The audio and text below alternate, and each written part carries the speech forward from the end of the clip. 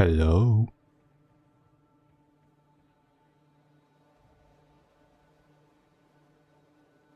I guess we are here. You may be wondering why we are here. Well, I personally, I was bored. I'm guessing you're here for the same reason. So, before we get to regularly scheduled bullshit, let me know if everything's okay with audio, everything is okay with visuals, whatever. And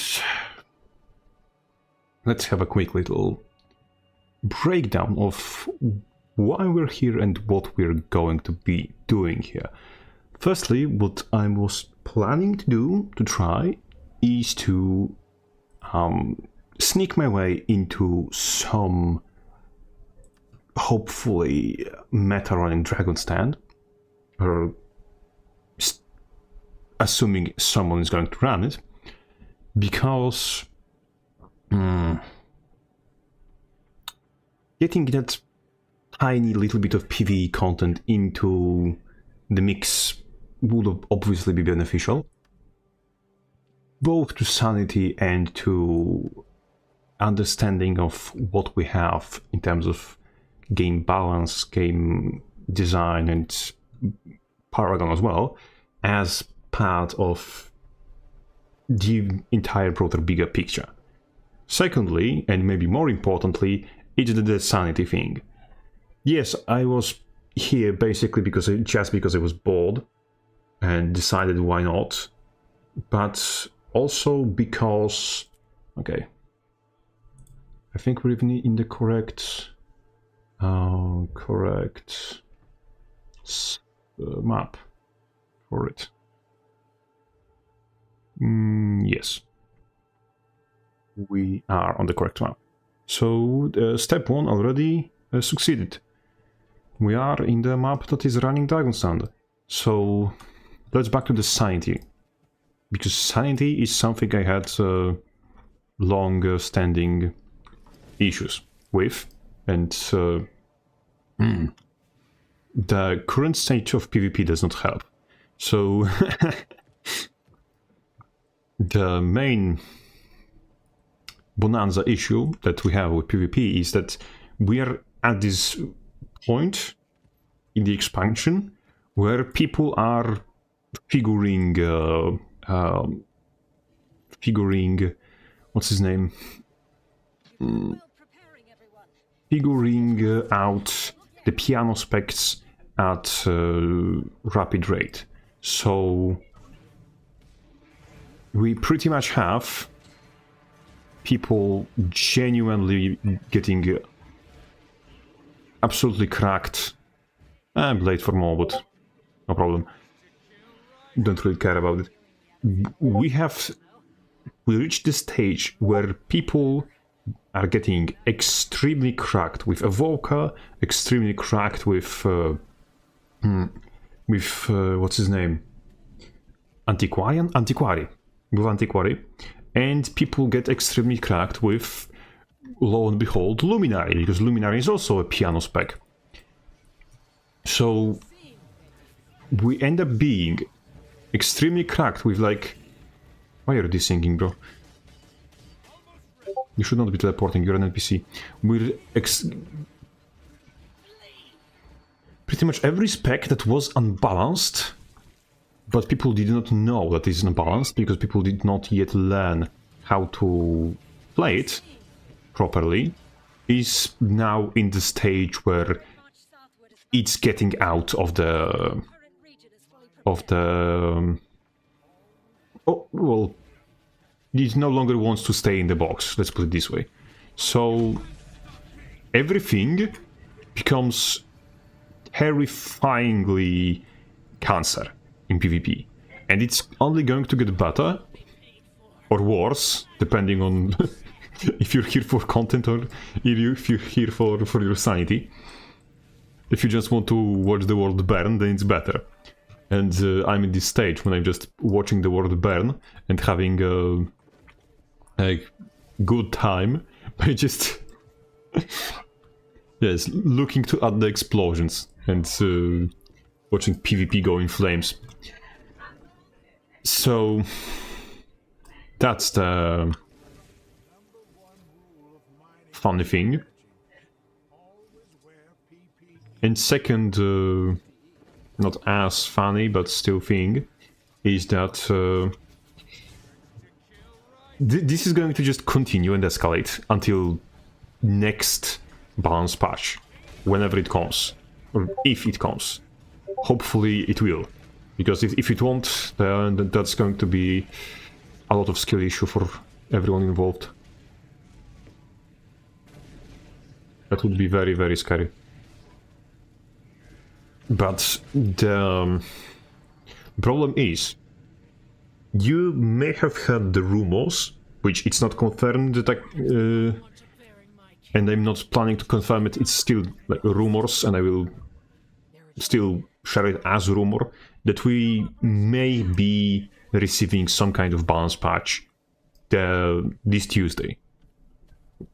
But the problem with that is that if we will indeed receive this patch this Tuesday, without preview, without anything, then the likelihood that specs that were very freshly out of the box will not be addressed properly. Because, let's be honest, if Antiquary, with Luminary, with Evokery, if they start popping off, like right now, as we speak, as they start popping off, 2 days will not be enough time to cook up a proper response to them going haywire. So now is a question. Would it better be to have balance patch now, this Tuesday, quickly, or would it better be if it was like week, 2 weeks from now, but proper, like really well done? I mean, let's be honest, we are not going to get well done balance patch. We are going to get, as usual, some shitey half-assed typical bullshit balance. But hey, at least we're getting any. There were worse times in this game's history. Unfortunately, the specs that we had, that we have, and will have, don't really want to stay in the box. At least those which are sort of problematic will not want to stay in the box. So we are going to have to, well, suffer their continuous existence. And by suffer their continuous existence, you know what, essentially. It's going to be, it's bad, it's going to get worse. That's the entirety of the thing. So that's currently is probably the worst moment in patch cycle of Secrets of the Obscure. Not Secrets of the Obscure. I'm stupid. I'm 2 years late. Visions of Eternity. To be playing PvP. And World v. World. So that's TLDR of why I'm in Dragon's End. Because honestly, if I go straight to PvP, I will not have sanity enough to be present for like 2-3 hours. I will immediately get into crashing out about everything, so let's delay that a little. Let's ease into it. Let's, what's his name?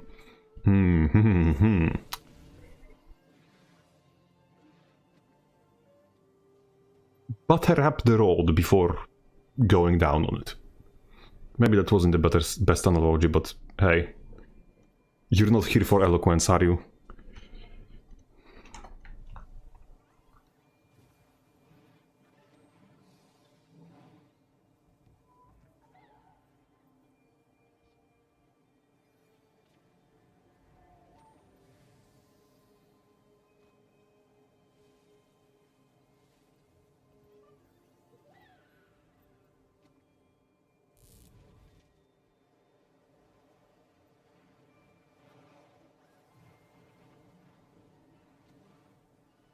1 second.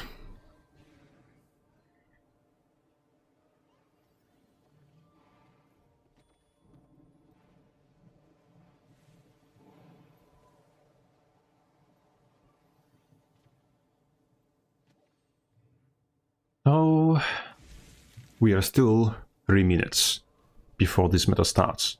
And after this, we will probably go to Starlit World, to Visions of Eternity map, to check out their meta, because the meta in Starlit World starts pretty much, not immediately after, but in quite, how do I call this, convenient timing to do that after End of Dragons. Dragon's End.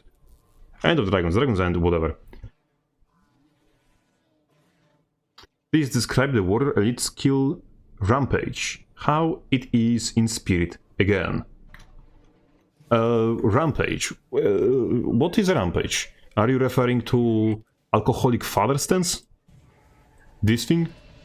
Because that is an Alcoholic Father stance. You just become bigger and start throwing limbs at everything slightly smaller than you. That is Alcoholic Father stance.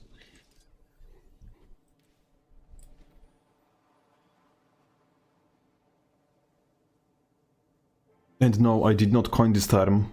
You can go and educate Rose MMO or somebody else that will have equally as stupid of a sense of humor as I do.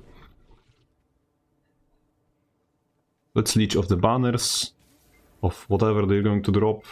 Someone is going to drop something. And are people organizing here? Organizing in my game? Yes, lol. I cannot read. I forgot I'm illiterate. I'm a warrior vein, I'm playing Berserker. I don't care in the slightest.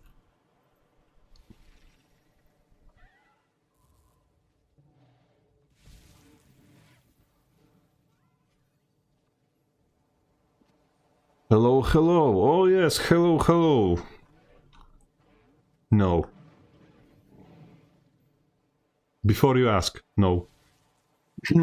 Z. Yeah, but how you did in the order, that was pure gold. I listened to the... My fucking chat preview is bugged. Bugged as shit.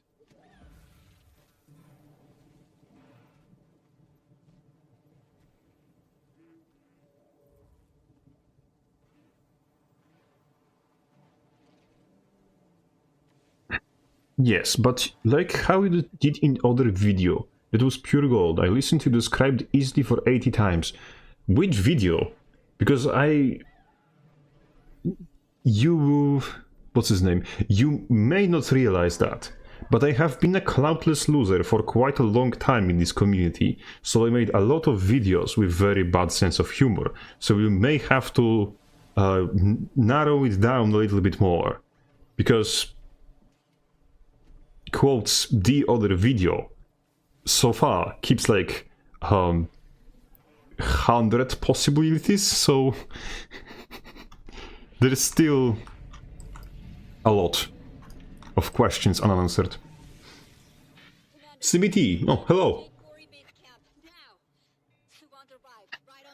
CBT is an apt description of why are we here. Specifically running away from PvP lobby.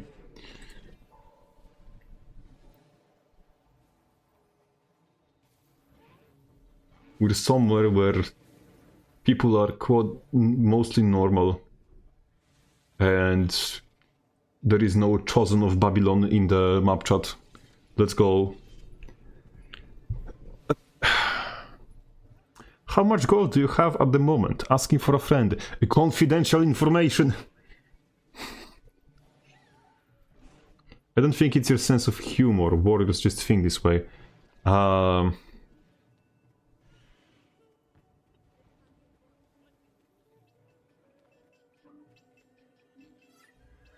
Like, I will put it this way. The sense of humor and warrior's way of thinking, those two are intertwined, because what it is, it's a coping mechanism. It's like,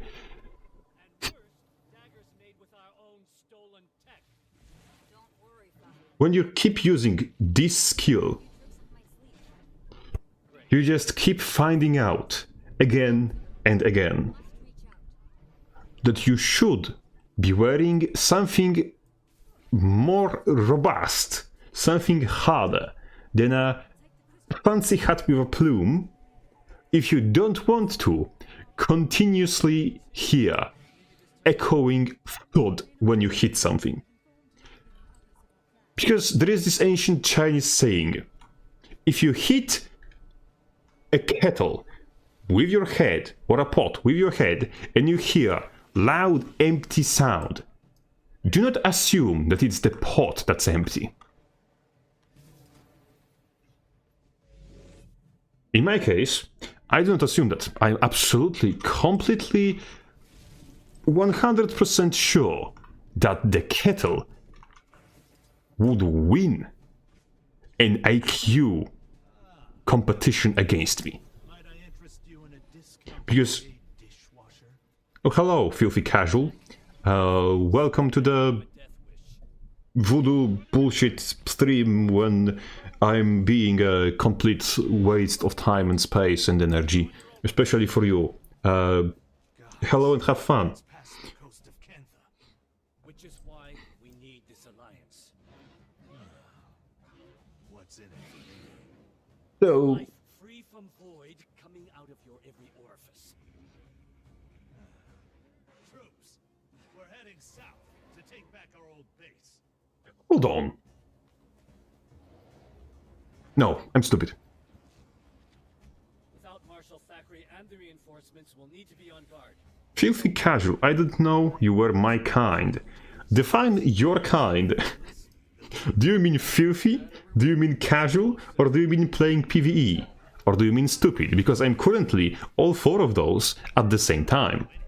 And you know what? It's going to get worse. No, I didn't. Check this.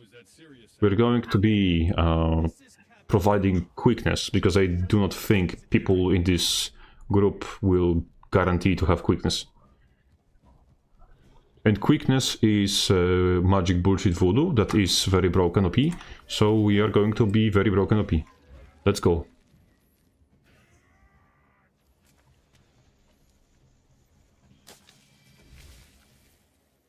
So fine, like, Arena decided it's going to be very smart to give everyone everywhere a... Why do you run this? Equipment. Everyone everywhere to have... Pirate Queen Relic, yeah? Pirate Queen Relic is essentially like aggressive onslaught, but for everyone. Everyone could play this. Oh yeah, all things you mentioned, and common ancestry. Common ancestry. If you mean nationality, then I can agree, but ancestry, it's very close to potentially being over-exaggeration.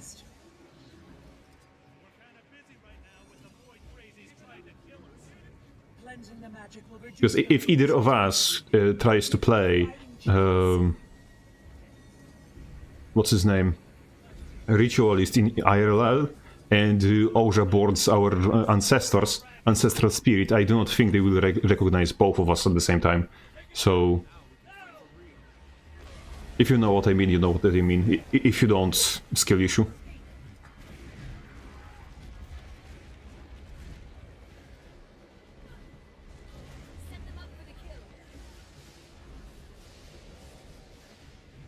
You want me to introduce you to the concept that you don't think a lot about? This dragon, it's evil.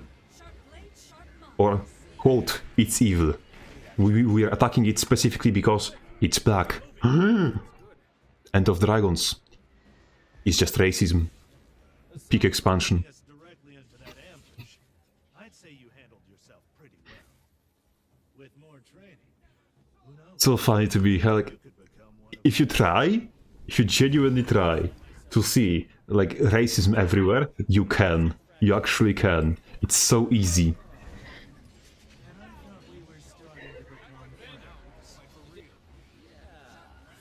Not gonna Like I went to the store, I bought milk, it was white. Racism. It's like incredible things. Like incredible. Like it's peak brain rot. It's actual peak brain rot. Like you cannot go wrong with racism. Like you can find it literally everywhere. Like literally. And they do not exaggerate. It's the old temple to the fault. Hey, you okay there, friend? We're under attack, but I managed to get away unscathed. Unscathed? Found your holy words about the alcoholic father stance. Like, bro, if you need a quote to tattoo all over your body, you're welcome. That's all I'm going to say. For legal reasons, that was a joke. I do not have. I do not condone the consequences of your actions.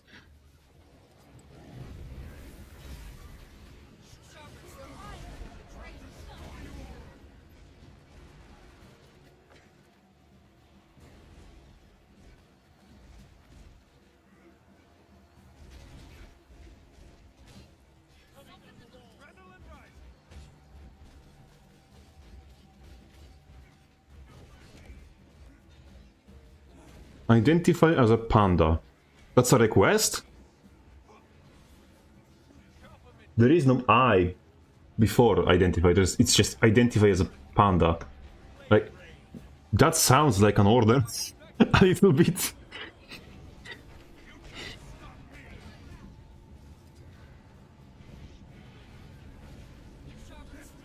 Yo, but so many words. Where the fuck I can tattoo them on me to see them best then? You have your entire frontal chest.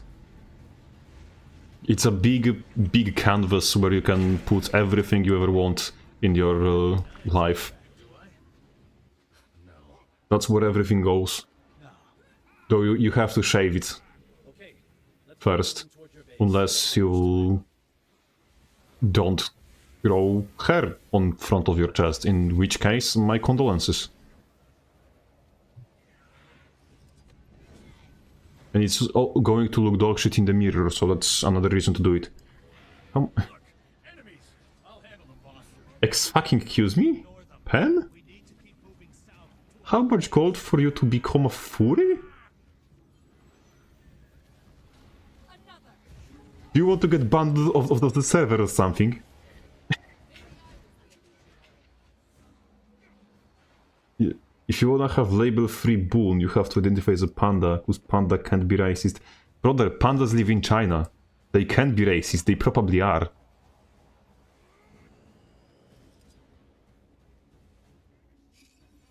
It's like, out of every kind of creature that cannot be racist, I can 100% assure you that none of them lives in China.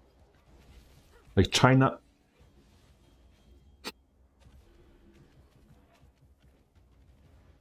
I'm pretty sure that China has some sort of racism collection. Racist also, state mandated. Like, I'm absolutely certain. They can't because pandas are white and black at the same time. Brother, yes, but the racism is not a matter of skin color. Racism is a matter of beauty in the soul.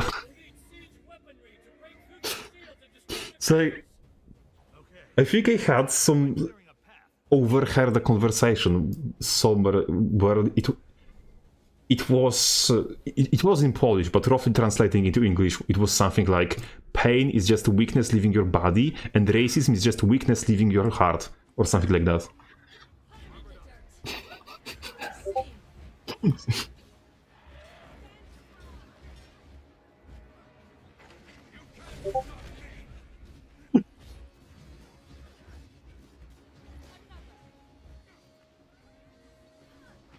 Now, this quote is probably be It's kept somewhere in a vault until I get into like ArenaNet partner program by an accident and immediately shagged off of it for this quote.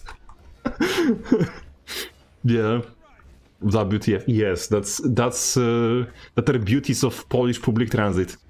It's like you hear things like this instead of getting stabbed. Pain is the weakness of the flesh. Yes. No.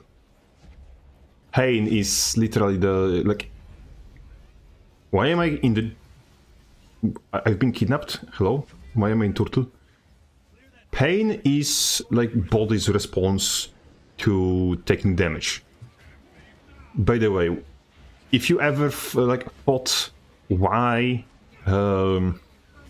you're getting why it hurts after a day of the gym, yeah, it's because like to build muscle, you specifically have to damage your tissues, so the new flesh can grow into the wounds, and you essentially become part scar tissue if you're trying to get bigger. So that's why it hurts. Why it hurts to work out. And that's why it's a workout thing. The quote that pain is just weakness leaving your body. So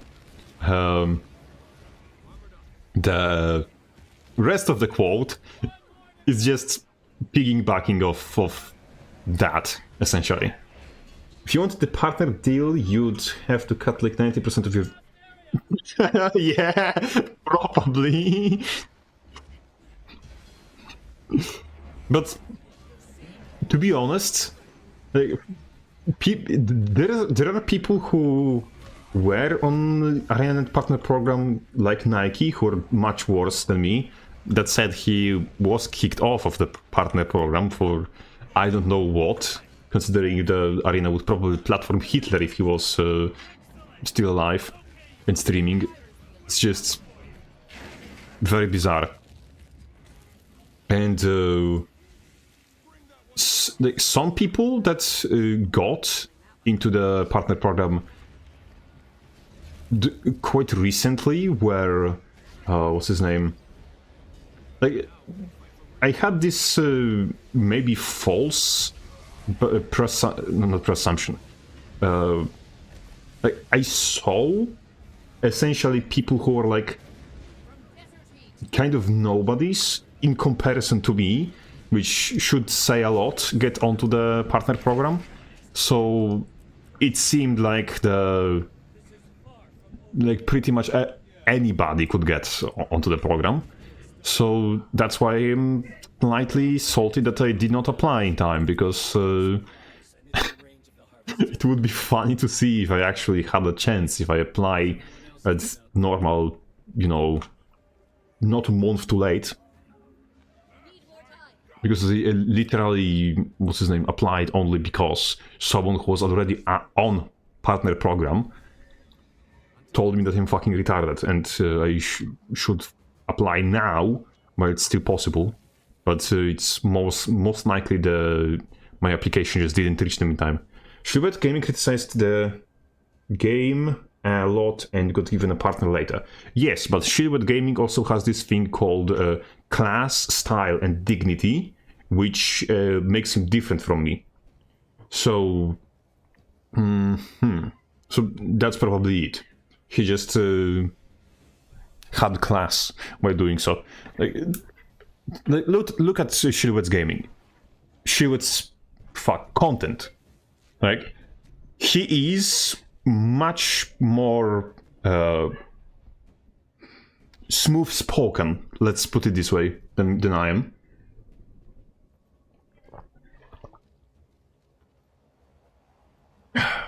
Shilwet does not call entire studio retarded like 15 times throughout one video, so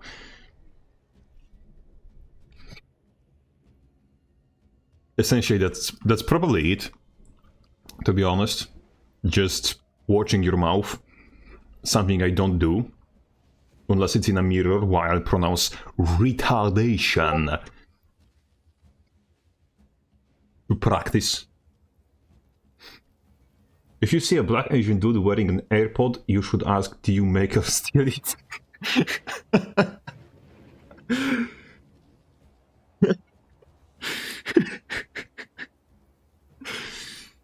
Okay. Brother spitting gold in demonetization speedrun. Let's go. Bigger not equal stronger though. So you don't class or dignity. Zorik shouts about ain't bullshit all the time though. I don't even know who Zorik is. I may be just living so deep under a rock that I don't recognize the big names. But honestly, that's probably better for everyone. Top-notch racism from chat music. Let's go. It's like, but we continue on the topic of racism. To someone who lives in a predominantly white country, the idea of racism is such comedic. Because imagine that you immediately see somebody and just have immediate pre-assumption about his entire content of his character. It sounds bizarre to me.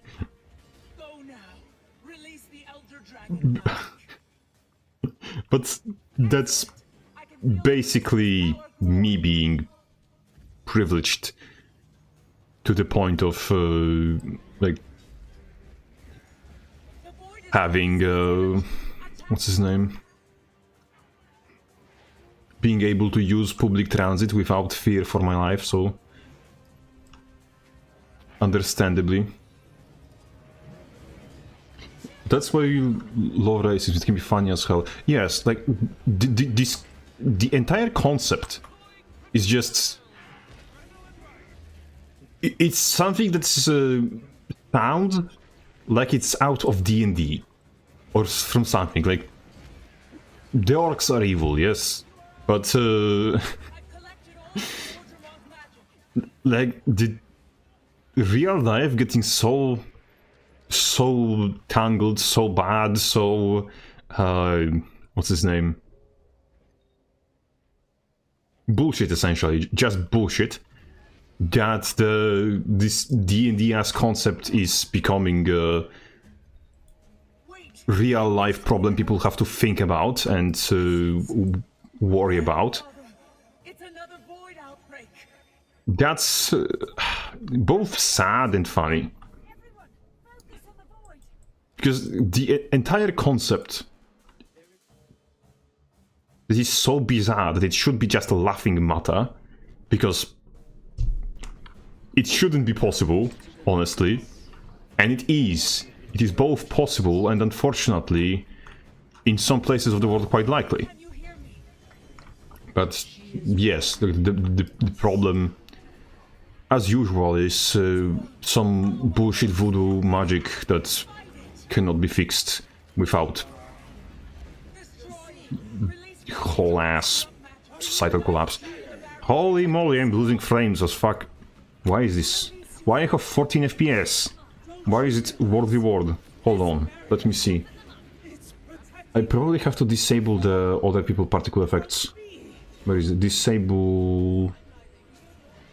Where is it? Where is the disable particle effects? Hide all visual effects. Yes, hide all. Maybe that will save my frames. I still have 20. This no good. What do I have to do? Debloat my software again? Windows, what did you do? Why is my shit laced? We are not beating the digital allegations. Don't worry, I have no digital feet. I have only real ones.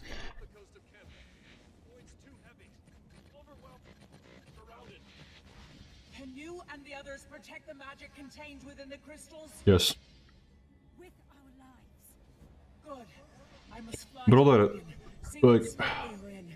I think that if Bullshit Brigade Discord server would get, what's his name, shown to authorities, we would all be probably convicted of something fierce. Maybe check out Nexus, they have add-on to hide others' effects. Yes, I already did it in game, so thank you for the tip. Captain Wiki Fit when? Unfortunately, probably never, because I don't have feet. The only feats I have are feats of strength, unimaginable strength.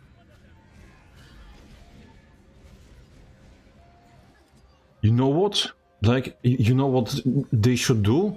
It's like, we have seer artifacts in the, like, in the new...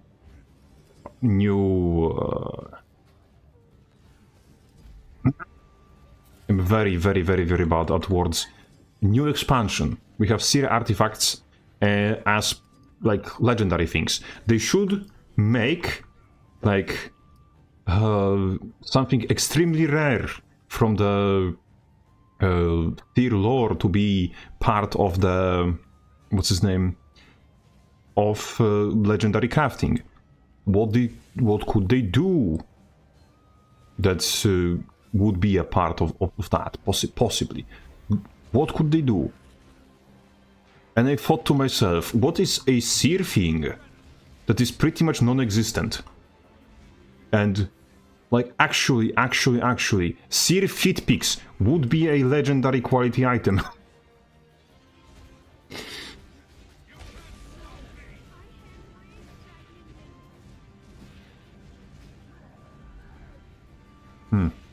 That's going to be a problem. Did they... Ah, yeah, it doesn't reach. I'm stupid. Come in, Commander. I can see Aureen. She's joining the battle. They're still alive. Will it reset? Oof, yes. It kind of resets.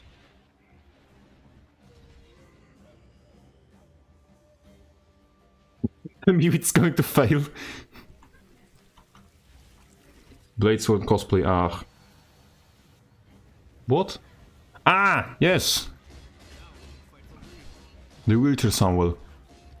And we fucked it.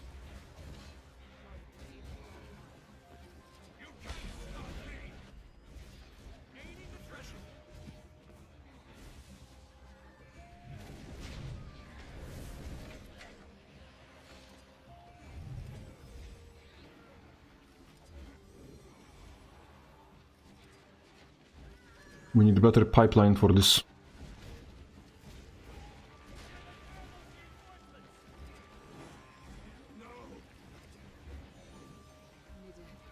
According to this logic, Mursat are... Huh?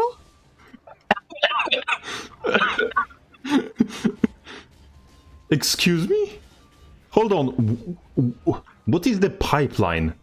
From becoming a VTuber to sacrificing people to amalgamate their souls into a bloodstone.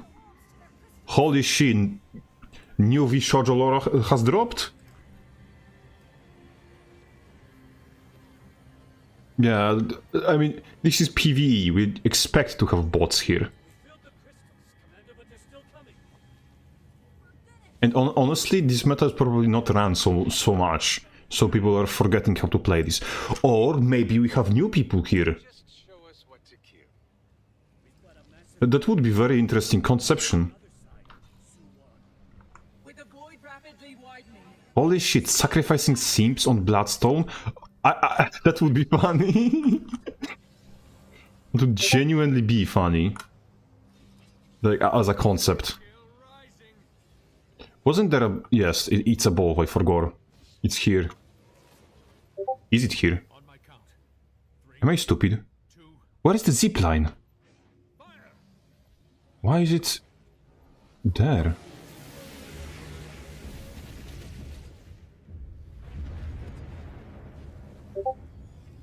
Hold on, am I stupid? Don't kill her.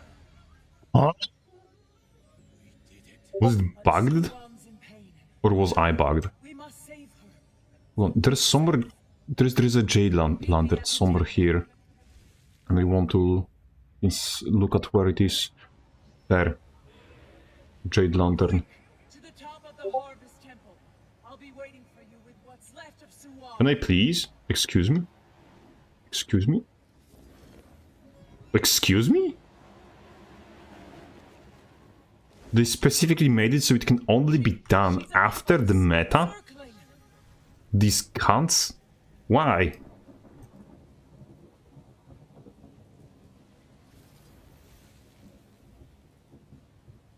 Hello, Deus Ex Machina. Hello, ship. This one's green. This one's not green. Why? Why are they different?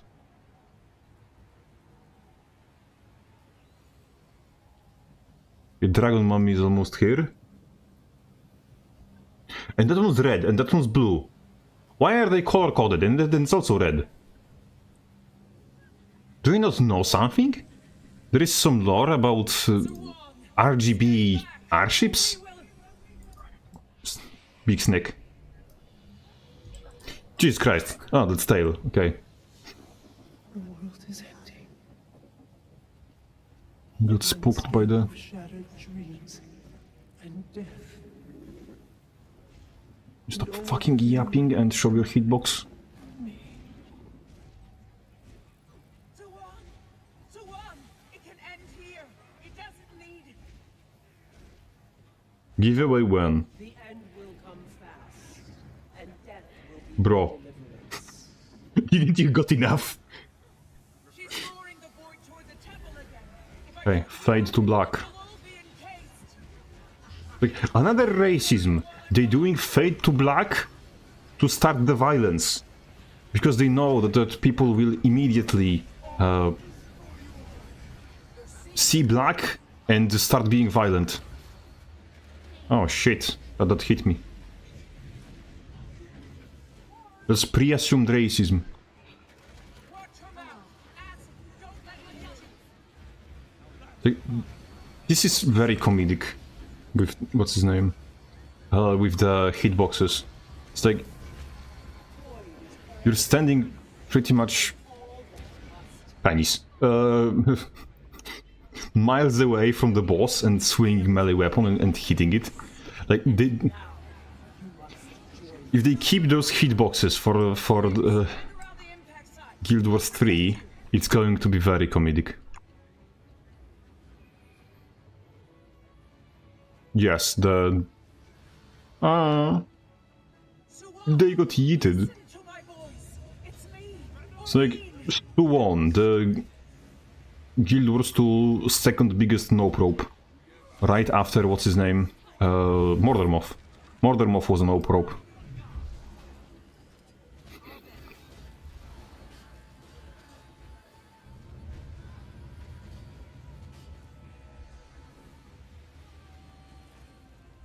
We have the, what's his name? It's like, one thing I like about this meta is we constantly have emergency waypoint near. So people can just... They can die and refill. So these people are not dying and refilling. They're just dying and staying here.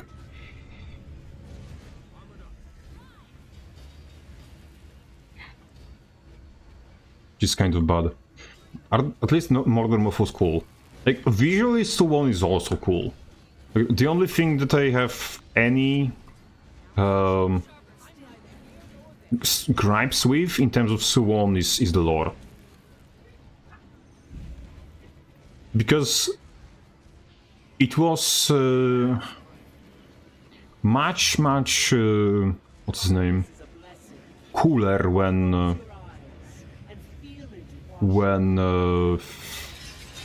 the Elder Dragons were just forces of nature not like unactual animals.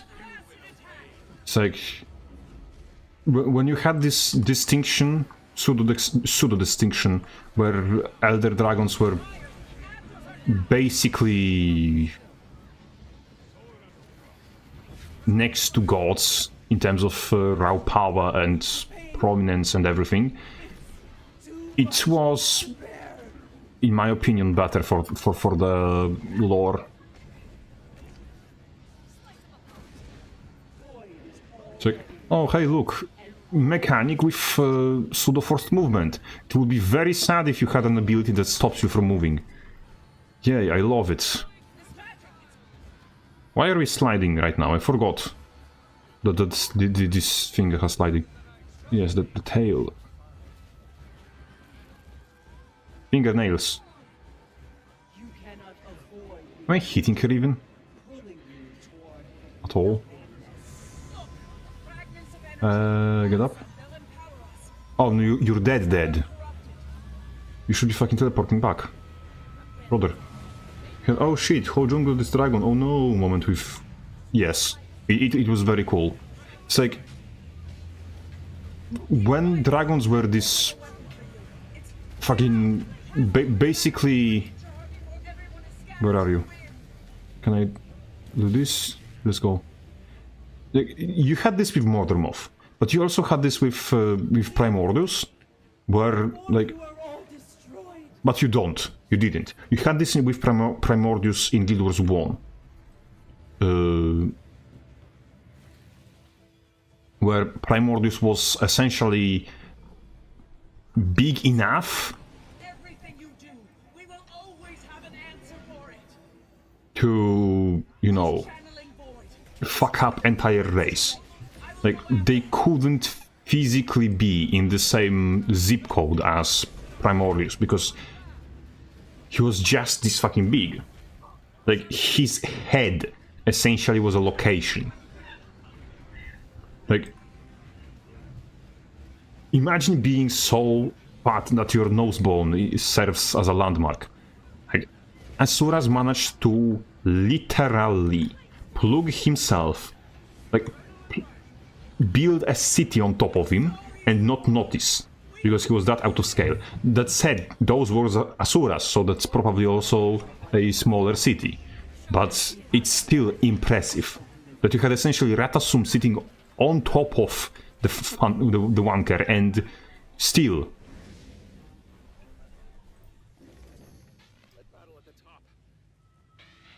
The screws Sue won by making her a good guy to close the arc about all dragons being bad. Yes, but they also screwed dragons in general, in my opinion. Because if you don't realize, we had a dragon in Guild Wars 1 that was somewhat good. We had Glint. And now is this problem, where we canonically had good dragons in Guild Wars 1. Good. I may be exaggerating with the good, but we had Glint in Guild Wars 1. So, what now? Why are, quote, all dragons bad? And of course, Kanta had its own shit ton of dragon thingies. Salt sprays, I think, were a thing pretty much since Guild Wars 1, since inception. Exception to prove the point? Kind of yes, but also kind of no. Because, yeah, exception doesn't prove the point. Especially when, like, if you have only one example, which, oh, I forgot, this is different kind of... Glint was not an exception, because Glint was the first dragon we ever saw in Guild Wars. So you cannot call it an exception. Glint just was a dragon, and like the only way to aggro Glint in the mission where she appears was to literally steal her eggs. Like, there's an, I think, achievement for it. Or, it wasn't entirely an achievement. In Guild Wars 1 you had this system where you have, like, base mission objectives and side objective in the same mission. And if you do both, you get extra rewards. So side objective was to aggro Glint and fight her. And the only way to aggro her was literally stealing her eggs. So Glint could not physically be evil. Like, you literally had to fucking provoke her by, well, kidnapping her children to have a fight. So the first dragon we saw in Guild Wars was essentially, I would put that in the good category.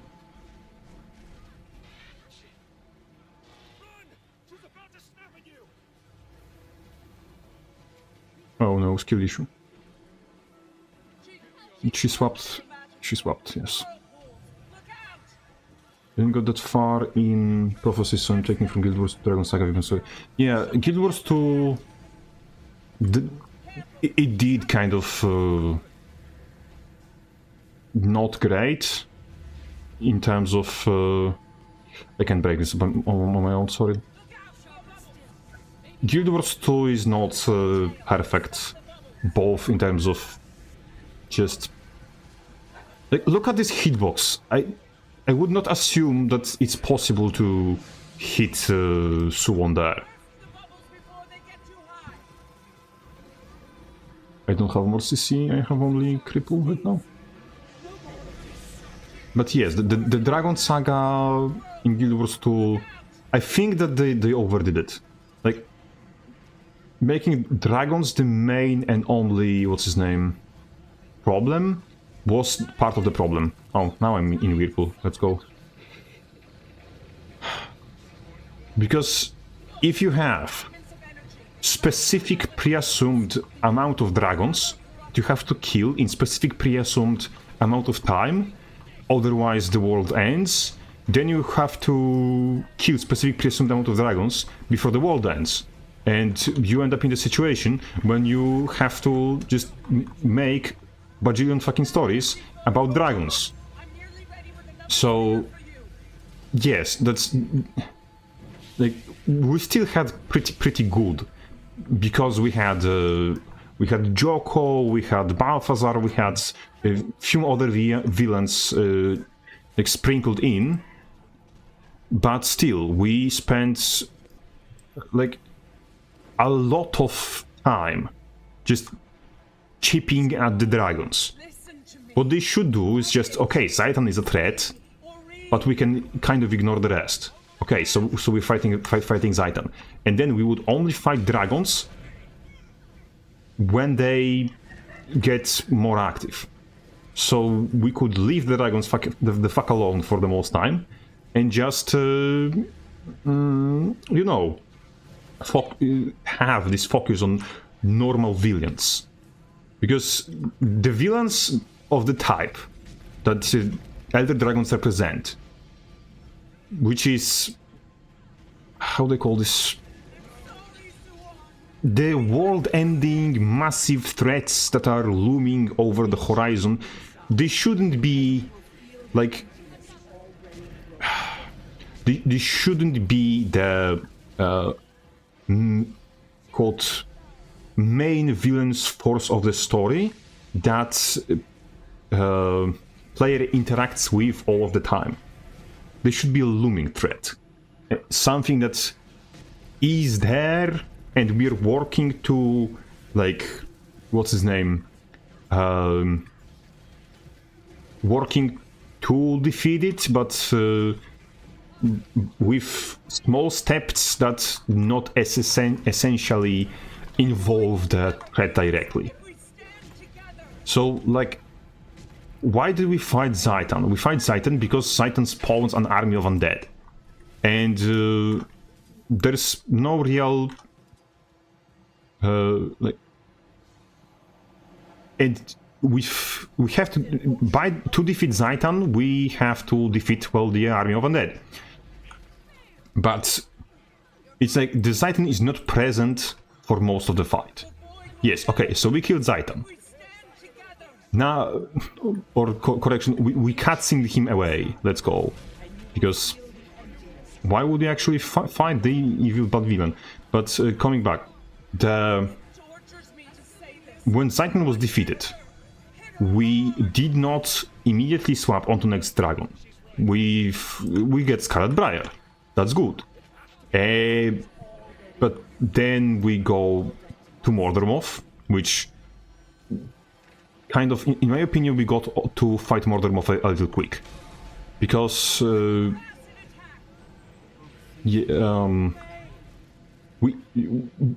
there should be, in my opinion, more of a buffer between dragons. Because we ended up just going from a dragon to a dragon. I see it. So many dead. So much sacrifice. And, well, I'm not necessarily the biggest fan of that. I mean, we had Scarlet Briar in the meantime, but that's like a mini-season. What was good, in my opinion, was how the Path of Fire handled the things. Because Path of Fire, entire Path of Fire, we fight Balthazar. Then we fight Joko. And only then we have Krakatoric. And Krakatoric is more of a just big thing we go and kill after we are done with the, what's his name, more pressing villains. Which were Balthazar and Joko. And that's the better way of handling things. Because the over-reliance on dragons just being fucking everywhere is very, very tiring. Let's put it this way. Okay, so let me leave this squad and let's port to Castora. Where's the Castora? Here. For the second meta of today. And we will keep yapping, because why not? So, like, essentially, the problem with Elder Dragons is not that the Elder Dragons are here. It's just... Dragon Saga is a bigger version. This should start soon enough. Dragon Saga is a giant version of... Unless they finished it by some miracle. Did they miss the timing? Hold on. Let me quickly check on the event timer, if I'm wrong.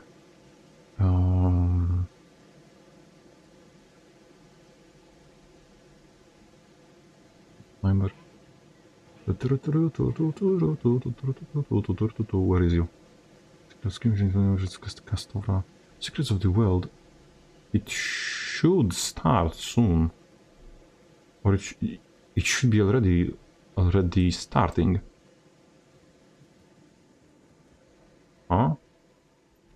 Huh? And that's not the text you get when the meta is failed. Let's see.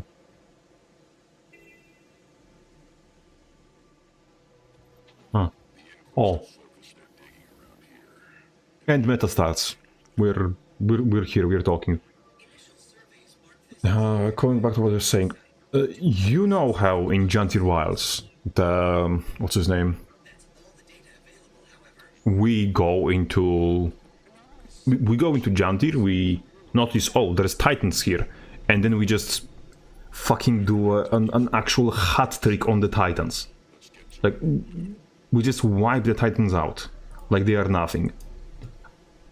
That's essentially what kind of happens with Dragon Saga.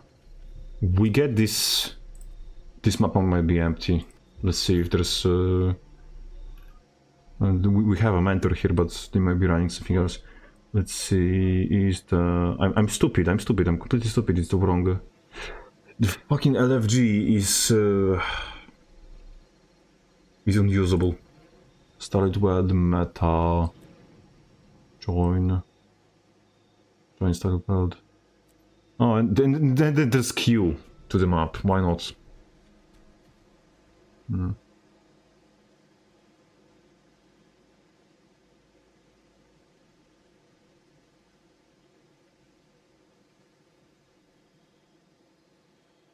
Like, there is no people on the map. Well, on this specific map, there is no people. You just need to switch the map. Sorry.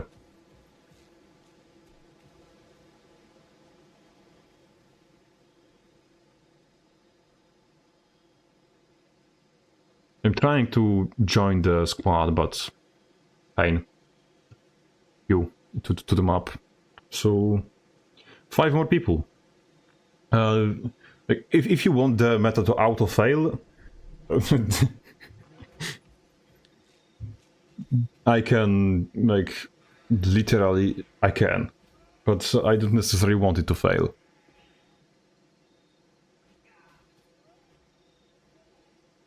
I just want to keep yapping for now.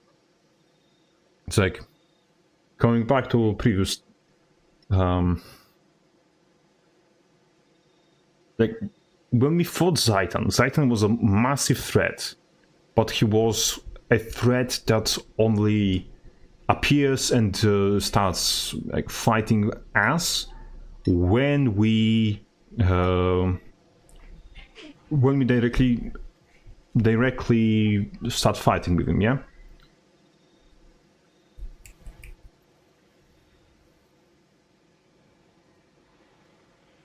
For the entire entire base game, we're essentially fighting Zaitan's spawn. Like, we're not fighting the big thing, we're fighting the parasites that crawl all over it. But the problem with those types of villains is, like, you can't really have world-ending villain after world-ending villain after world-ending villain.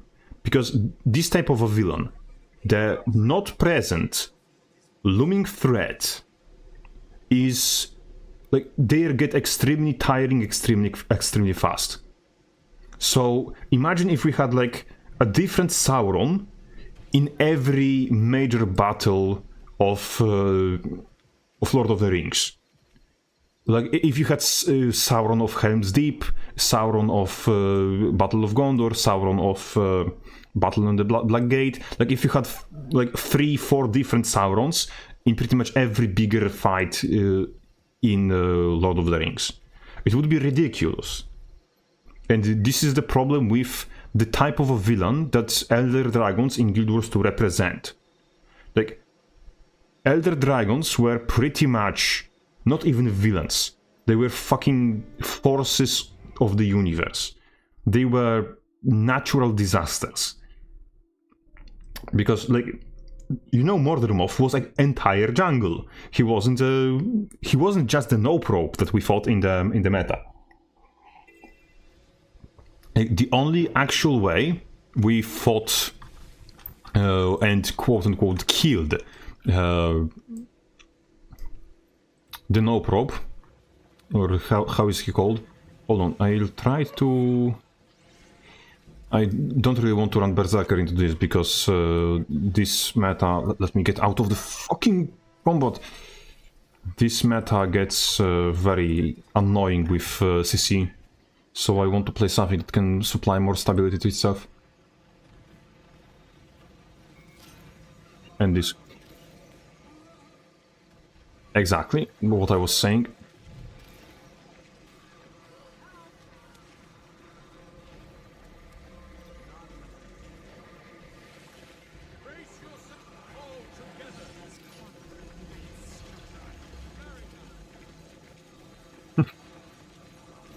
Yes, this is so few stunts. I can play the game.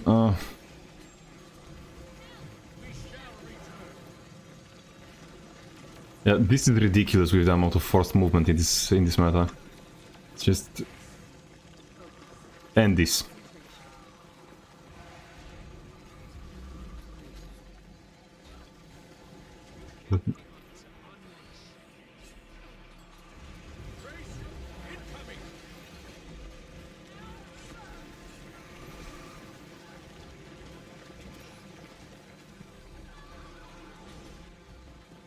And more forced movement, let's go!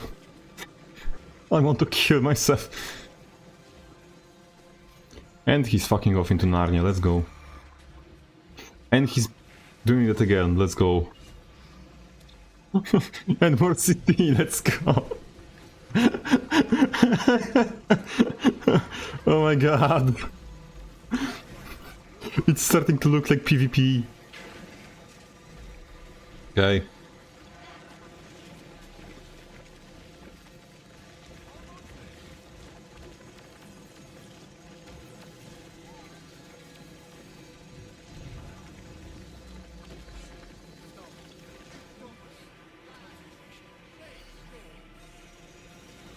Come on.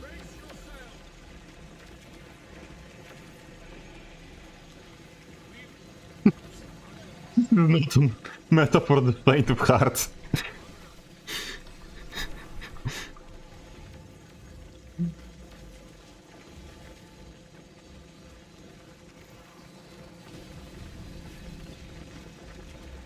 And there is one point that is doing even worse than we do. Come on! Thanks, Arena Net!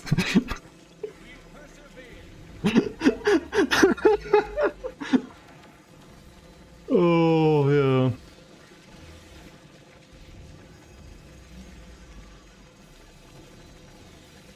Like, the amount of moving parts in this meta is special. Very special. Let me put it this way.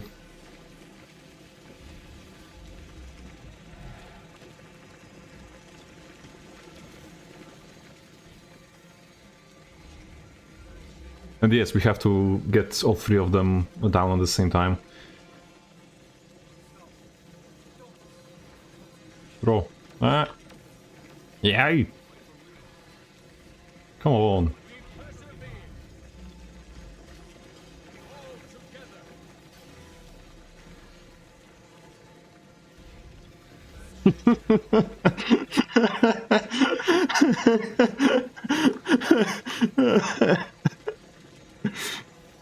There's so much random spam on this. It looks like Capricorn Bell fight. What is this?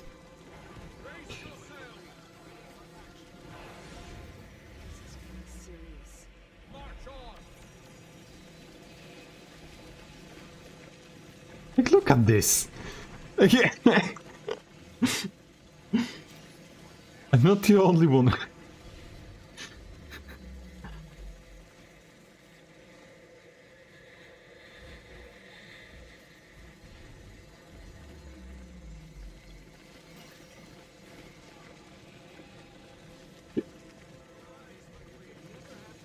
It's just firing at all cylinders all of the time.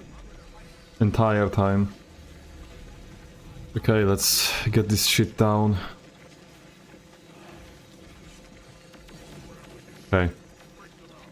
Now we can get from the terrible horse shit to less terrible horse shit. We're going to be killing Mesmer Mothman. Oh, you're... There's someone dead here.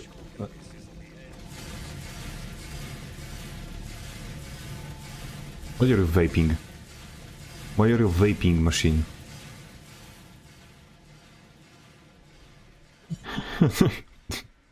It's cancer. Hey.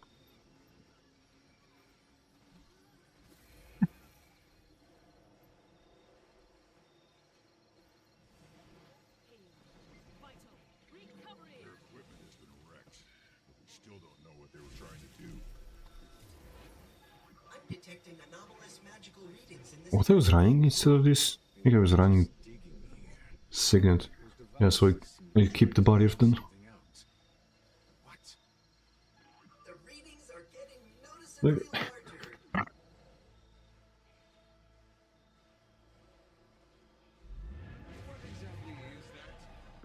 Oh, yes. The readings bear a similarity Look. to those emitted by the Behold. The Mesmer Mothman. And yes, he also has illusions, by the way. And he has bullshit one-shot damage. Everything I expect from the Mesmer.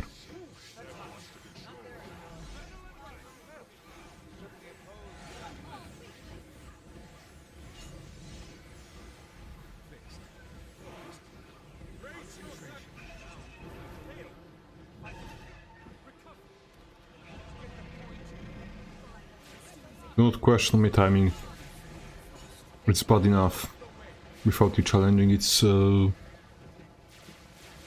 So look at this.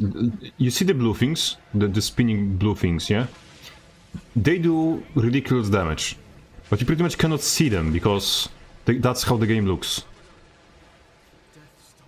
Like, this is the current state of PvE. It's just fucking...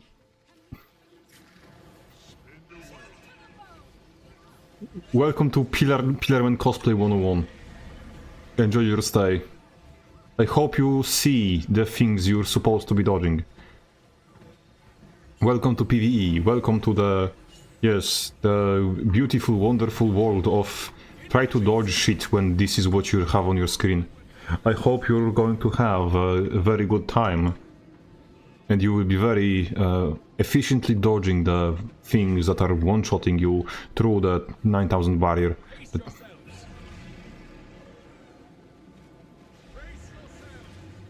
Oh, I'm a rabbit. Let's go. Balls. Now this is the rabbit event, so what we're doing here is we are touching balls. And yes, those are his balls. And there is a mastery for touching 100 of his balls. So remember to be the efficient ball toucher when you're trying to touch his balls, because you have only limited time to touch his balls, and the ball touching is necessary for the legendaries.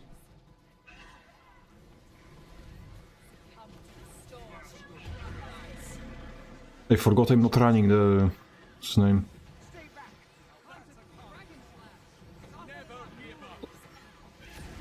Yes, CC.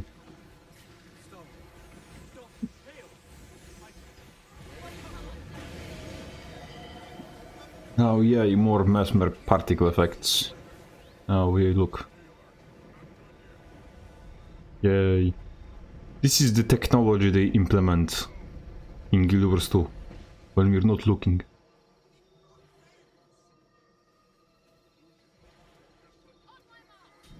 Can't... For the Kum, you mean, not legendary. Can't Kum be legendary?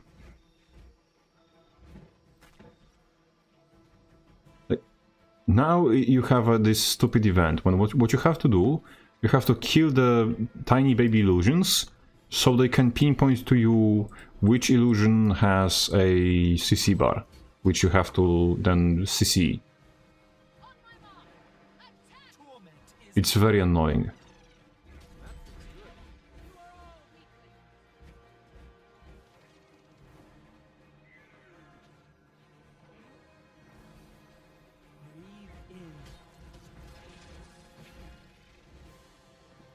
Probably the worst designed part of this meta.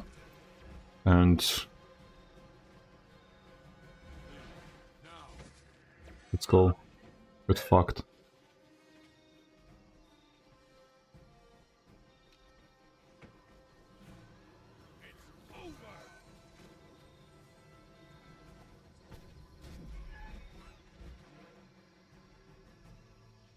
Out of these 3 decapitated hydras, which is getting the best head when it grows back?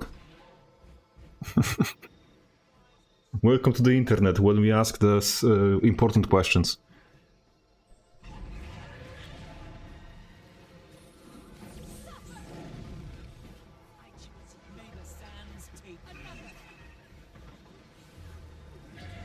Oh, Mesmer portal.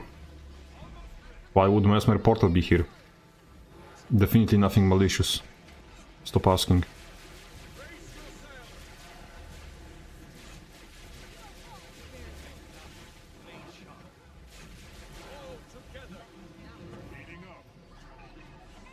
Only brains?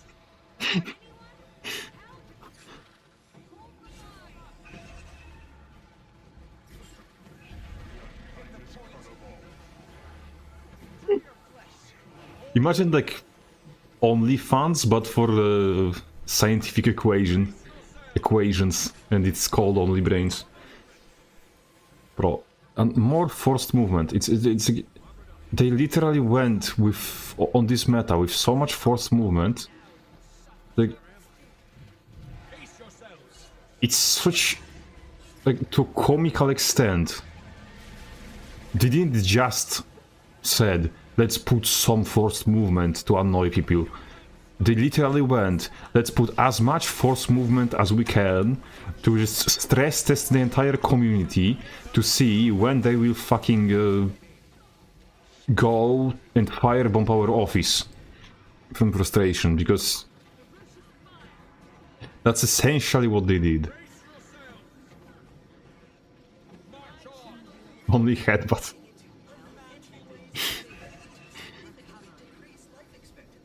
You know what they should do to make headbutt great again? Make it like immediately reset its cooldown if you hit with it. If you connect the CC. So you can chain multiple headbutts together like you then. Like you chain, what's his name? Decapitates. It would be funny. Only Nyans on FF14 for the cat. No. Don't give me psychic damage. Don't mention FF14. It's enough.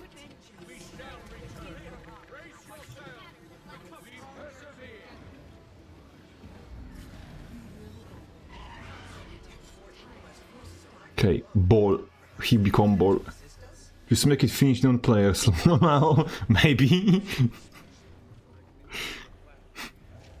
But don't you tell me that headbutt chaining into another headbutt wouldn't be funny.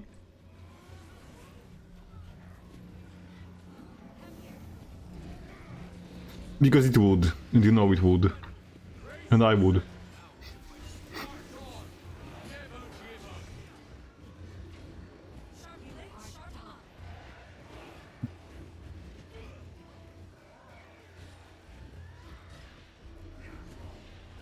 You know what's funny? The Paragon can do the thing that Spellbreaker was doing with spamming dodges, because you know you have what's his name? You have a trait somewhere in strength. Yes, this one, building momentum. You get endurance back for casting your for hitting with your burst. All of the chance auto give the effects, so you can just make an absolute dodge spam piece of shit Paragon build. I didn't know you were a streamer, or reward runs just pop in my feed from time to time. Oh, welcome. I am this thing called a affront to God and a burden to society, and so yes, I also stream. At least right now, I'm dipping my toes into streaming just to annoy even more people with my presence. Because you never deserved a life without me being the biggest problem you will ever have. You're welcome. That won't matter about the stun. If it refreshes, take a stun break anyway. Yes, that's the point. Like, if you can permanently stun lock yourself and the enemy, it would be funny. It's just who gets stability first. But it would be funny at least. Like, let's be honest. Oh, pennies. It's like, the point with updating Warrior is not to make it better, it's to make it fun to play. Even if it's dogshit. Because let's be honest, it will probably remain dogshit for the remainder of its days.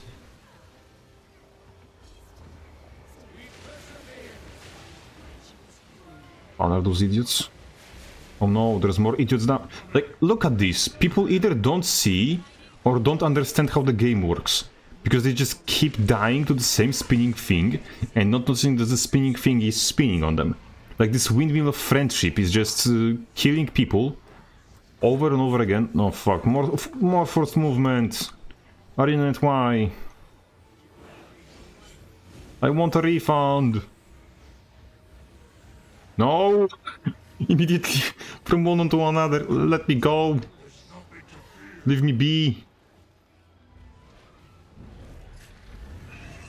4-second dodge cooldown Slayer. Yes.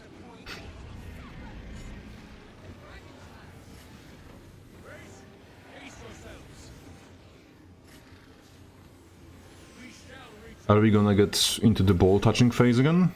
I think we will. Yes, ball touching again. Let's go. Where's the closest balls? Balls. Ball. Ball. Balls. Balls. No. I missed the ball.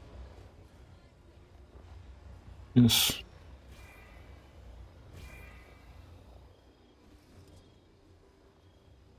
Like Guardian or Ranger, they're worried about better. Yes, but it's like... Hey, you, heterosexual dude, go on a date with a gay man. They do better head than women. Like, that's not exactly how it works.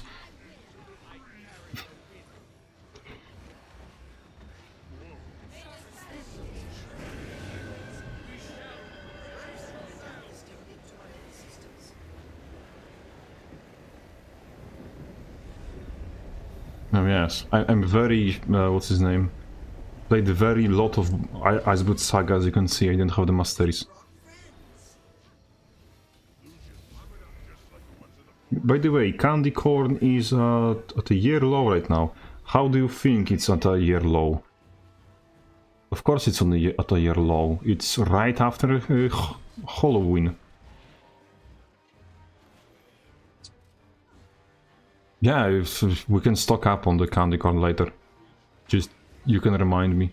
We can break the, what's his name? Or we can buy some bell stuffs and crash the market again.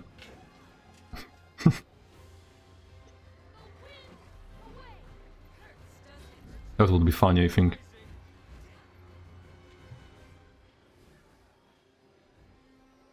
Oh yeah, exactly.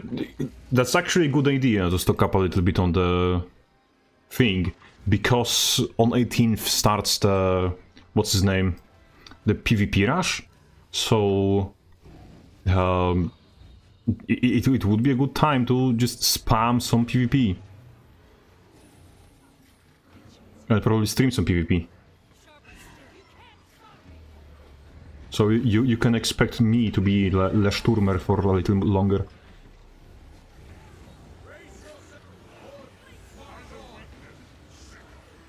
Yeah, next week's rush, yes. It's very fun. Let's go, let's have some PvP rush. We will be suffering even more intensely.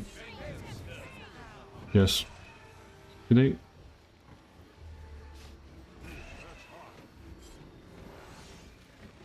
It's like, welcome to PvP. Do you want to have the worst time of your life even harder? PvP rush, let's go. It's like, do we have the bones from Extra Life? We will have bones from, what's his name, from the...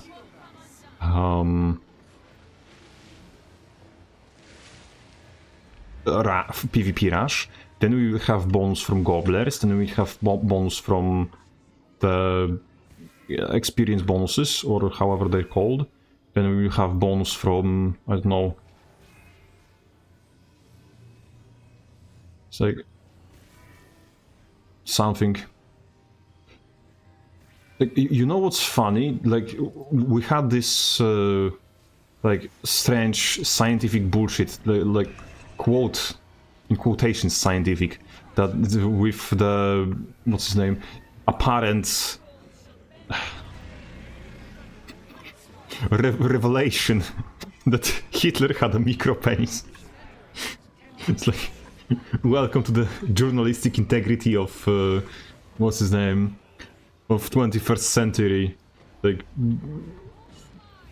the only thing we can read about currently is Hitler having a tiny sausage. It's like, brother, we know.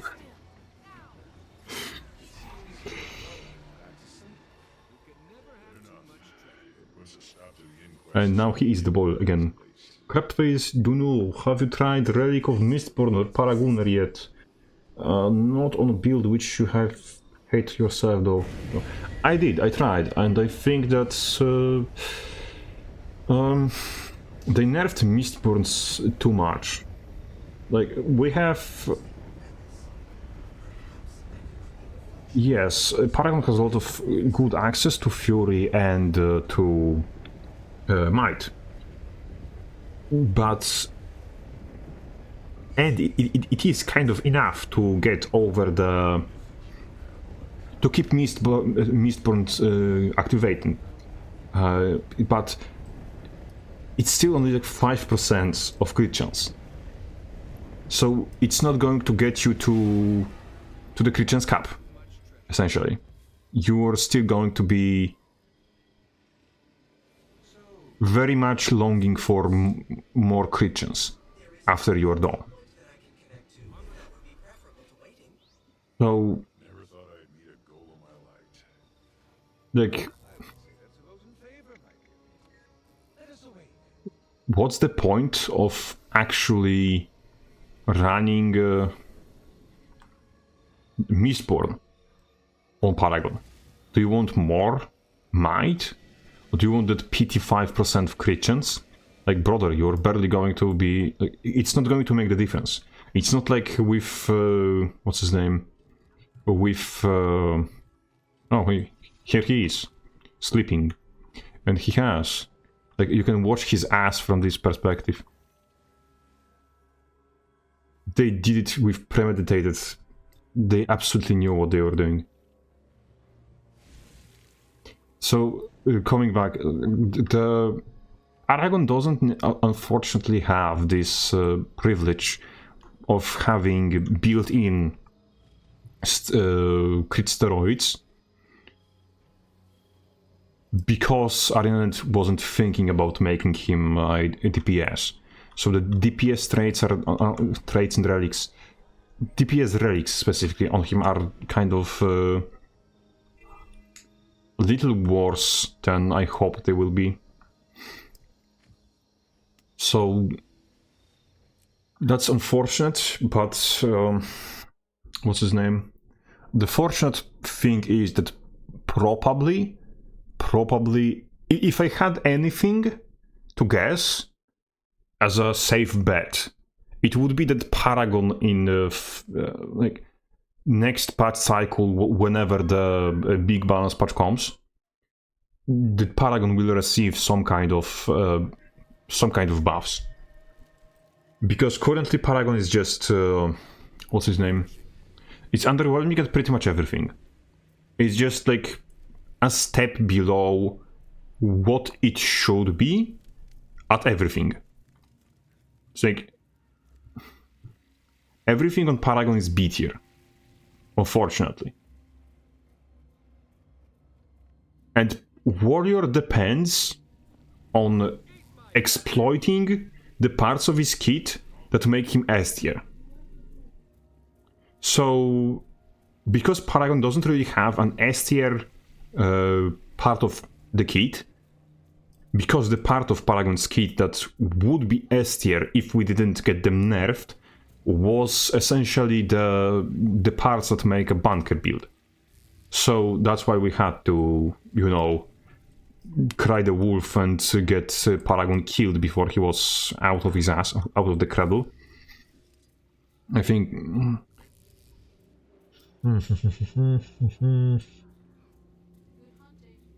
So now Paragon just needs something, like anything. I will try double mace for now, just for shits and giggles.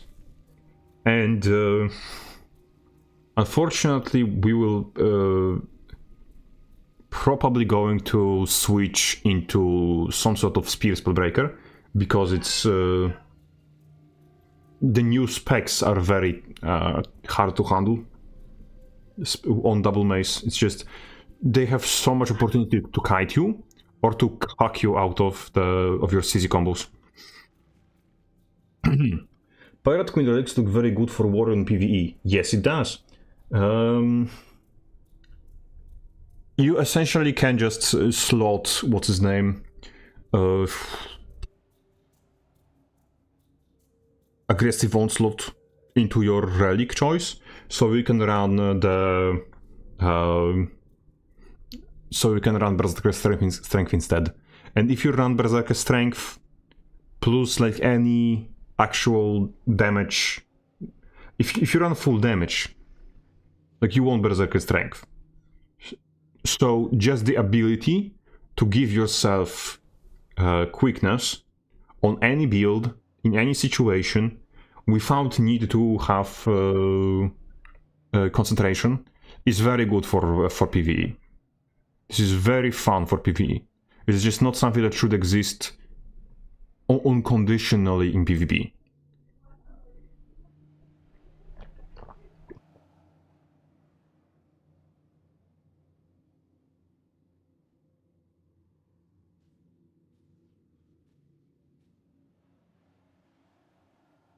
I would love to check out again what they changed on the Relic of the Mistball. It's been giving 1 might extra for every might you play yourself, so that maybe Might Means Threat will be great again. I do not... like, the unfortunate part about... what's his name? Oh no, you might be cooking. Because Paragon is giving itself Might by default. Might Makes Right and Forceful Greatsword already function together. So you could make Might Makes Right, Forceful Greatsword build focused on dodging. Essentially, we will try that. I just want to have one first one like double mace spellbreaker game, just as a litmus test of how everything is looking. Especially as Paragon can use the offensive chant to generate might. Yes, that's also what I was saying. Maybe that there's a nice duelist build. Yes, there's this. There are duelist builds. I just... yes, with Rivers, no. Fuck Rivers Relic. That shit should not exist. Like...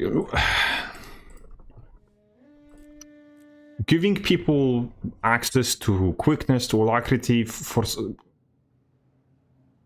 that just shouldn't be. About to break my bullshit here.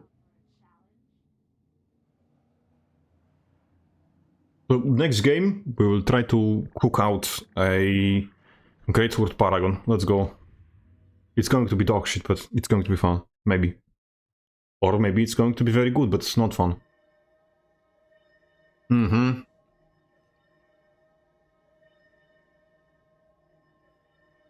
It's already interesting.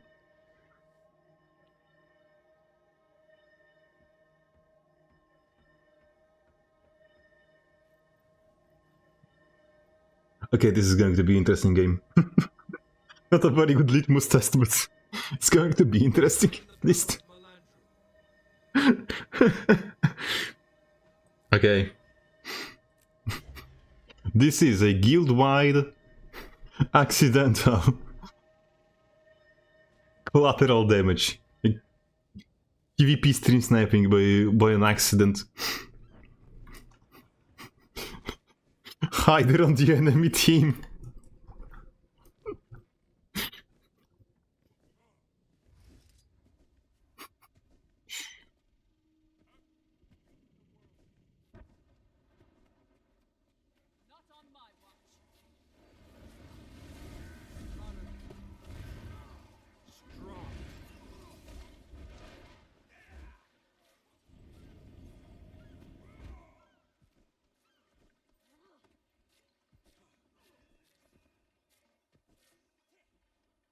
I still don't understand why Warrior can't move during Guild Wars 2 Greatsword 2 animation. Well,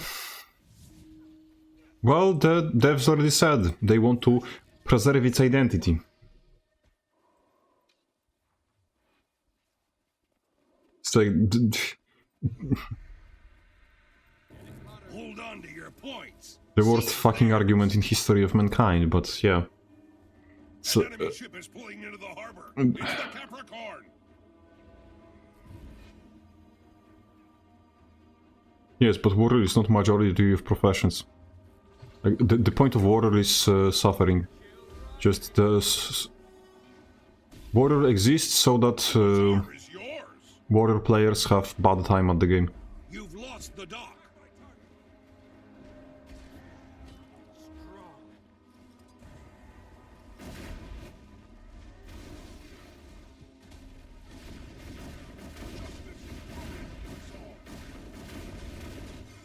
River support.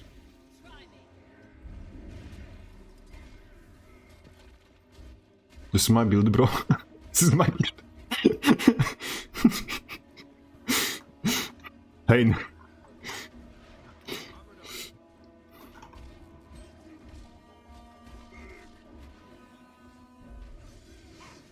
I think that the problem with Greatsword is like majority of Greatsword's power budget is just whirlwind attack. Yes, whirlwind attack. The skill 3. The dock's been captured. It's like entirety of its power budget. It's a good evade. It does damage, which is rare for warrior weapon to evade and do damage again. It's essentially Lost the dock. almost a ranger skill in these guys. Not enough energy. I need healing. Seriously. Shit, I fucked up. Let's go.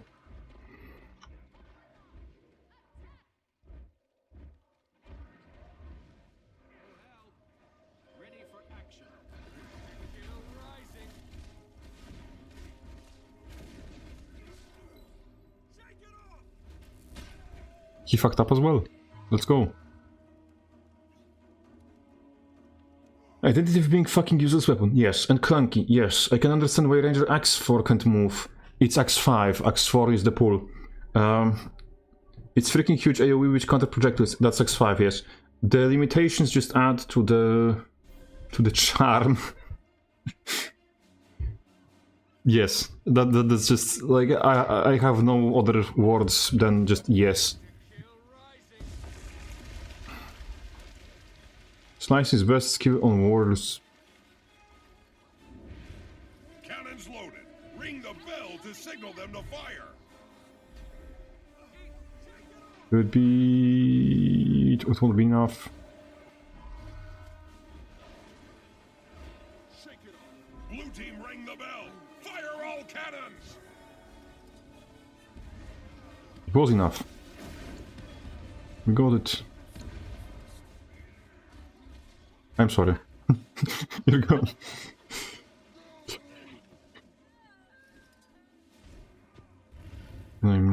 Longbow Willie? Yes, Longbow William is over here. Lost the dock. Some people play it, some people don't.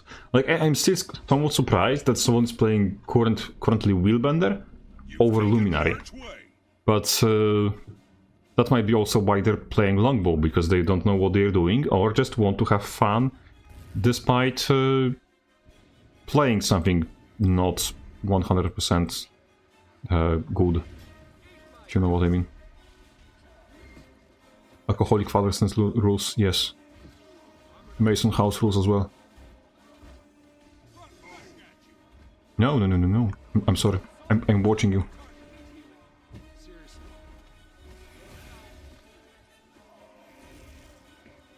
Nice battle standard, bro. The Wheelbender with Longbow. Is that it again?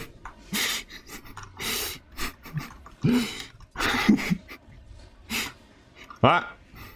I'm being touched. I'm being very touched.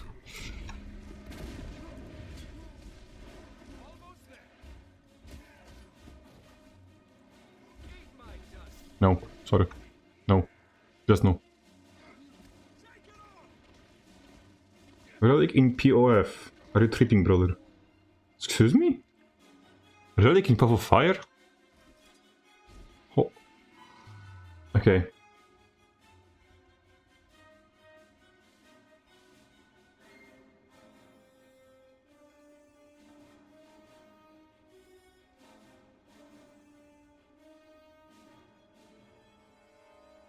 Yes, that was probably some sort of... wow. 2 seconds of quickness and weapon swap? I don't remember that. Maybe I was just a Pepega and wasn't using the thing. They've taken the bazaar from you. Ready for action. You won't escape. Refreshing.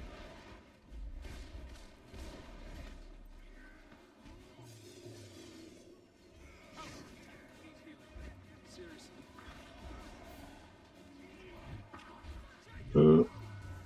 Okay. It's father time. I missed! Ring the bell to signal them to fire.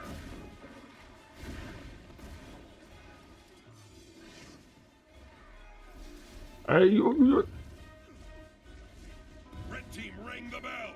Fire all. Oh no, that's an A!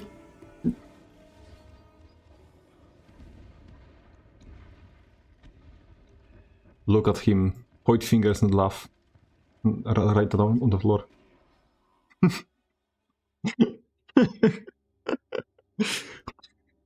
Worthy end.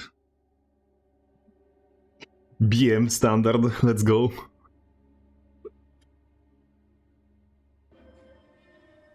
You've lost the dock.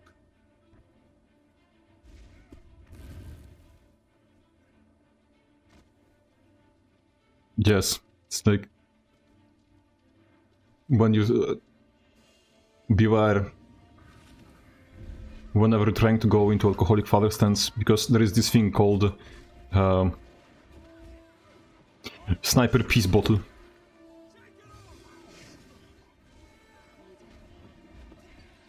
Oh no, no, no, no. Ah. He's after me! Someone wants revenge. No revenge. No. Bad. Your team is victorious. Drink.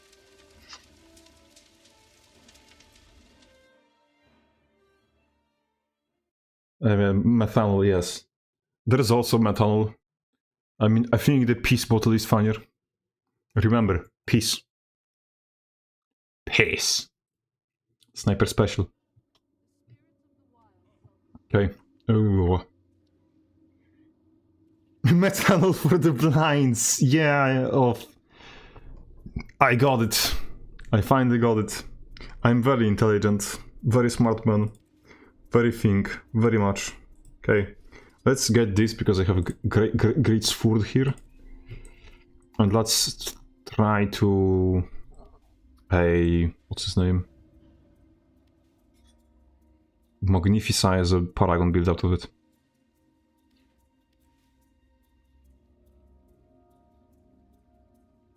That is one yeah, I think that's a better choice. Putting tempo of the space.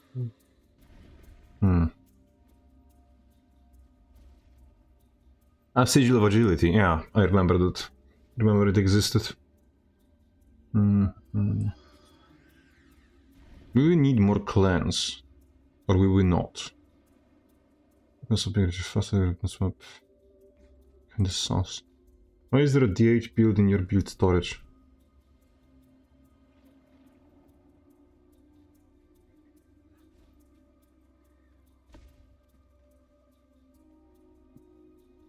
That is a question indeed. Why is there a DH build over here? How long it's been here? That's a question. Because honestly, it might be here since I don't know. That looks dog shit when by the way, this build in question. So it might be here for years.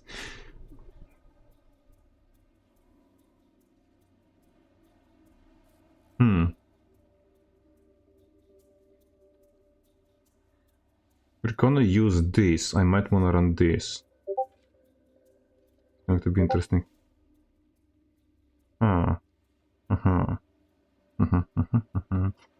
If your greeting tempo is good because it gives you back adrenaline, for losing motivation, and gives you healing for motivation. So hold on, if we combine these two, it's going to be like 500 healing per pulse.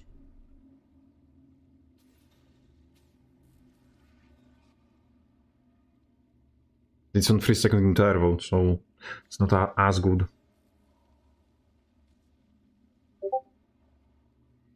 If we get this for cleanse, because it's going to make a cleanse on everything cleanse. If we go... We're not really having much in terms of...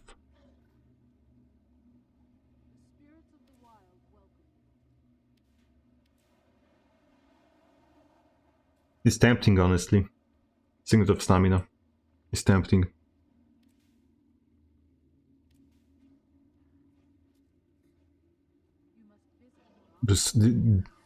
So we have resistance, we have cleanse, we have probably just this, just cool the weak.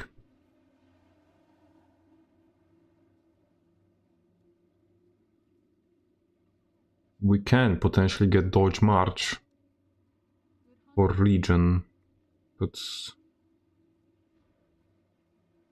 I think we still will get region.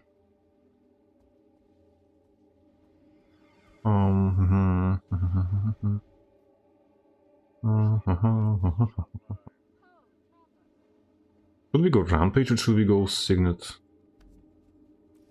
Never mind, we will figure it out eventually.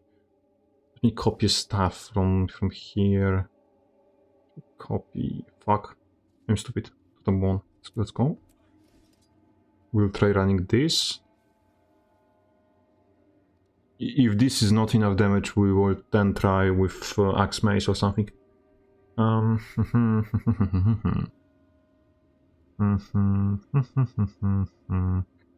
Those are very cancer sigiled, but first Mistburn. Mistburn. This can stay like this. We will see. Might be enough. Berserker might be enough. Quick. Sigil of Battle, maybe in Sigil of Battle, and Cleansing, Cleansing. Cleansing, Cleansing. Why not? It never hurt. Let's test it in Unranked first. And see if it performs at all well.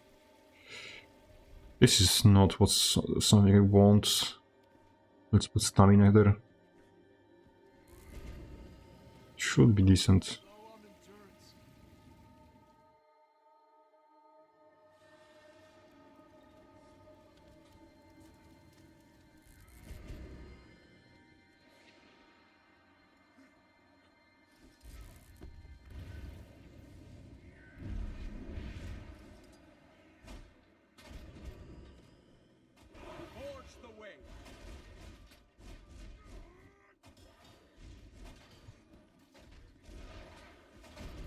Like, look at the speed at which I'm regaining dodges. Look at this bullshit.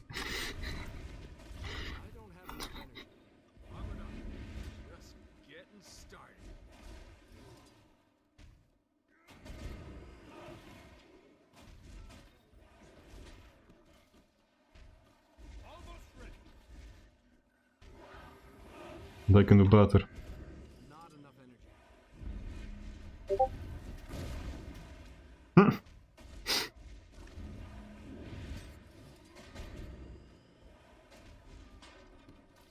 Okay, maybe that's worthy of cooking.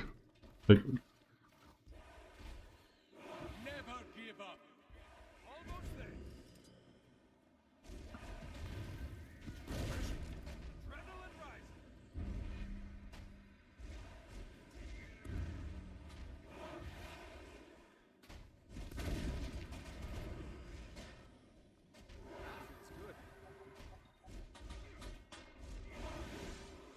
Gaining adrenaline.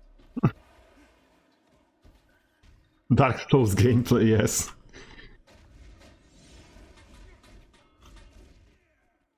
Forge the way.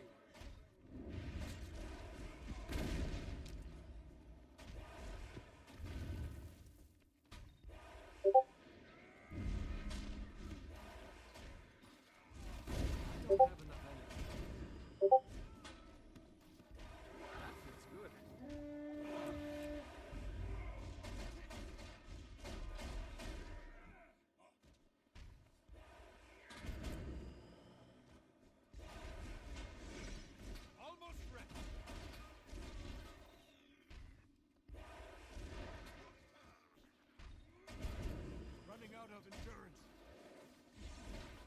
Forge the way.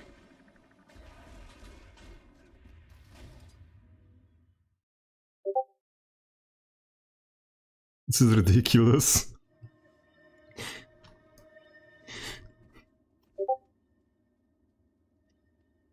Completely.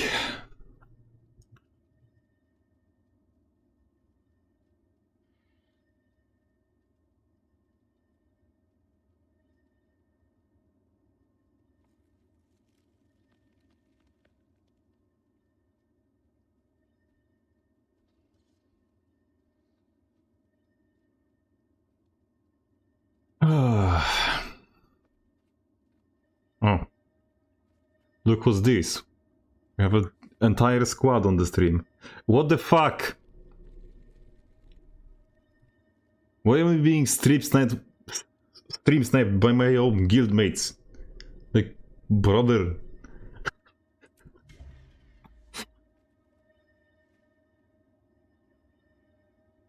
Look what you make me do.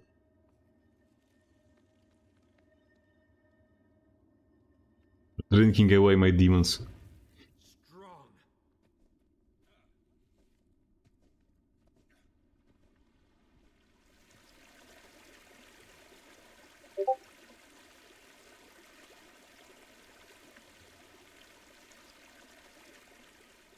Let's get this bullshit started. The match starts soon.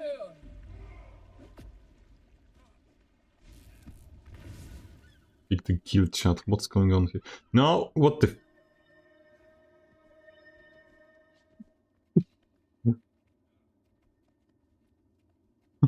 No, boys. What? Why? Points, seize theirs. There's only one guild that is actively trying to harm their own citizen. Look at him go. I've got the target. Are you? Eat my dust. Council has You've secured the pier. The plaza is lost. Let me quickly dodge out of the way. 15 times. Ah.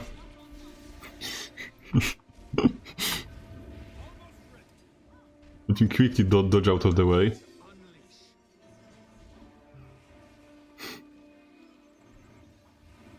Oh no. Kill rising. The plaza is yours. Game of fetches. Or of tag, or however it's called.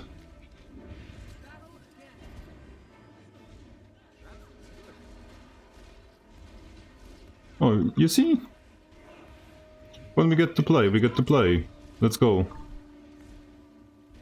we fight for real. Was chasing the guy whose entire point of existence is to dodge a lot is going to be dodgy. I am readying my I'm not funny. I should shut the fuck up. contend for my favor.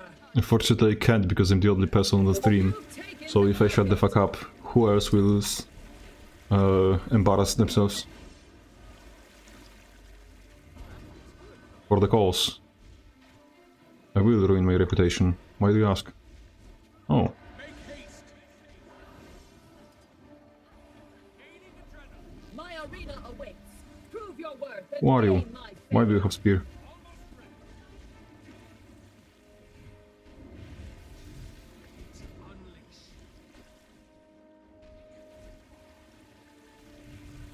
Unleash. Oh, I fucked up. Let's go.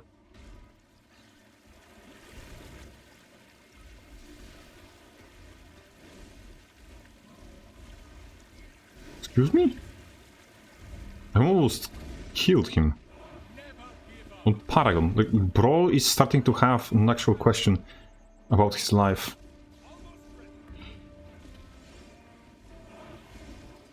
Like, I guarantee he is going to go and switch to warrior. Unleash. And he is not going to understand why his life went so wrong. Reputation is already ruined when you started simping for luminary buffs. You've secured the pier. Excuse me. I believe there was some sort of misunderstanding. That is, his name. Ah, you mean the video when I said that the Luminary nerfs were dogshit? That said, they were dogshit. Objectively speaking, they were dogshit.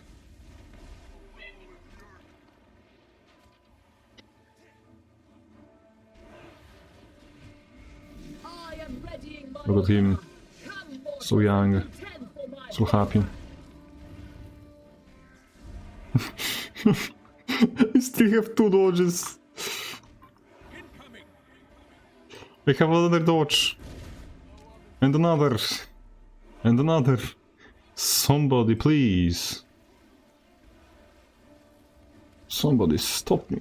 I mucked up. My arena awaits. Prove your worth and gain my favor. Dark Souls. One doesn't question Roy the Wise. Brother! What do you mean one doesn't question Roy? Like, we're warrior players. We do nothing but question Roy.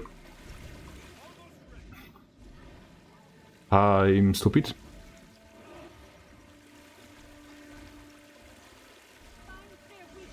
Someone help me!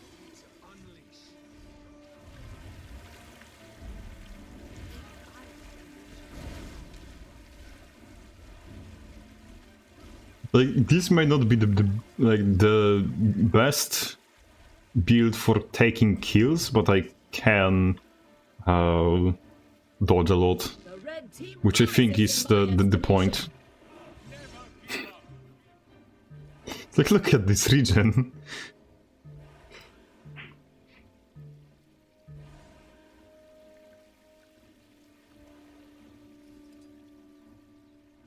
It's fine that... what's his name? Luminary is now getting the warrior speed treatment. Of all things. Like, genuinely, the reason why warrior mains are not suffering as I am readying the most currently is because we got Paragon nerfed before it even came out. Also partially because the Paragon in general is dogshit, but it's like okay dogshit. Pay me for the carry, brother.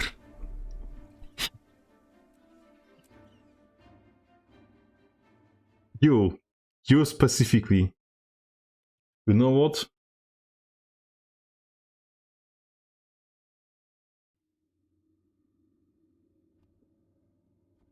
I have an idea. You're going to love it. You're absolutely going to love it.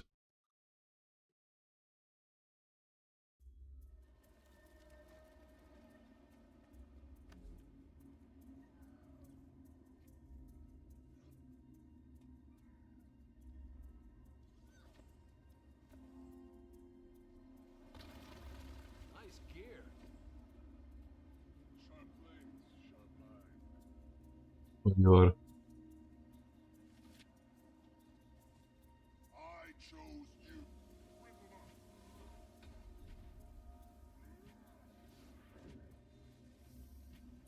here's your reward, cunt. Pay me for carry.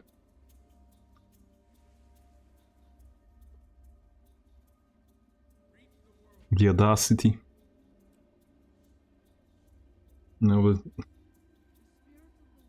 let's try the same bullshit, but in ranked. Maybe it will do something.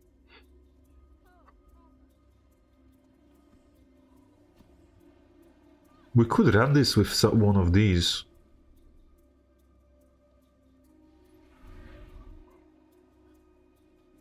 Or with spear instead of staff.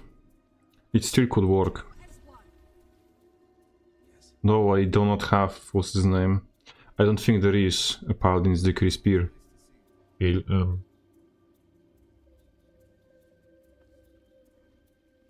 That's a lot of bullshit. I'm not dealing with that right now.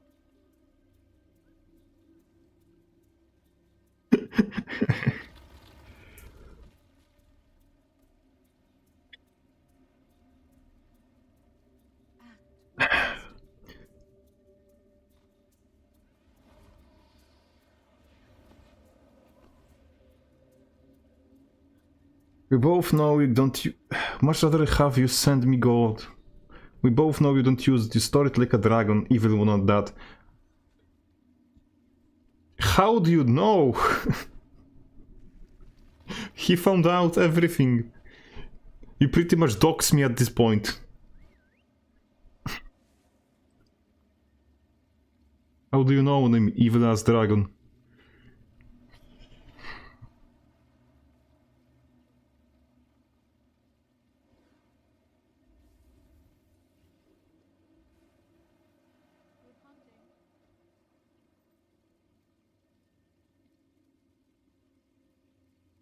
It's interesting times currently for GW2.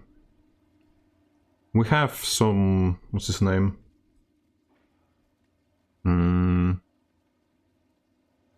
We have new streamers checking out the game. We have new, well, people coming up with the Visions of Eternity. We have all the players that quit the game returning because of Visions of Eternity. It's just, well, this game is kind of has like the design depth that is remains unanswered. Like you have, what's his name? This WoW streamer who just how it was called, Sobek or something. They just went into the game and started playing Bladesworn, and my immediate reaction was poor man, poor guy was playing Greatsword Bladesworn. Like the most dysfunctional combination you could possibly imagine. Oh my god, how do you like play this and just stay sane? How you not quit the game immediately? Oh my god. It's like mad respect, but also poor guy for getting himself into such a terrible spot. Compassion and empathy through the roof, but oof, that's not going to get good. It would be funny. He's back to WoW, I think. Ah, maybe. Pain.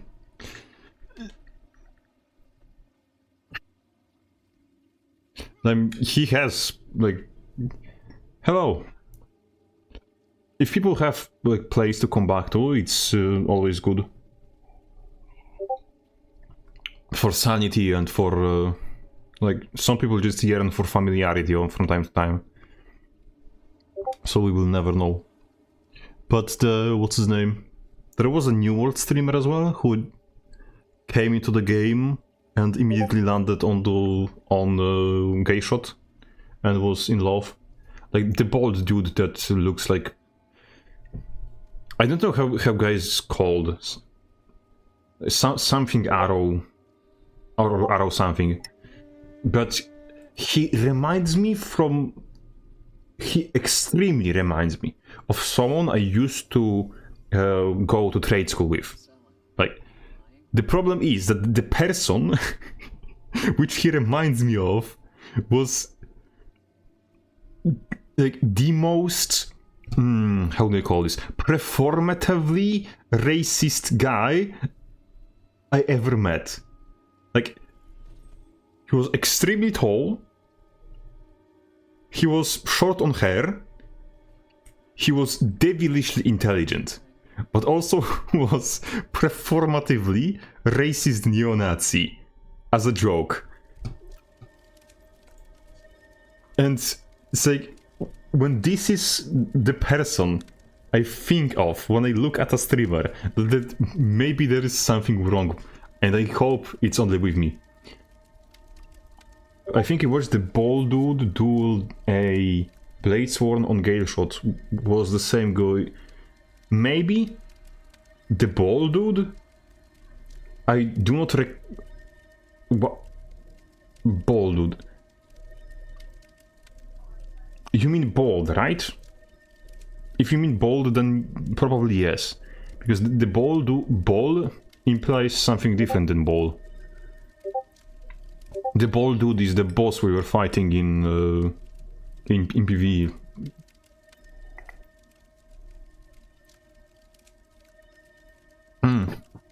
Like, there is, as a joke, in quotations, right? Like, you can see when someone is, like, not taking something seriously. That's what I mean. So, this specific person had this specific behavior, but pretty much, like, physically couldn't keep straight face and could not just hold conversation without barfing with laughter. It's like, so when someone is at this point of not treating something seriously, you can just absolutely see that. Hello? So that's why I'm convinced it was actually a joke. How many people are here? Why are you two here? Again. Okay. This is like an actual everyone is here the type of situation. Let's go. Stream sniping is real tonight. Why not? Did that fucking illusion just... Did they saw it right, or... The keep is yours.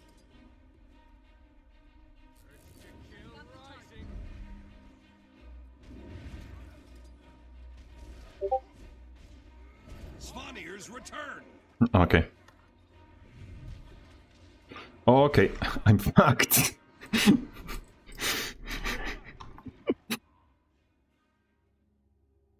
Okay.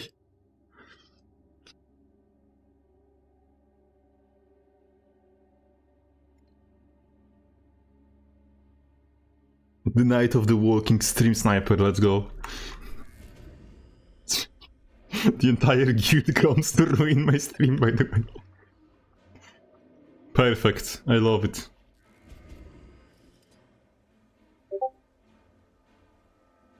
Hold on. What is wrong with you? Why are you blue? Let's see if I can salvage that.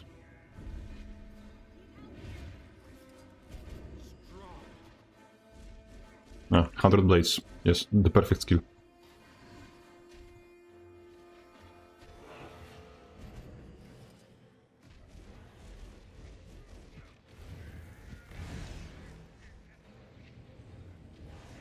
Yeah. You've taken the mine. Line of sight. They took the henge. Any more dodges? Ah, fuck!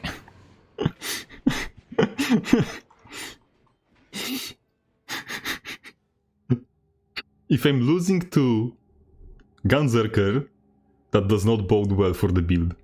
That does not bode well. That said, it's quite a good Gunzerker, but it's not long cap or somebody of this magnitude, so I probably should not be losing to a Gunzerker on a build that can be honestly called good.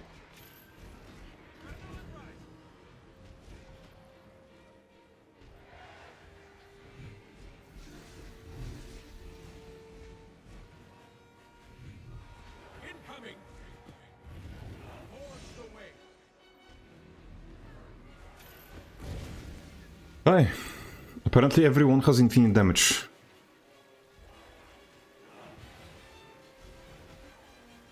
Apparently everyone also has infinite mobility, because why not? Get me out! Get me out!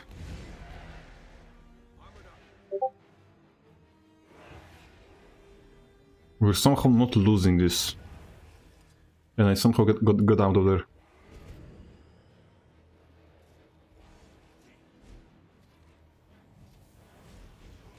Nice 100 blades, very good, very... That skill is an affront to God. I had the guy targeted. I pressed 100 blades and he fucking turned away from him.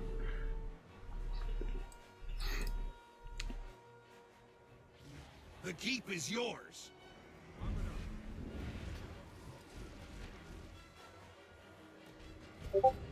They took the henge. Never give up. Svanir's return.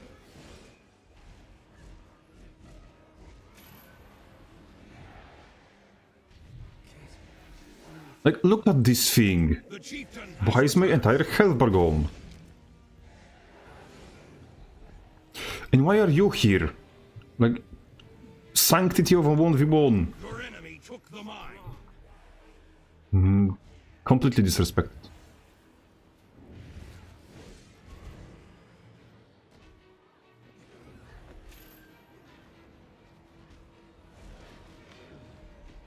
Come on.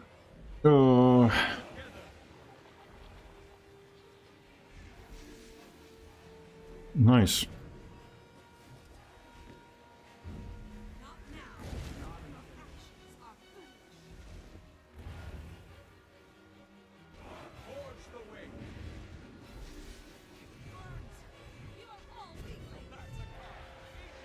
Started out as a corpse, and now it's a corpse again.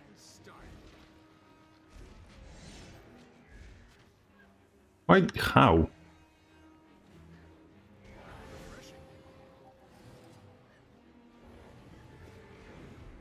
Nice.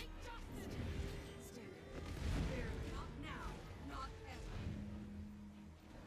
Back on my feet. Never give up.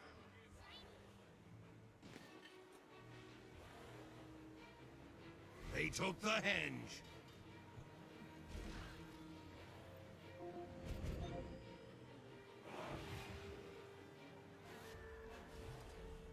How did it not?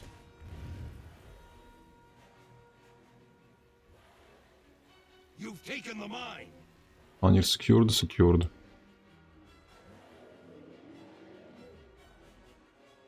Try to go out and stall in advance.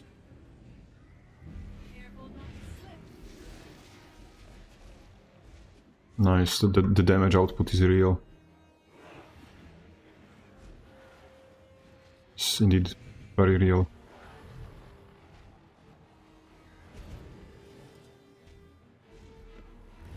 What was that? Was that desync or shadow step? Looked more like desync than shadow step. Hello. Is it me you're looking for?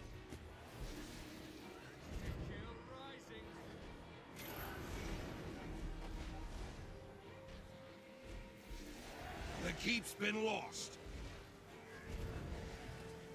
You've seized the henge. Nice. Need to dodge more.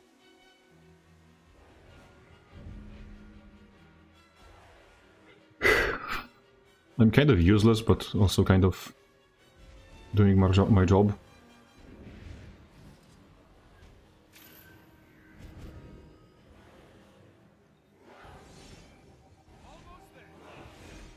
You've taken the mine.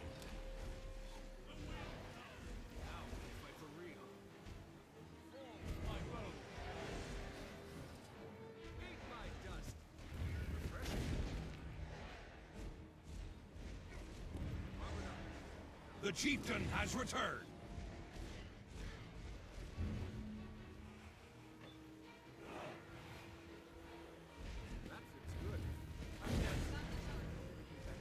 Okay. It's better in 2v1s than in 1v1s, so let's just finish him because he's a dog lover, so he will... Let's finish the worm, so there's no emergency shell step, and oh my god.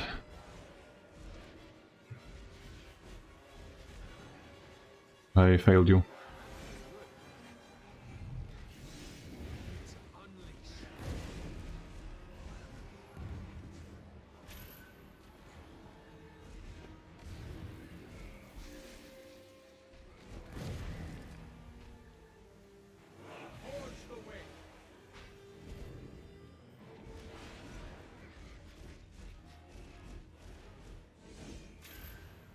Yeah, this is okay. This is normal, this is balanced, this is how things should be in a game.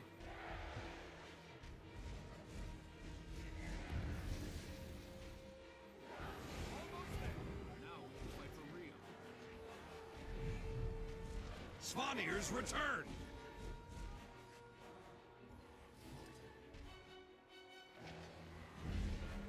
The keep is yours.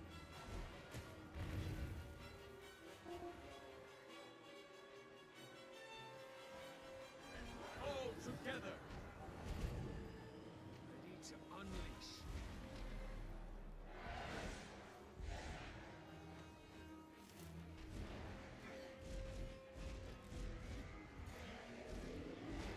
You've taken the mine. You've seized the henge. Armored up. The That would keep's probably been be lost. indeed a kill angle if I had spear. It's just, it's not because I'm running with stuff, so I don't have the necessary damage follow-up. I'm also comically bad, so that's also bad. What the hell is this? Like, bro, Ritualist is normal and balanced. Ritualist is okay. Like, what the hell?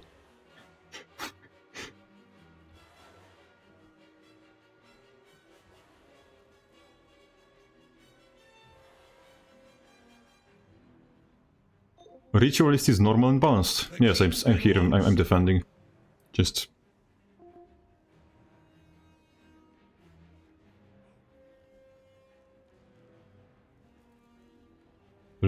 there's nobody here, so...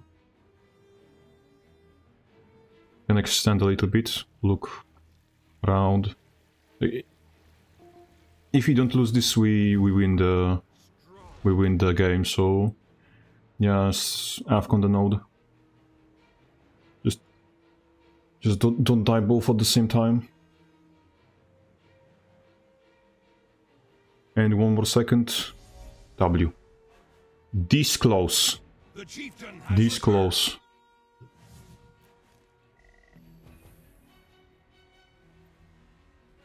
Extremely close, but yeah. This is a fun build. I like this build. Just...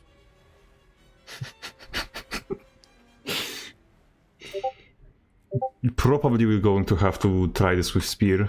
Maybe it is going to be better, it's just...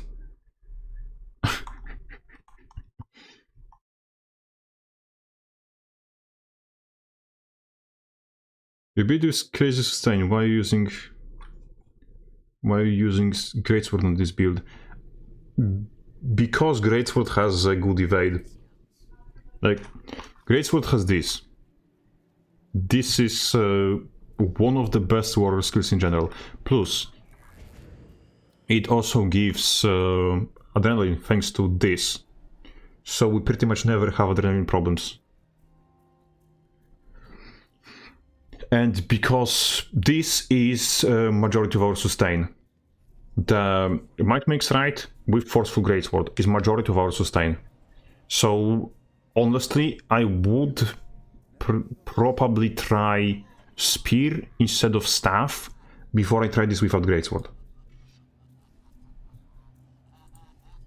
So let's try that Spear. Where I have Spear? That's Dagger, that's...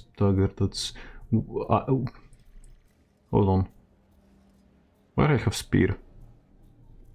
Here, this, I have Spear. So let's now try this with Spear instead of Staff. With Greatsword Spear. The Staff there is not a core of our sustain. It was just there, just defensive. It's like... I like Greatsword as a build, as a concept. It's just... It has so many tiny downsides that it goes down with a death of by 1,000 cuts. It has no hard defense, it has only one evade, which it's a good evade, I'd give them that, but it's still one evade. Blade Trail is pretty much useless. It's just a range auto attack which barely connects. It's just a ranged auto attack. Rush is okay, but it's nothing burger button that you have to cover with different buttons, so it actually connects. And 100 blades is 100 blades.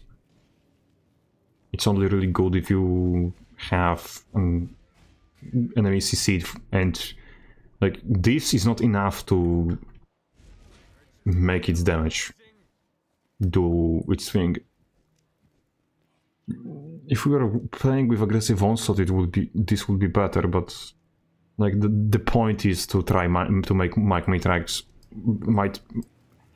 makes right work. Christ, I'm very good with words, as always. And also the dodge spam. Like, just look at my endurance bar. It's fucking infinite.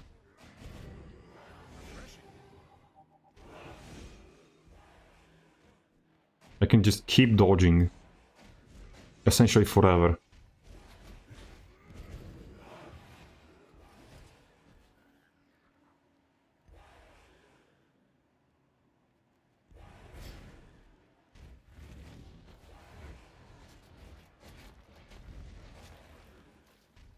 With space my dodges whatsoever, I'm just having pretty much infinite evasion.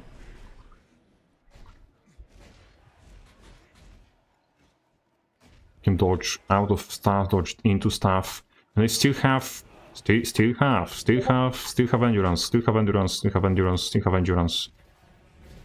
Like, I pretty much lose endurance only if I dodge twice back to back and have no adrenaline to restore endurance.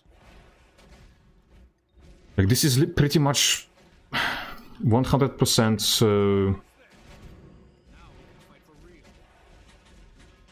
like, this is an actual Dark Souls build.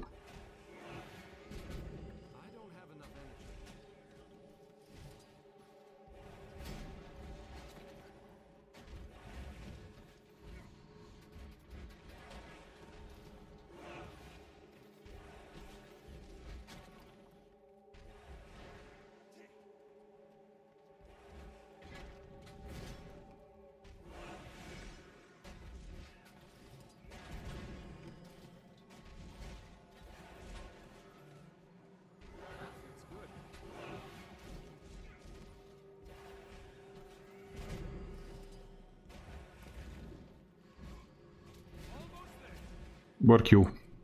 Why so long? No one strip sniping me? And immediately long Q. Why? The game is a cruel place without love. Only darkness remains. No stream snipe. I killed mates. Queue up, buddy. Oh, he queued up. Let's go. I want Paladin's Decree Spear.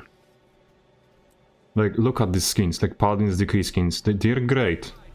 I just... Why no spear?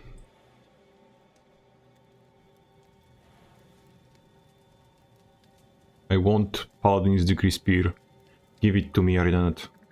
I will actually pay for it, instead of stealing it like I steal everything else. But I can steal your heart, chat. Let's go.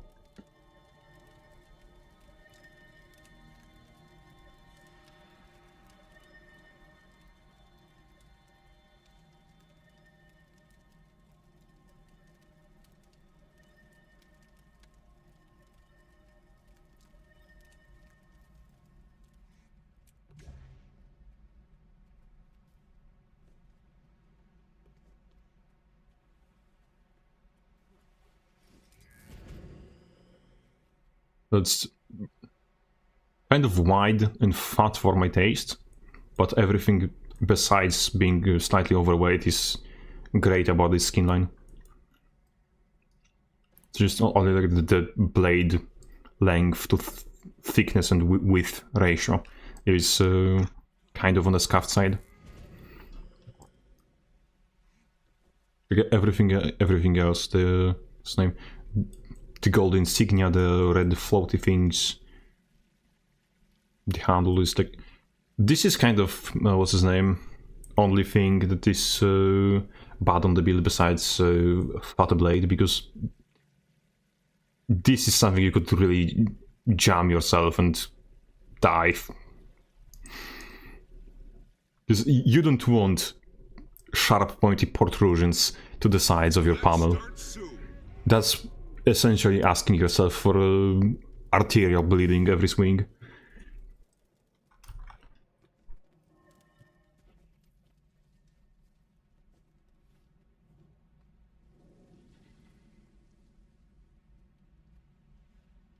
Hold on to your points. Seize theirs. To kill rising. Like, he is just going for the far. Absolutely. Okay. You've seized I of course forgot you can't climb this, this. What's this called? The trash pile.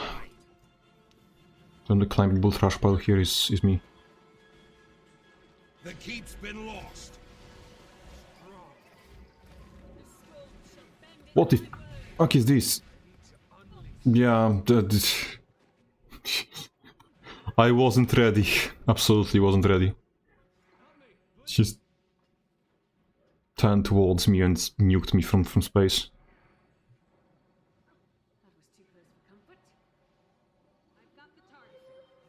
Svanier's return. Hello? More nuke from space, please? More nuke from space. Okay. Keep's been lost.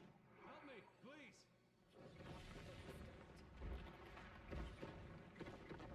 Almost ready. They took the henge.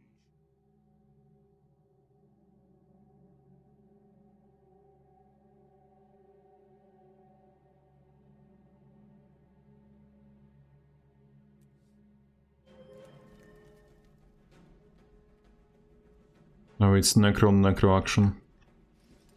Let's see who's the worse. Your enemy took the mine.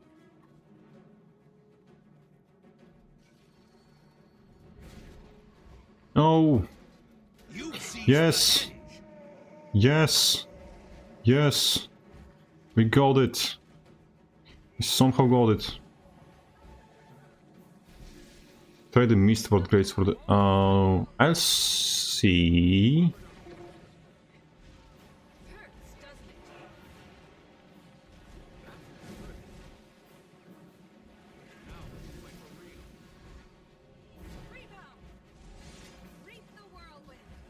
Out. Okay. Mistward Greatsword. Yeah. I'll check that after the game. It's probably going to be interesting. This guy's just going far entire game. I hope this is not going to be our undoing. It's Necro from previous game. The one who wasn't entirely able to... getting the... Are you shitting me? Hey, never mind. Question nothing, think even less. What is this? Brother? Can you chill? A little bit?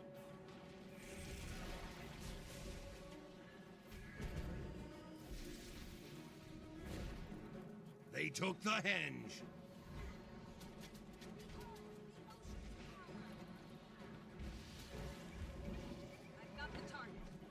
What is this? What the hell? Show me the combat log. What one-shot me? Stable Blade, Storm, Lightning Javelin. I think that was already when it was down.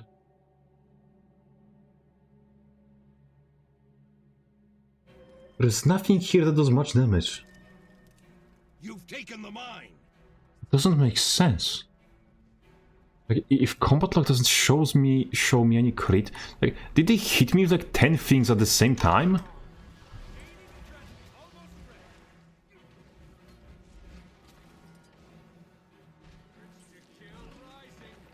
Oh, come on!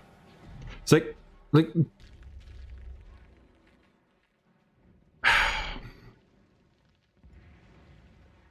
I'm... They took the henge.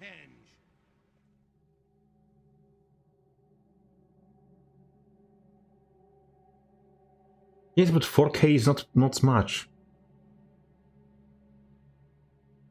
This is 6K. Hey, but... This is 7. Like, The keep's been lost. the numbers here are very confusing. The chief Like, it's like... has returned.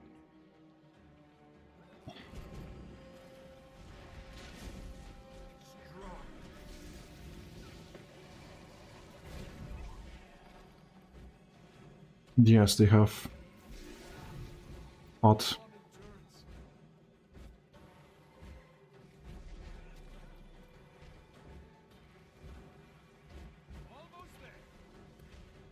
Hey.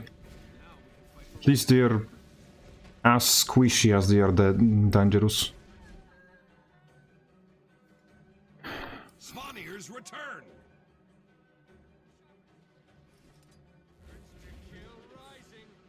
Yeah. I think the Necro is legit throwing. Who the hell are you? Who the hell is this guy? You've seized the henge. Okay, no idea who the hell is this guy. She's definitely not trying hard. Are you leaving spawn? Are you leaving spawn at least? Caught in 4K, throwing the game. No wonder it feels so bad when it's 45.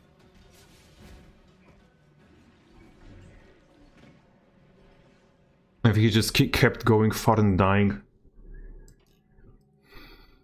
Sad. Let's see the timeline. Are those my devs only, or are those devs of like anyone on the team? Wow, Took the henge. we lost the game hard.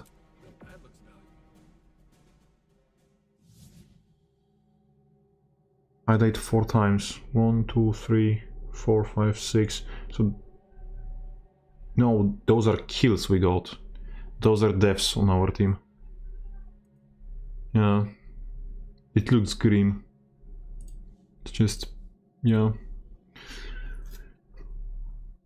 I completely was not prepared for the evoker to...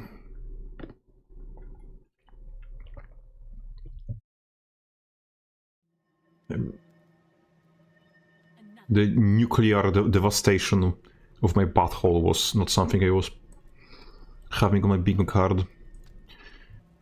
Kicked out of the platinum again. That's how it should be. I should stay humble in my fucking trash bagilo, where trash bags belong. Maybe I wasn't dodging enough. Yeah, you kind of can't dodge when you don't have HP. When there's nothing you can dodge. But honestly, if I'm blowing up, how are other people not blowing up to it? Like, how is this considered okay?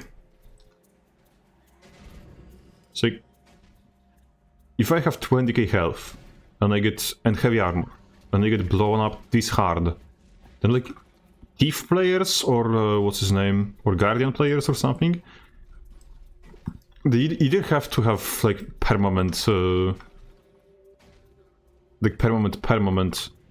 defenses, or just not are allowed to play the game. Which is kind of sad state of affairs.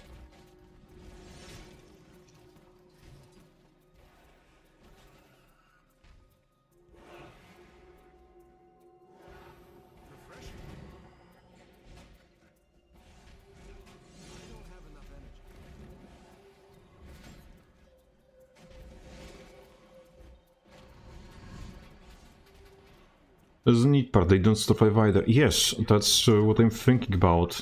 It's just, if I'm getting nuked, then everyone who's squishier than me is getting nuked even harder.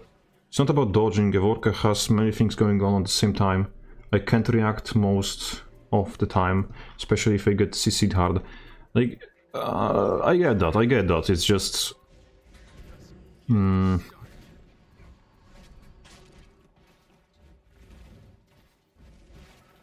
We can take every problem and chuck it down to skill issue.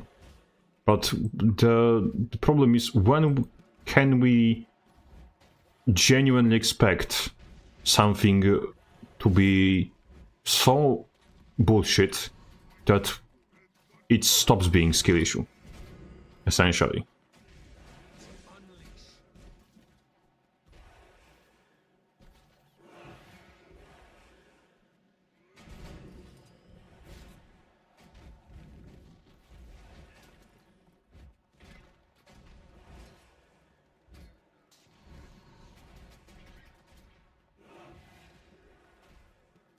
Running full stances. Maybe viable option again. No, it won't be. I can assure you.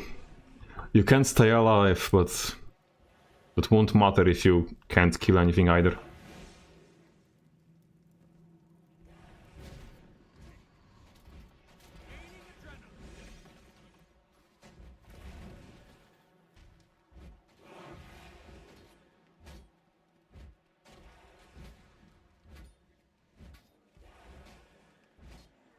The winning strategy for playing Warrior is switching a class. That's status quo for quite a while now.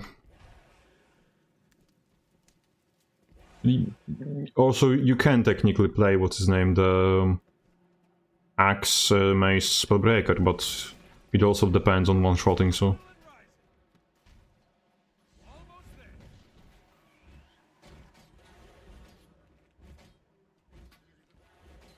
Yes, but the question is... Were those evokers and Gale Shot you speak of good at the game? Because the problem is with those classes, it's not really easy to spot when someone is actually good at the game and if they're carried by the class, because the difference is very subtle.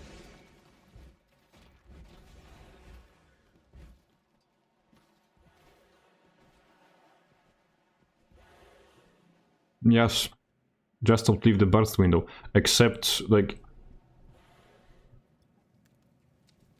If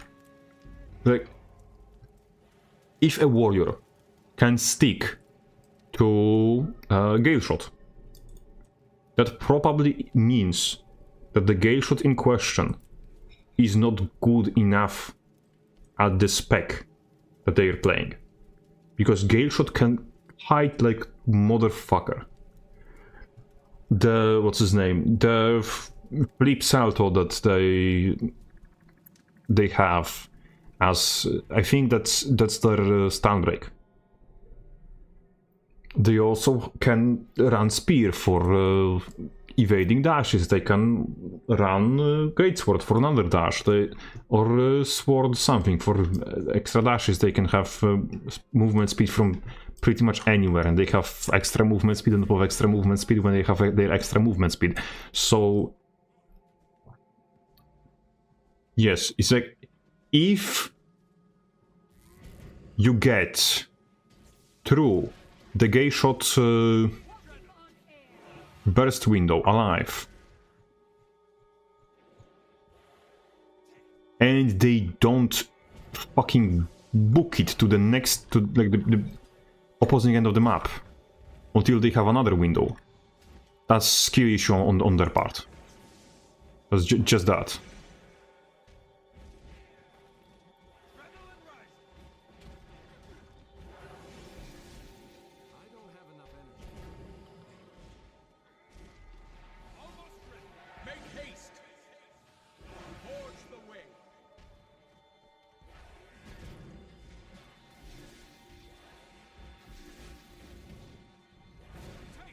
Oh. That's magnetic aura. It's good to know they have that. The match starts soon. Careful not to slip.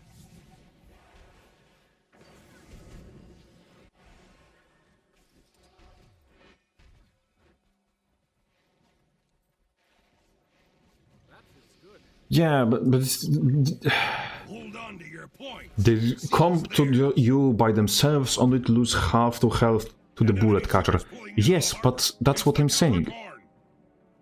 That depends on the Gale Shot player being not exactly the faker of Guild Wars 2. Let me put it this way. So,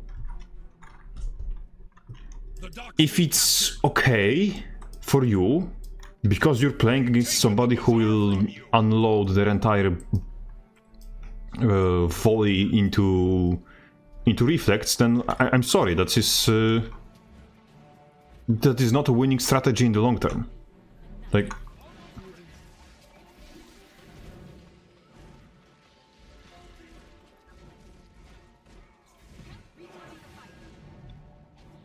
my bad there. Extremely my bad. I was not expecting this guy to have damage. It's all my fault.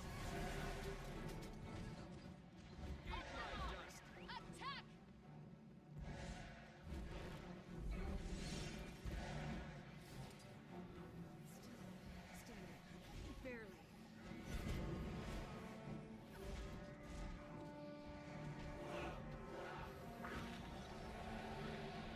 He really put Fear of God into Bro. He was running away so fast.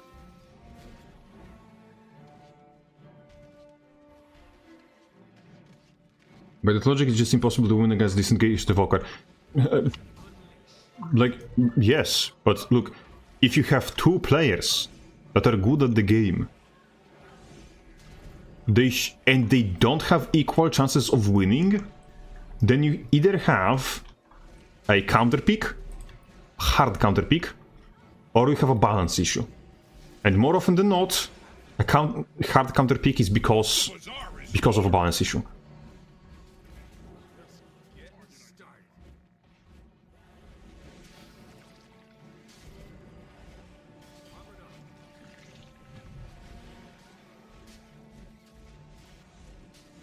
Please go down, please go down, please go down! Down.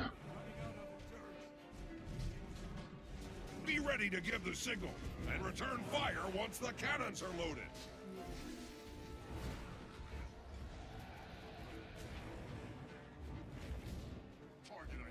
You've lost the dock.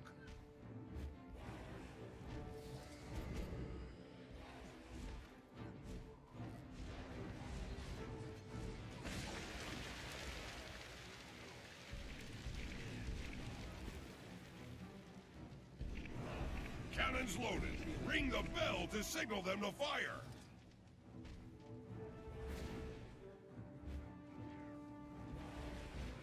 The bazaar. That's fun. Very. You've taken the archway. What the fuck happened there? Someone's getting skinned in the room next door.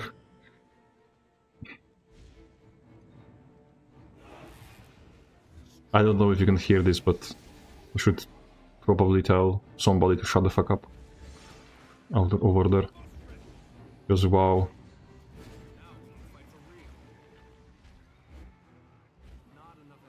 Pace yourselves. Seriously. Oh,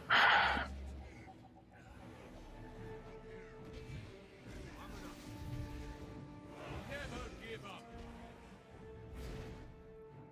nice, I hit the thing. They revive? No, that was enemy.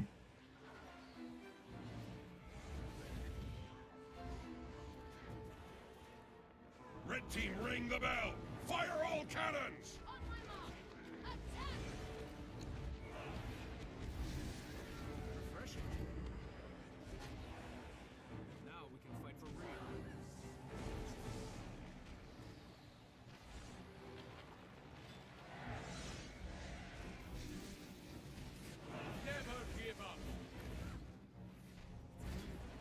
This anal cam is really doing their best. You've taken the archway. Incoming. Get his ass, get his ass, get his ass, lads. Get his ass. Hi, anal cam. Hi. Displaying DH with greatsword on this somehow make it work. Like, Guardian greatsword is very good. I don't know what you want.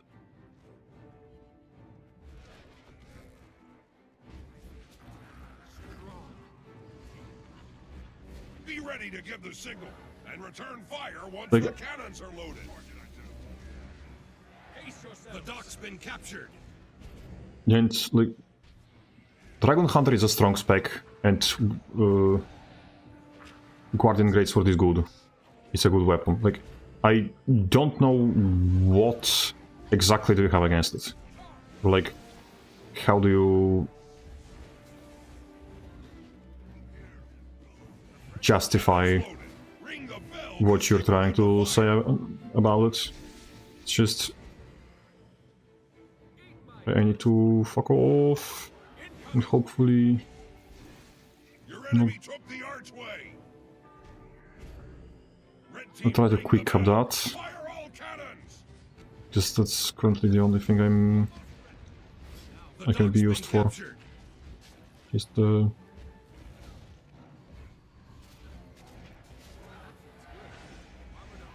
I can stall against this guy. Most probably. I'm getting extra value from hitting the pad, so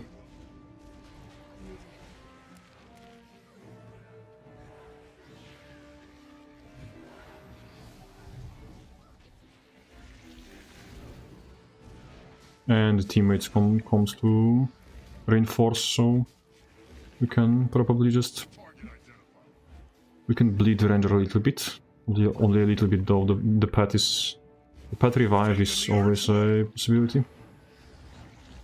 The bazaar is yours. Like, it's very funny with the pet revive because you can bleed pretty much any class in the game except ranger, which is, yes, it's kind of like ranger-ish. Like, you would expect ranger to just be good at keeping itself alive when it's left to its own devices, but when it comes to balance, it's kind of bullshit. Still, oh, they're giving up. It's not fun. It's not fun when people give up. I would preferably not throw the game, but I would like to have a fight. That is not. No, you can bleed Guardian out because, like, Guardian has only the thing that heals him a couple of times, but if they're low enough, it will not revive them fully. The pet revive, you literally have to CC the pet off of the ranger, and even then the pet will like run back to keep reviving them when after you CC it off. It just keeps going. Their second greatsword is the most predictable. Greatsword? Ability that makes most of the damage. Most of the time you need a good damage or CC, and most of the damage goes to waste. You're speaking about Wielding Wrath on greatsword, right? Spear is way better, you know. I would be reluctant to say this, because if you have a greatsword necro, no, sorry, not necro, greatsword guardian that struggles to land their damage on greatsword 2, that's just a skill issue. So they don't even slow down when they have the greatsword. It's just okay. It's a 3/4 of a second long animation that deals damage, and you can move at full speed while doing damage. All you have to do is stick to the enemy for like half a second. It's not impossible. Like, it's just a matter of finding windows to do so. And like, I understand, like, this entire game is just hypermobility slop. Well, but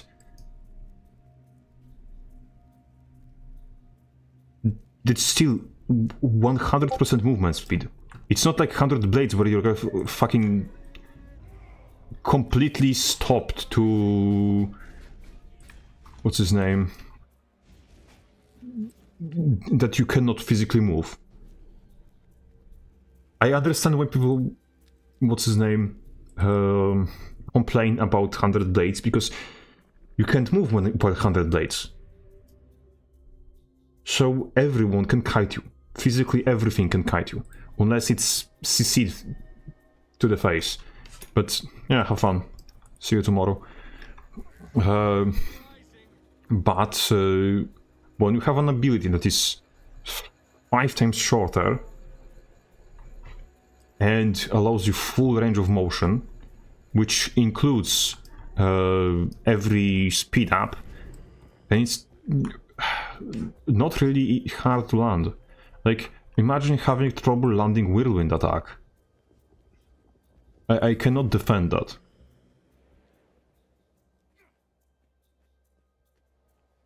I understand it's melee, but it's still a short animation in...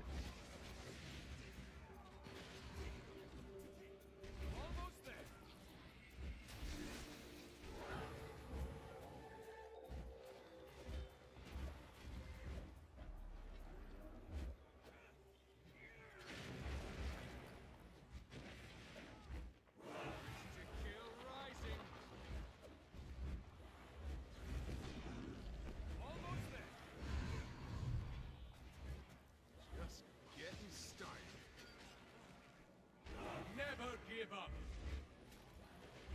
All together. The match starts soon.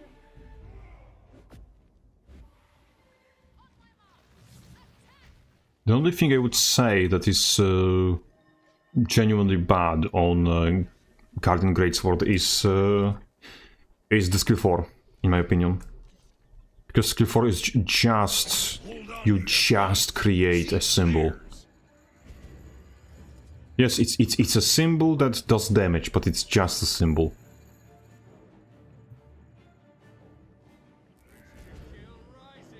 So... yeah, you've created a symbol. Great.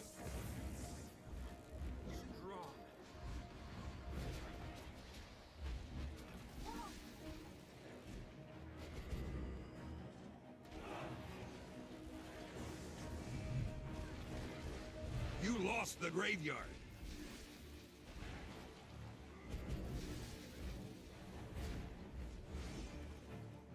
Run away. Run away. I'm playing this scary spec called Paragon, which is completely dogshit for the most of the time. Do you think Revenant will like heavy... Jesus Christ. Do you think Revenant is like heavy armor motif-like before we got Willbender? Like... Herald was pretty much the heavy assassin of its days. Before we got Willbender, yes. But Herald wasn't equivalent to Willbender. Herald was... I misclicked. Herald was very skill dependent, very risky to play. So... that comparison is a bit of a... I wouldn't specifically say disservice, but a little disrespectful to Herald.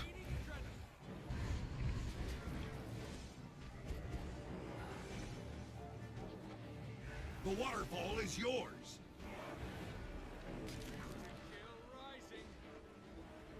Let me dodge, let me dodge, let me dodge, let me dodge, let me dodge! What the heck?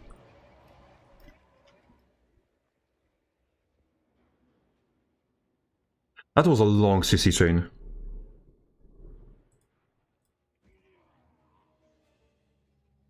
Is that Tor... Yes, that's Fear Spam Necro. Wow. That was a long Fear stand. Like... Long.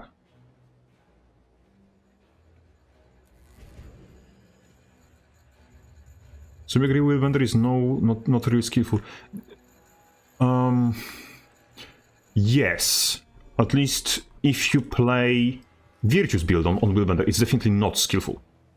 The problem with the build that everyone had a problem with is essentially that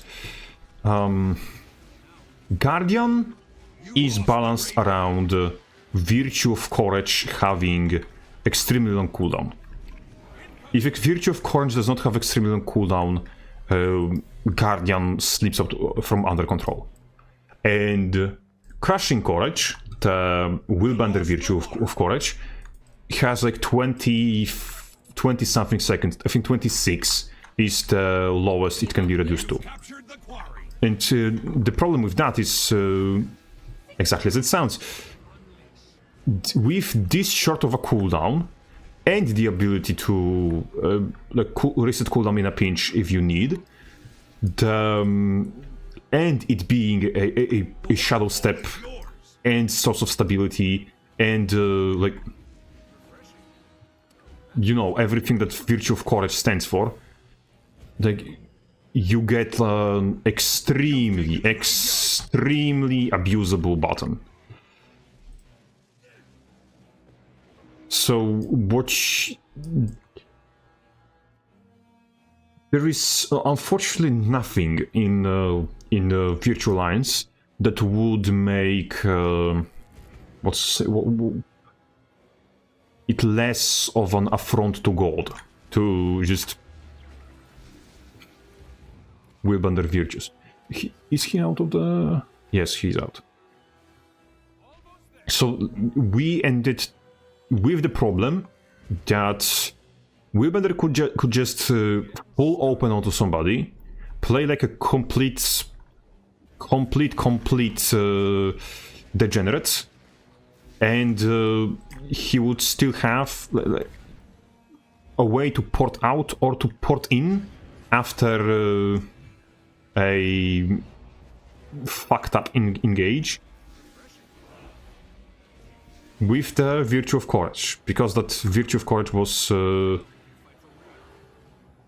well, this scuffed thing under the sun. So that was very fun, and that Virtue was... Let's count up what it was doing. It was a stun break, it was source of stability, it was a shadow step, it dealt damage, and it gave you buff that made you fabricate defensive stats. Plus it was a very good source of... because it was a shadow step, it activated Vanguard Tactics, so also that. So essentially you have button that does everything, and it's on 20 something seconds of cooldown. It's like, imagine if you took Bull's Charge, but make it a shadow step, and like juiced it to the fucking extreme, essentially. It was... Well, it wasn't an equivalent to Bull's Charge, because it wasn't a CC, but it played a similar role. So it was the part of the problem. But Willbender wasn't entirely just the Virtue of Courage. The problem Willbender, as I like to call it, which is specifically the spear variant of Willbender, that was that existed with early days Relic of Stormsinger. It existed because Relic of Stormsinger has a goofy interaction, or had a goofy interaction with Spear 2, where if you casted Spear 2 in place, it would automatically give you Relic of Stormsinger effect, and it would spend that effect on the attack which generated it. So it's literally not how the relic was supposed to function, but it did do, you know, technicalities with how the things work. So that was a thing, and of course that wasn't supposed to be a thing, Victoria. but it's how it worked.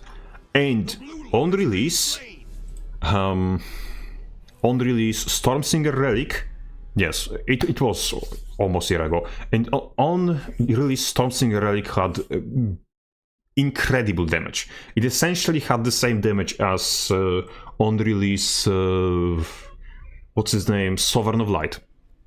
So you can imagine that damage. And because Willbender could activate it instantly from just Spear 2, I think that this bug exists. I can quickly go onto Guardian and just show what I mean.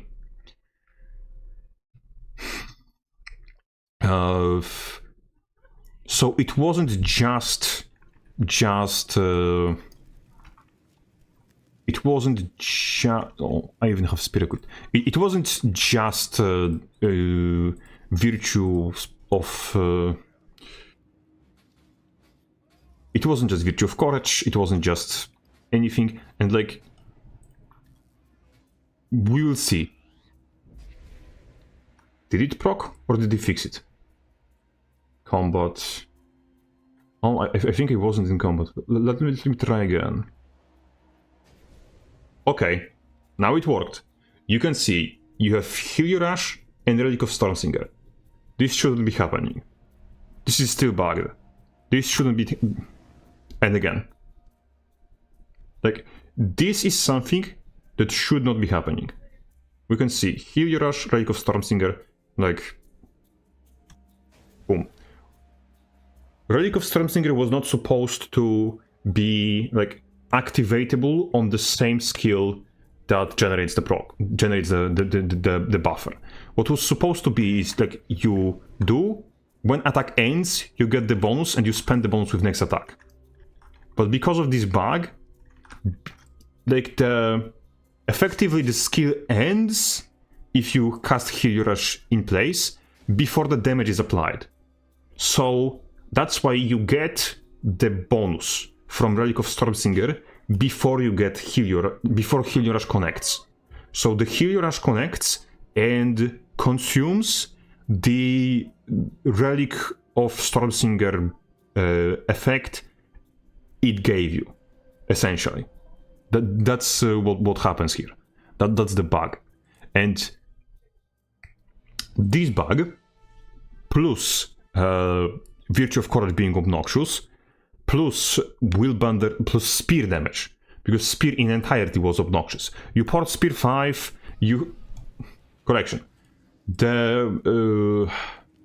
What you would do is you would precast Spear 3, port Spear 5, Spear 2 in place so it comes out instantly, Spear 4, and then it's just a lot of damage. And Spear 4, by the way, received nerfs quite early in its life cycle, because on release it's like Spear 4 alone was enough to one-shot. So they nerfed Spear 4, then they kept nerfing. Not kept nerfing, they waited 6 months plus, and then they nerfed things. So the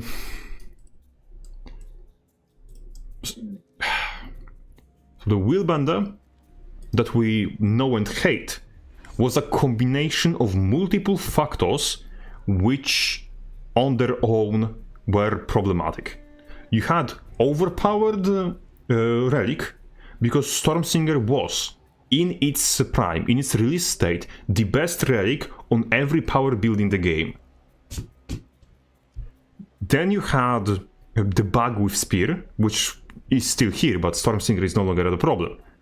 So, and then you had the typical overpowered damage on release, which is every single single release has them, and then you have obnoxious crashing courage, which is the fourth thing, and then you also have the just guardian playstyle being moderately annoying. So it's an entire bonanza. Then your knowledge about ins and outs of all the small things is impressive. Yes, I wouldn't call my knowledge impressive, because my knowledge is, in comparison to some people in the game, in the community, lacking.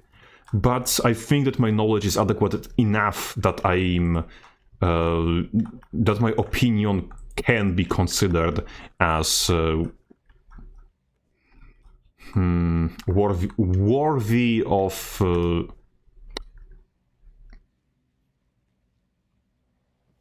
maybe not respect, but at least paying attention to, giving notice.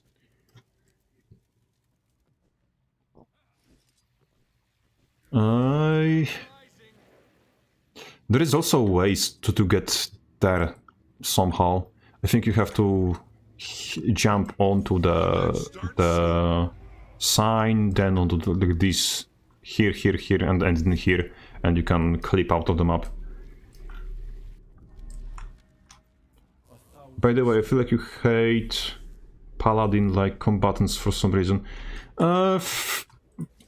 It's not specifically hate toward paladin-like combatants in general. It's more the... what's his name?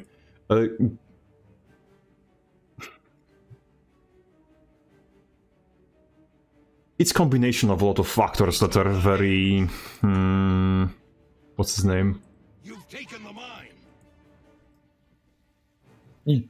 Complicated. It's something one would consider delicate, because part of it, I'm Christian, Roman Catholic, which you would think would make me like the Is yours.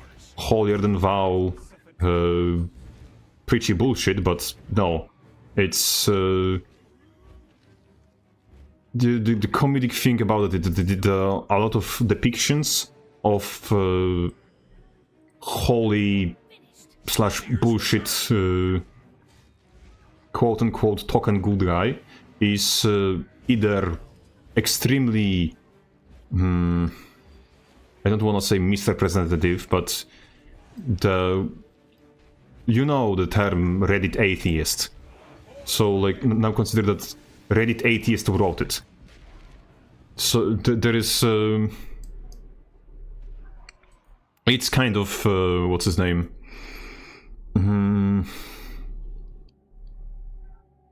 Kind of out of left field, kind of unrelated, but in one of the movies based on some kind of novel of yes, zealotry is very often written very bad. Written or just shown very bad. It's okay, how... First of all, between zealotry and heretical idiocy, essentially, there's a thin line. And what's annoying to me is that people, when they... what's his name? When they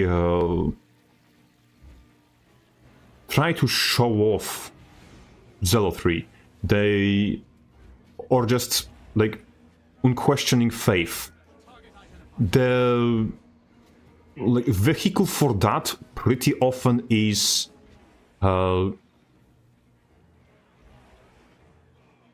pretty often when people try to portray faith but don't understand the faith itself. What they portrayed instead is stupidity. The second problem is that I do not think that people who portray faith in fiction have a good understanding of how fictional world faith would function. Because, like, if you have someone like, okay, here's a cleric. What makes a cleric in D&D has his powers? Well, faith in God or devotion to God. Except you have polytheism as a like genuine part of the setting. And what's wrong with that? Nothing really. The like fictional setting can make use of that very well. Except, like, what makes a warlock in D&D have its powers? A contract with an entity. So, what is the difference between a warlock and a cleric? The only actual genuine difference is the nature of the not pact, but the relationship with the entity that gave them the powers. Because yes, you can have warlock have a pact with divine entity in D&D. There is a subclass of warlock that is specifically made to facilitate that. So you can have gods warlocks essentially in D&D. It's like that's kind of strange that you can have both, but also you can have neither. Because if you can have warlocks of quote evil gods next to like warlocks of good gods, like the fictional pantheon would not be able to function this way. As if you have followers of two doctrines which are completely opposed to each other, or even competing with each other, that would spell disaster extremely fast. Especially when you have the typical, usual pagan, what's his name, depiction of divine creature. Because unfortunately, more often than not, the what's his name, pagan gods are extremely flawed to like a degree that makes them dysfunctional. It's like it's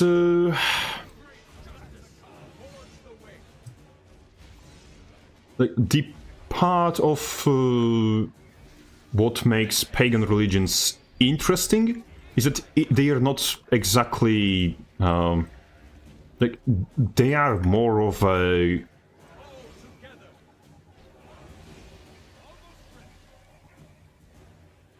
like there's a lot of storytelling. The pagan cults, pagan, I don't want to use the word doctrine because, but I don't have enough words in English to properly describe what I'm trying to say. But paganism is derivative of folklore. So pagan religions are also derived of folklore. So what you have is you have a lot of stories that people made up to explain, for example, natural phenomena. Because people like could not physically understand how, for example, earthquakes are happening. The only thing that they could understand is something is happening and that it is indeed actually happening. So they made up a reason. And that made up reason, for example, for Greeks was that there is a monster imprisoned under the mountain. Holy shit, that's a long fear. Mount Olymp. and he's trying to get away. So every time the monster is trying to breach his prison, we have an earthquake.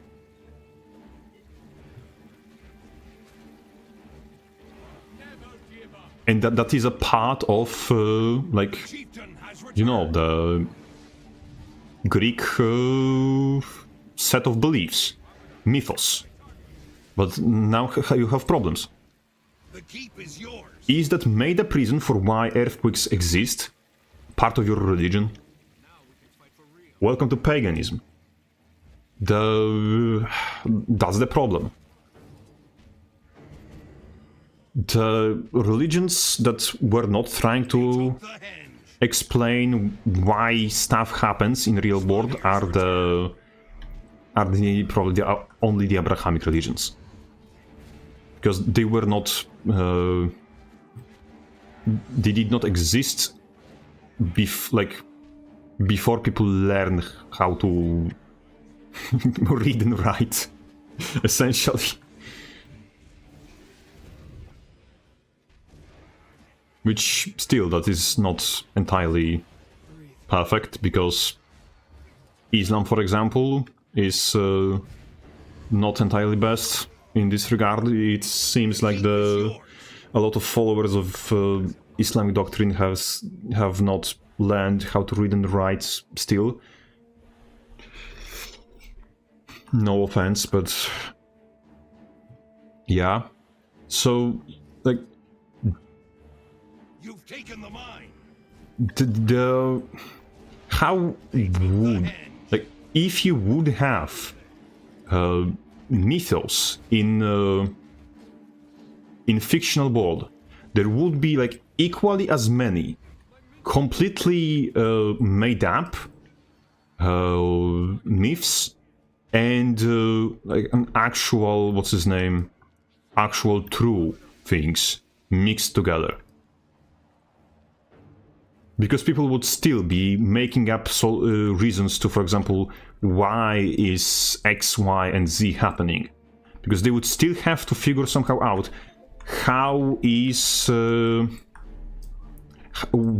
are earthquakes happening, how, like, why is rain coming from the sky. Like, they would have to figure this out. And it's very unlikely that there will be convenient pagan god of everything else already present in the world. So, for example, maybe you have a god of rainfall, but you don't have god of earth or earthquake, so people still have to make up why earthquakes are happening, and you have some made up bullshit mythos about it. The biggest, like, what's his name?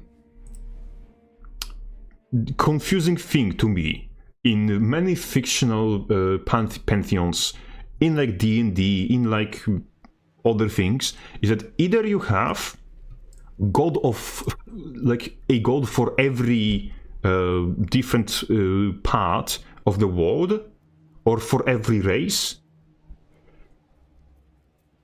and everything is explained by some sort of a god that actually exists. Or you just have no beliefs whatsoever that are just unrelated to something that story shows. You would absolutely have, in every fictional setting, the in-setting fictional beliefs. Because, like, we, in our real setting, have, like, how many pagan religions we have? We have Greek pantheon, we have Egyptian, we have Mesopotamian, we have Indian or Hindu, we have the Native American systems of beliefs, which are different for Aztecs, which are different for Incas, which were different for the... Yes, and we lost a lot of chronicles, for example, of the nations that Aztec Empire consumed, because Aztecs were very like stern about pushing their beliefs onto people they conquered. So a lot of cultures and religions of people Aztecs conquered were pretty much erased. And we don't have records of them. We only have records of Aztec religion, because I believe that was one unified religion across the Aztec Empire that was that everything else was replaced with.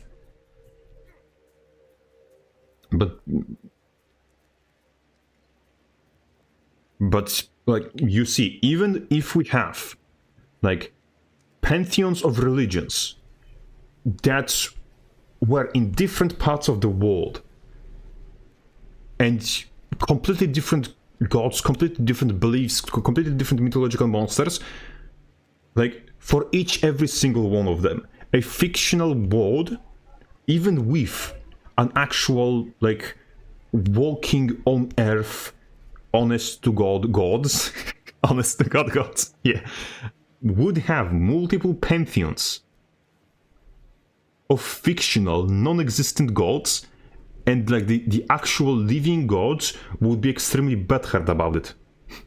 Most likely. Because like, if you have a god that is not omnipresent, and he's, for example, tending to a nation on one continent, a different continent that didn't have long-standing relationship with that other continent will probably not know that specific god. So they might be rival gods in the same like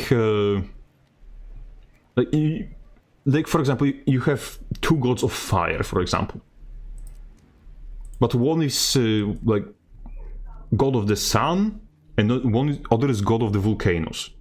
But they are both technically gods of fire, so they both so they have competing interests, because the domain of like fire magic is bound to both of them, and they are competing for influence over, for example, fire mages and fire mage schools, or something like this.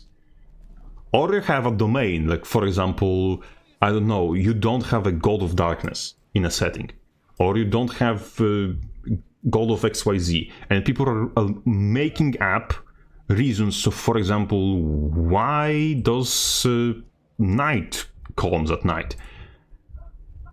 People would still have to make up a reason, unless they are somehow have understanding beyond mortal realms that just gives them a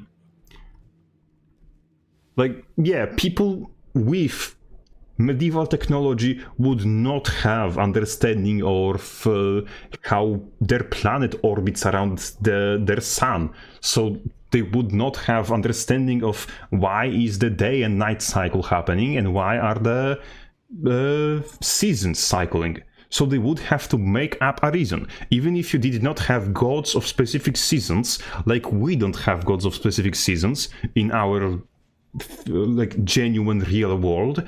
The fictional people in a fictional world would have to make up the gods that were fictional in their setting to make up for the gaps in the knowledge and understanding that they actually have.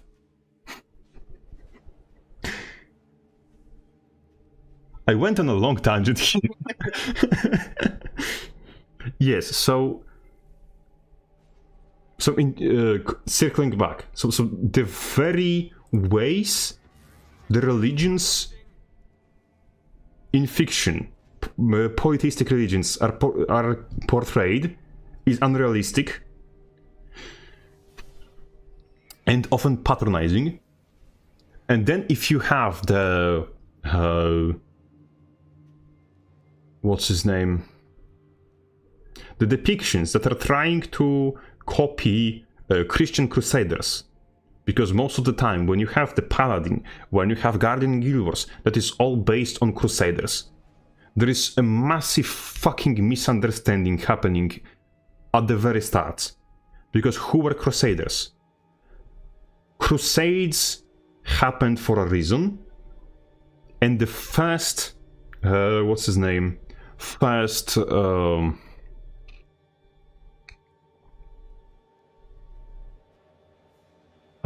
armed monastic orders, military monastic orders, also started existing for a reason. Essentially, the first time the monastery started using military force was to protect pilgrims that were going into Holy Land. That was because Islam started encroaching onto territories of that were controlled by Christians, which at first not by Islam alone, but allowed for lawlessness to start creeping out. And with more lawlessness, there was increased attacks on pilgrims, and with increased attacks on pilgrims, monasteries started employing armed guards and eventually full-on military monastic orders to protect pilgrims to Holy Land and Holy Land itself. Then it escalated more and more because, well, Islam was encroaching more and more, and so the resistance was increased into eventually forming into full-on crusades that were specifically specifically military expanse to retake the land that was lost due to Muslim incursions, which at some point in history, by the way, entirety of Spain was fallen into the well, I don't want to say Islamic Empire because it's wrong, but you know what I mean.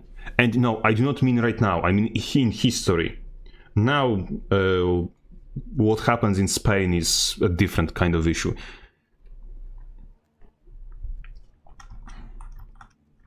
Let me pause for the boys. Ooh. Yes, hello. If you weren't here before, you missed a massive tangent about bullshit that nobody cares about. But yes,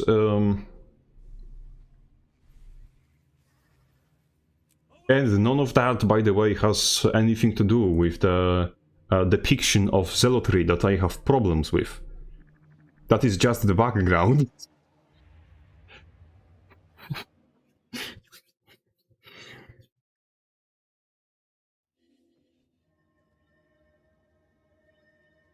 Yes,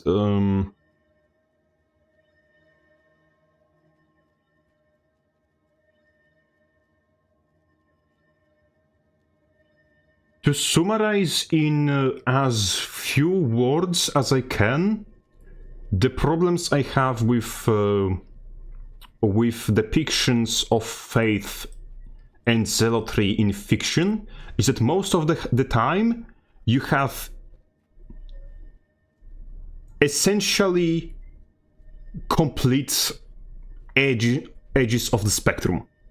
You either have an atheist or Warhammer zealotry with nothing in between, and those are the depictions we're getting. Oh, guess who's stream sniping me again? That's going to be interesting. I'm just gonna roll.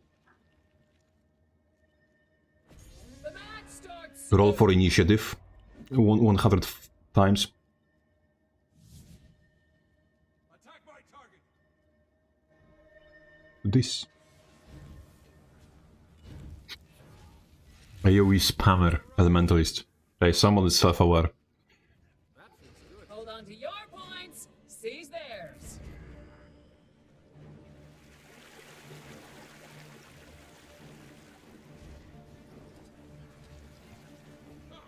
Extra damage. Strong.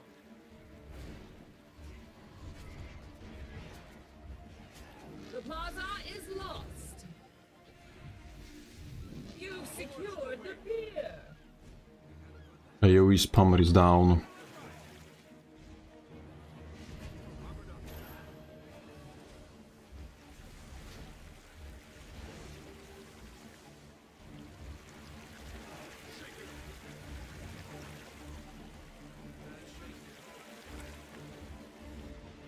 Shit. Now our team is falling apart. Not much I can do about it.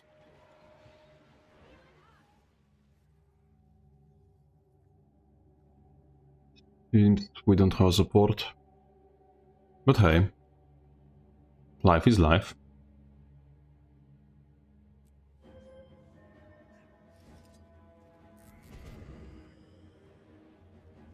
Not entirely easy to get down a berserker who has full-on support for them, but hey, we can keep trying. I am readying my arena. Come, mortals, and contend for my favor. Spin to win. Ah, that's better.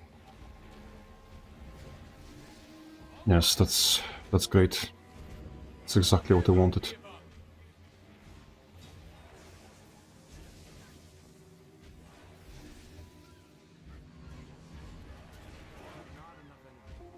My arena awaits. Prove your worth and gain my favor.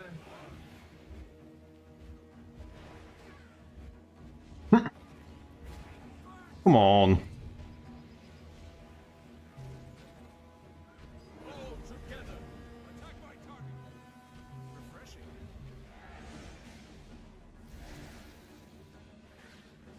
Unleash.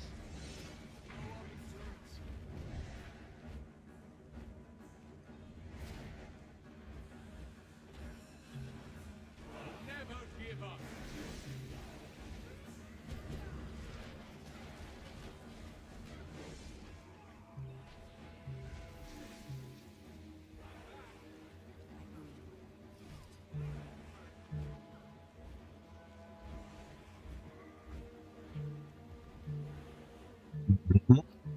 Like, this is much better than everything I tried so far with Paragon.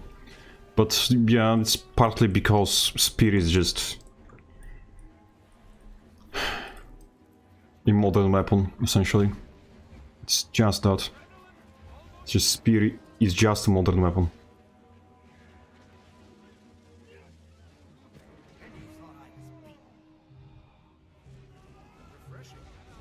You're not getting up. I'm sorry. I know how dangerous you are. I am readying my arena. Come, mortals, and contend for my favor.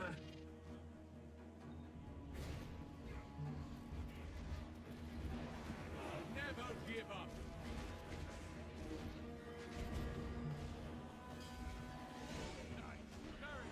Incoming.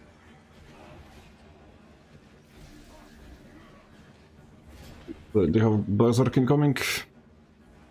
I need to pull... You've taken the market. Get started. My arena awaits. Prove your worth and Exactly. gain my favor. Something Berserker dangerous, something.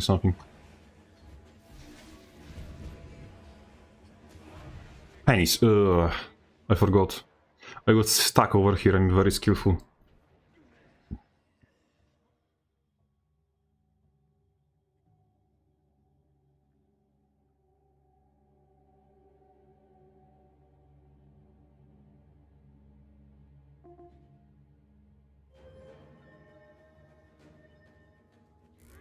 Kill rising.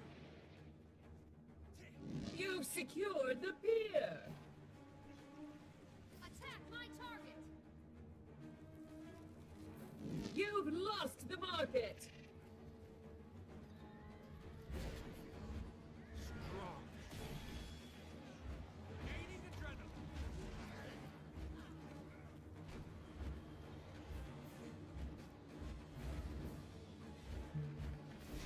Almost there.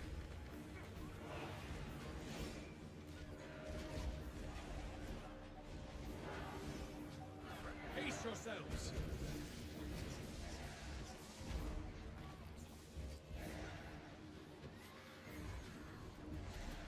Attack my target.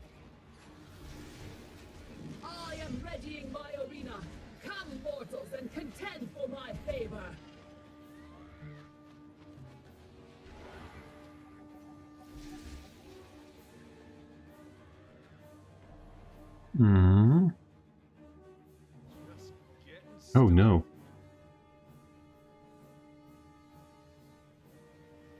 What are your feelings about mesmers? Do you want... How many swear words do you want me to use? Gain my favor.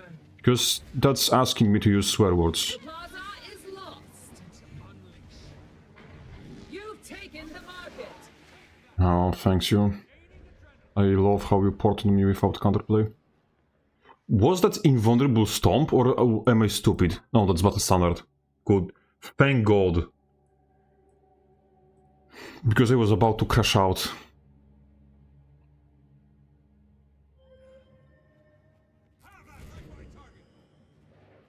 Like, Mesmer? It's not the only spec with this problem, but it's the spec with probably the worst version of this problem. Mesmer is fundamentally fucked and irreparable at this point.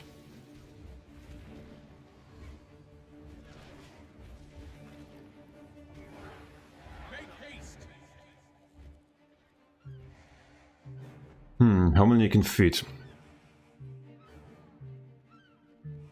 The plaza is lost. Irreparable horseshit retarded piece of fucking garbage. You've secured the That's my opinion on the Mesmer. Short, concise version. Like, Mesmer is irreparable. Mesmer is quite literally an affront to God. Mesmer probably should be removed from the game at fastest possible notice. That's my opinion on the Mesmer. It's kind of harsh, but hey, you probably expected similar.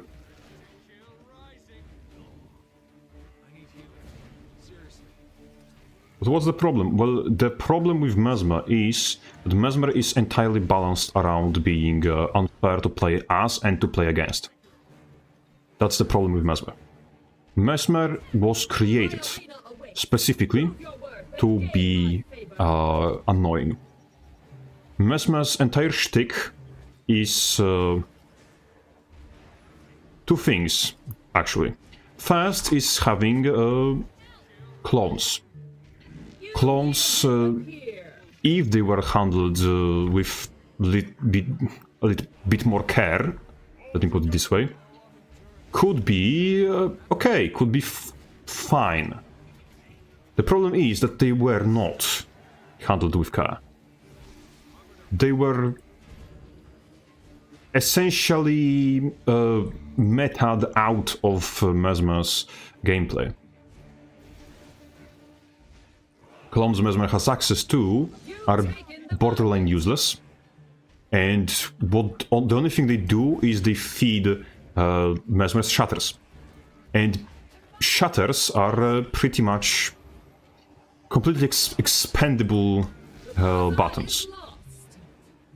What's the problem with that, you can ask? Well, if clones are an expendable resource, which is better than other resources only by virtue of clone's auto-attack, so you essentially have 3 bars of adrenaline that auto-attack. Like, it's stupid, but it's how it is.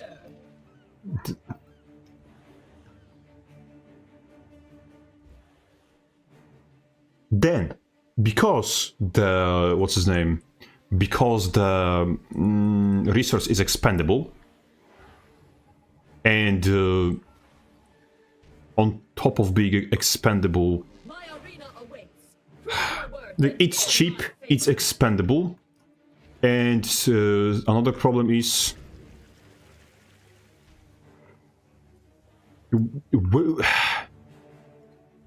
correction, step back.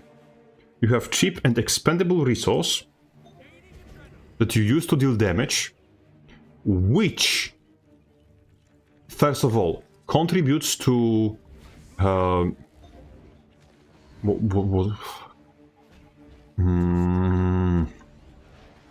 I lost the term for it.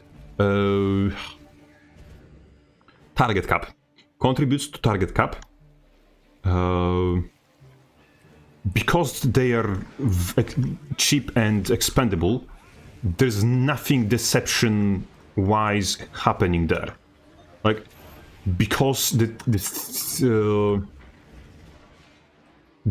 Mesmer is not trying to deceive you with clones, Mesmer is just trying to spam clones. So you can lose the Mesmer in the chaos, but not because the Mesmer outsmarted you. It happens because Mesmer creates so much chaos that you no longer can see what's happening in front of you. So that's the problem. Furthermore, because that's what's the problem, because you have just spam, the clones, individual clones don't matter, positioning of individual clones don't matter, positioning of Mesmer in relation to his clones also doesn't matter. So every single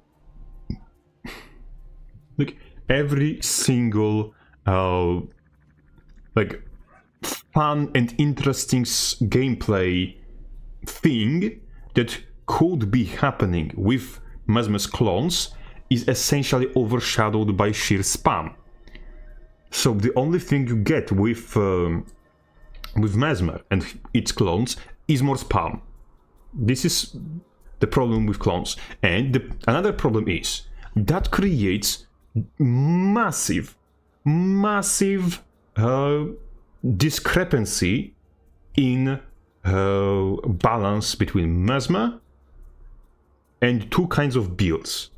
First are single target focused builds, especially like in fringe cases when clones can body block projectiles.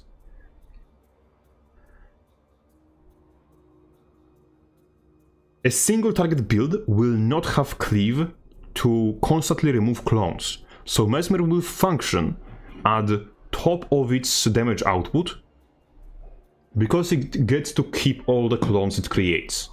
And that, what's his name? On the other hand of that, when you have AoE damage spam, that will cleave clones automatically. And so the clones, like Mesmer will keep losing clones. So it will automatically do less damage because clones are needed for him to shatter. So, how did ArenaNet try to fix that? They didn't. They just make Mesmer's fucking power output. No, not power output. They just give Mesmer invulnerability and call it a day. You have Blur. You have, what's his name? The trait that makes clones turn invulnerable on arrival. You have this. You have some other bullshit, I forgot. Like, there is a lot of bullshit, and the amount of invulnerability that Mesmer has, amount of random fuck-ass stupid sources of damage that Mesmer has. Mesmer is very scuffed, a lot of its weapons are very scuffed, and I would use the term proto-dysfunctional if I was to describe them, because that's what they are. They are pretty much dysfunctional, just staying afloat with rest of Mesmer bullshit, because yes, you have weapons which were specifically designed around being used while invulnerable. Point B belongs to you. A lot of Mesmer's latent kit is designed around Mesmer having access to invulnerability. And when something is designed around being physically fucking invulnerable, let me put it this way, it's not fun to play against that bullshit. And the problem happens is that Mesmer somehow has to be quote-unquote balanced while it's designed to be played borderline invulnerable. So Mesmer is then balanced around invulnerability, which makes it completely fucking dysfunctional. It's one of the worst possible ways you can balance a spec. It's impossible to... like, it's too far gone. Like, to make Mesmer a respectable class, what you would have to do is you would have to rip the hell out invulnerability from its kit entirely. Then rework clones entirely. Point C is yours. And only then you would be Has taken point B. at good starting place to make Mesmer a functional, respectable class. Charging the laser.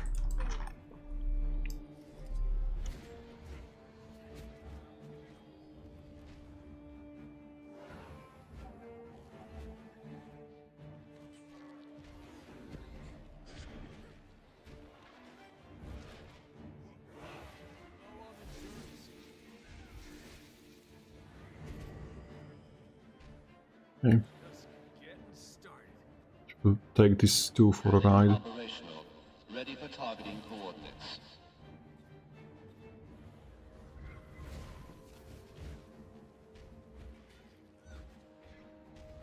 Point C is in enemy hands.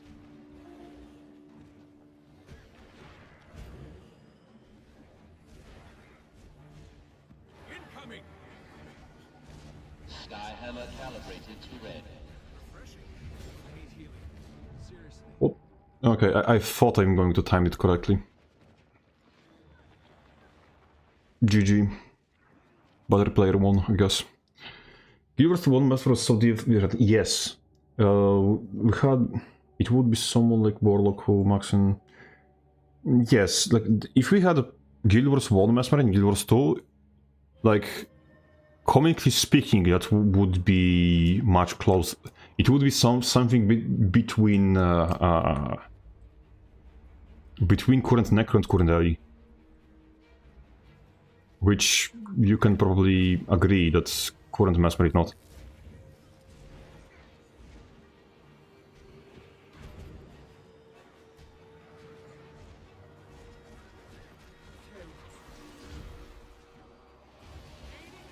All together. There. Target identified.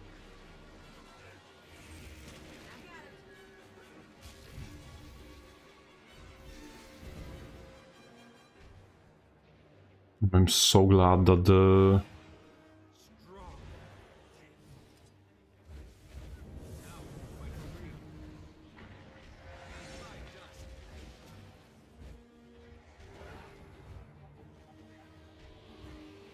Deal with this.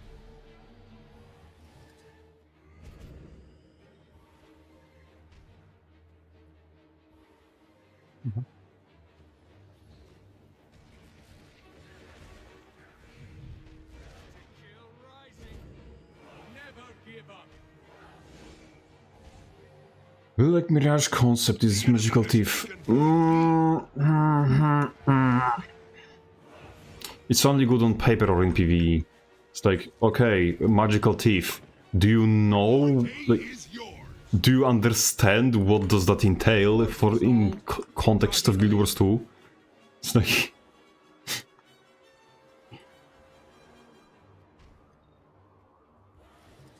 It's like, oh hey, how do we ruin the game in fastest possible way? Let's combine Thief and Mesmer.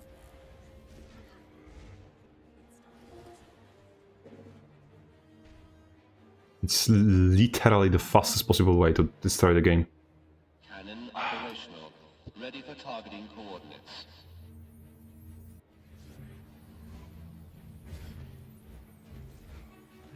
Point C is yours now. The enemy has point A.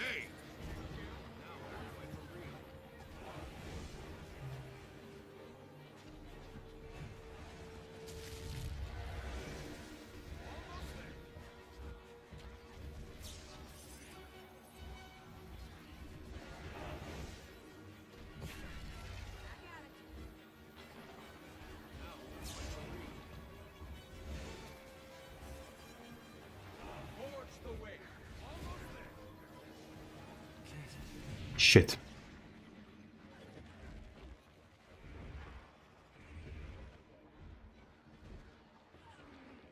Please cleave the body. Ah, so close.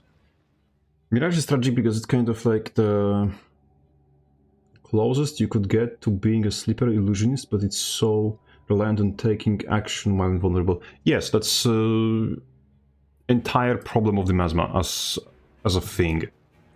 Mesma was... They made a mistake at the day one of Guild Wars 2. And they never could fix that mistake. And that mistake is just... That stays here forever. We never get to like have the Slippery Illusionist class, because the Slippery Illusionist class is buried under clone spam and invul spam. Do you like any of the late armor classes? Depends what do you mean by like. Because in concept I like both Necromancer. Like in concept I like all three of them. It's just in execution, Mesmer is terrible horseshit, unfortunately. Necromancer is kind of, I think, the best out of three, but it's still Necromancer. So, unfortunately, Necromancer is probably the most unskilled class in this game when it comes to skill floor, because especially core Necro. And then you have Elementalist, which Elementalist unfortunately is like the epitome, epiphany? Was I don't know how it's the correct pronunciation of the term, of every problem that is just piano specs being piano specs. Is like mother of all piano specs. Cannon operational. Ready for targeting coordinates.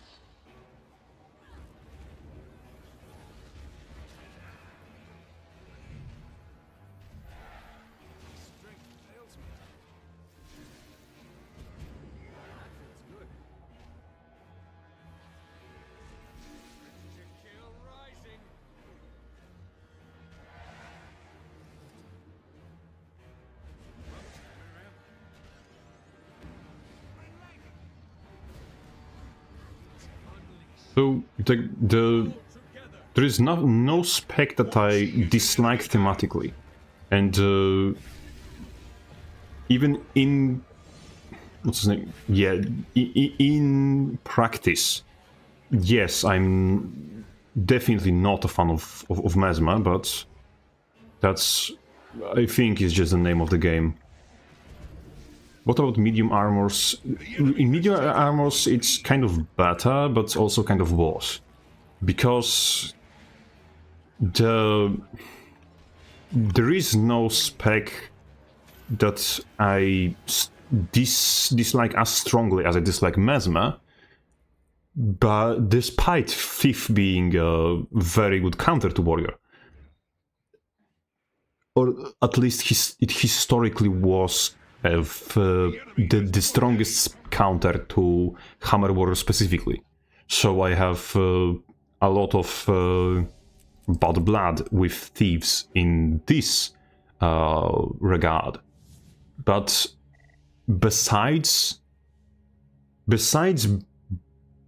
bad blood with Thief, which I have, I'm completely indifferent to all medium specs. Like, they don't elicit any emotion in my head when I hear their name.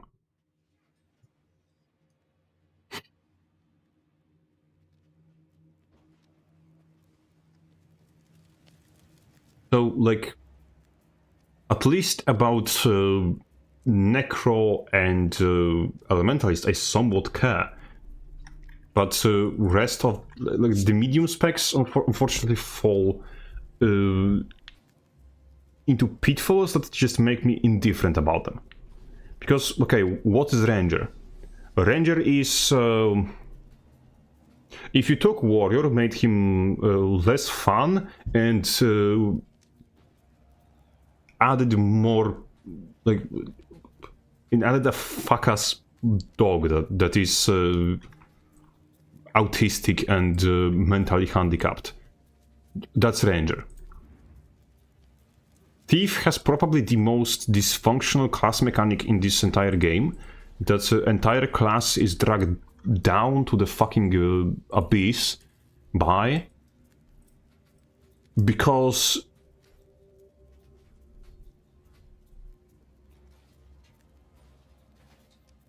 what's his name? Thief's initiative essentially makes it so every weapon skill Thief has access to needs to be dogshit. Because if any single one of them is good, they become one button class.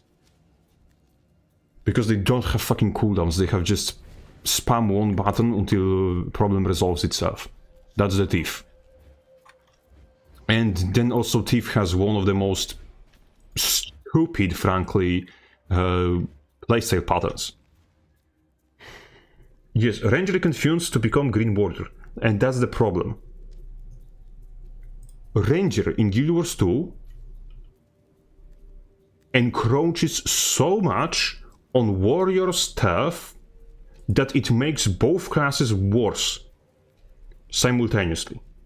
Because they have to rip things off of Warrior to put on Ranger. And Ranger cannot have like an actual his own identity besides being eco-warrior.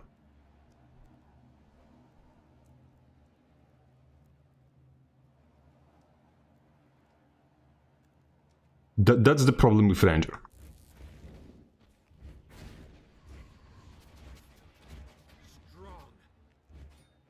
It is essentially too what's his name? Too much of a warrior, in my opinion.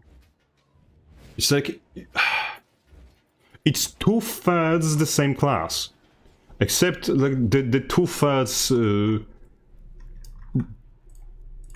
that warrior and ranger have in common suits ranger worse, in my opinion, and the remaining third is just straight up worse, in my opinion. So it's like, if there is a warrior and worse warrior, why would they care about worse warrior? And for me specifically, ranger is worse warrior.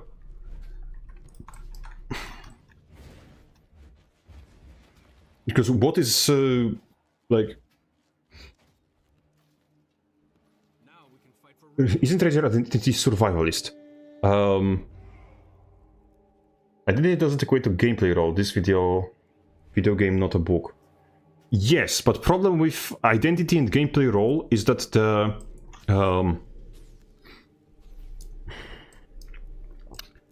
if you try to give a class something to do,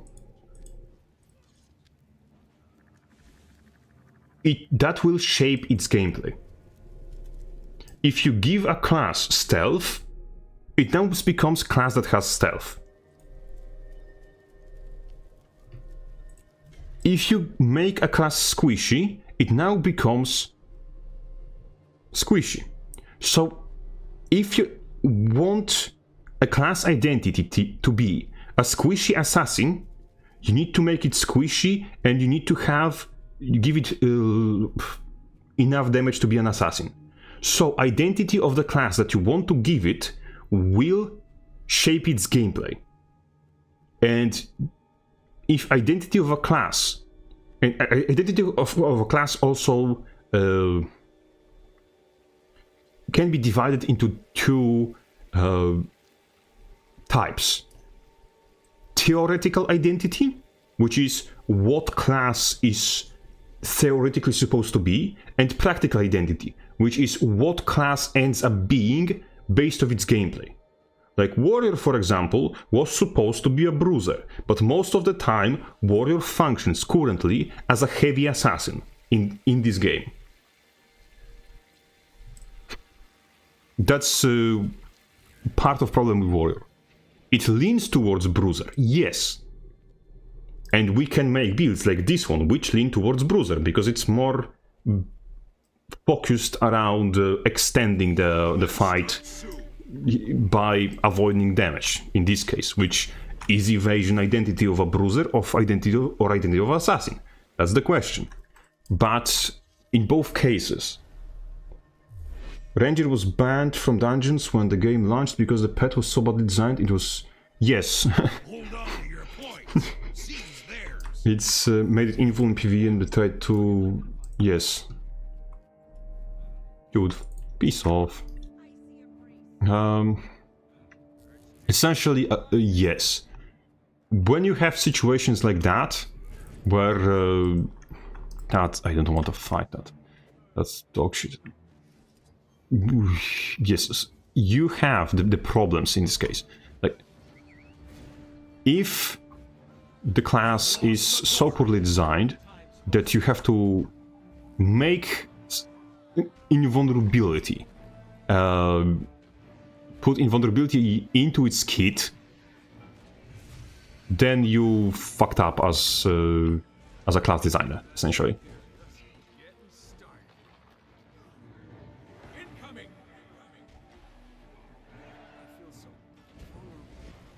Nice, that hit me through evade.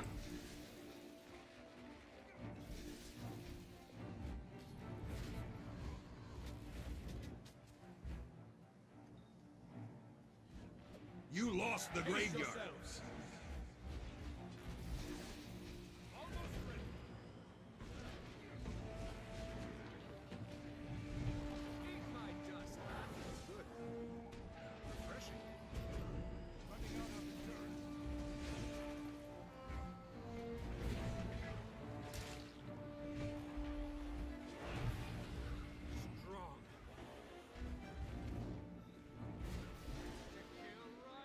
That's why, so they don't want to fight that. It feels hopeless. So... The waterfall is yours. The problem with Ranger is that it's... Mechanically, it is Squisher Warrior with a pet. And a lot of its identity is effectively...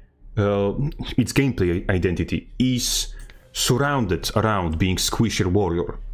So why would I want to play Squisher Warrior? If I wanted to play, well, Ranged Assassin, essentially. But if I want to play Ranged Assassin, I have Gunzerker. So what makes Thief, not Thief, Ranger a better squishy assassin than Warrior? Yeah, you guessed it, stealth.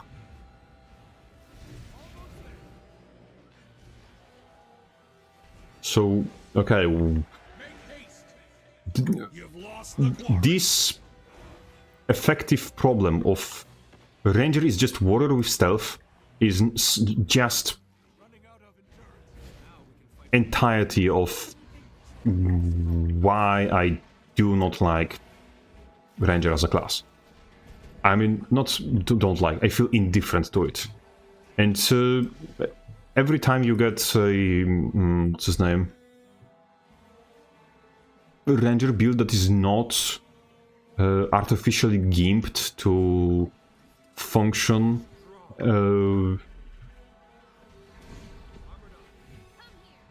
it just ends up resulting in the same thing.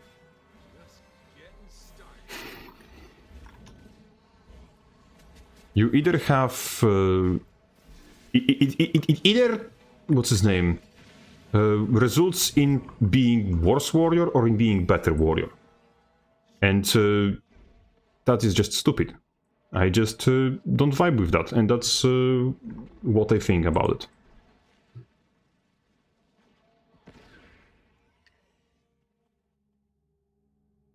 Thief, I already said everything about it. Its class mechanic is completely badly designed. What would be your idea for the class then? Druid. Like, just take Druid as a basis of the class. Why? More nature magic, so it's more distinct in both in themes, and you can make more with it. You can be more creative. You don't have to have this martial class flavor to it, you can have. But you can have martial flavor that will not be just another warrior. You've lost the quarry.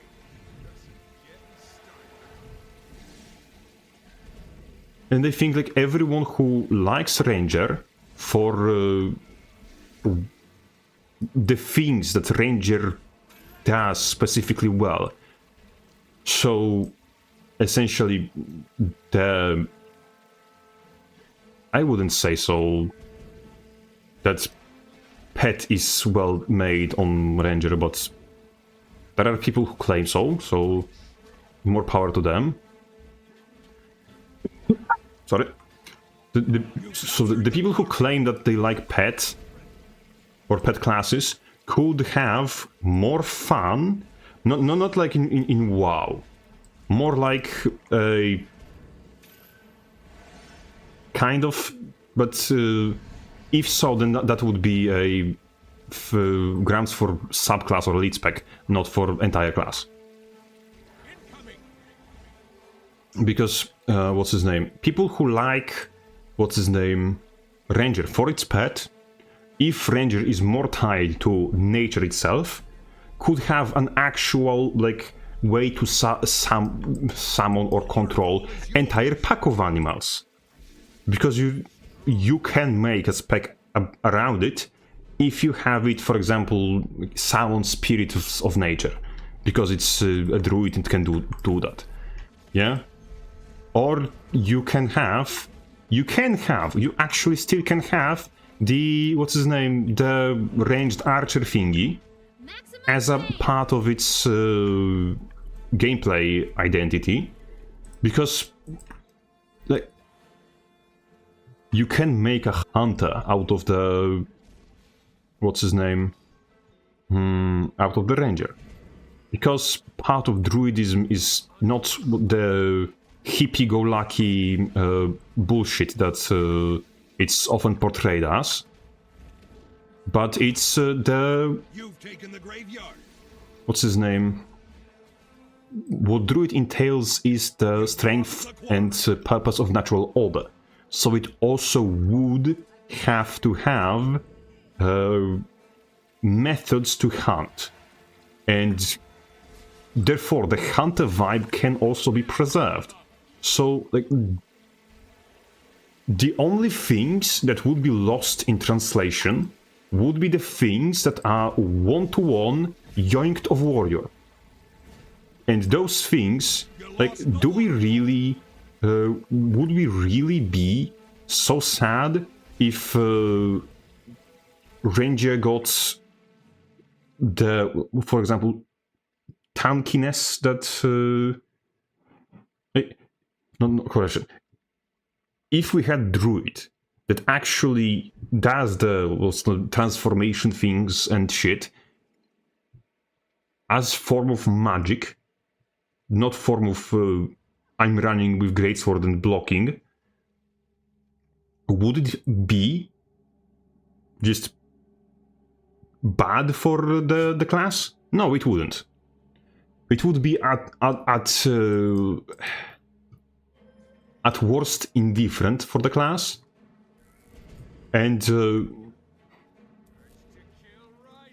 we wouldn't have the situations where Ranger is just okay, we have now a warrior that's no, sorry, we have a warrior who's supposed to be master of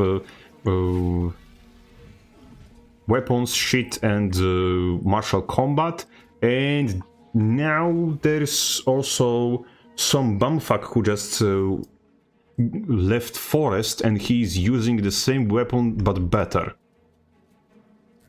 Because that's currently the... both Ranger Greatsword has things which are much better, like thematically, for Warrior than for Ranger. Because, first of all, hard block, which is something that is extremely missing from Warrior's Greatsword. You lost the graveyard. Or at least I'm missing that in Warrior's Greatsword. Secondly, you have weapons like Ranger's Hammer, where Ranger can fucking pick versions of skills which he gets, unless he's playing Untamed. But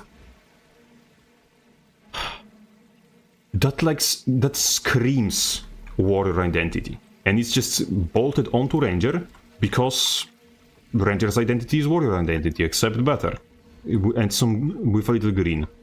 Like this is the problem. And if we have Druid as a class, not Ranger as a class, it would have a stronger root for class identity, so we wouldn't have to cannibalize two classes to distinguish them from each other. Because with current version of Ranger, we cannot give Ranger like Ranger things. Like if you give Ranger rifle, for example, how would the rifle look? I can show you how the rifle would look, because I can just equip warrior rifle, and that's everything that Ranger rifle would be.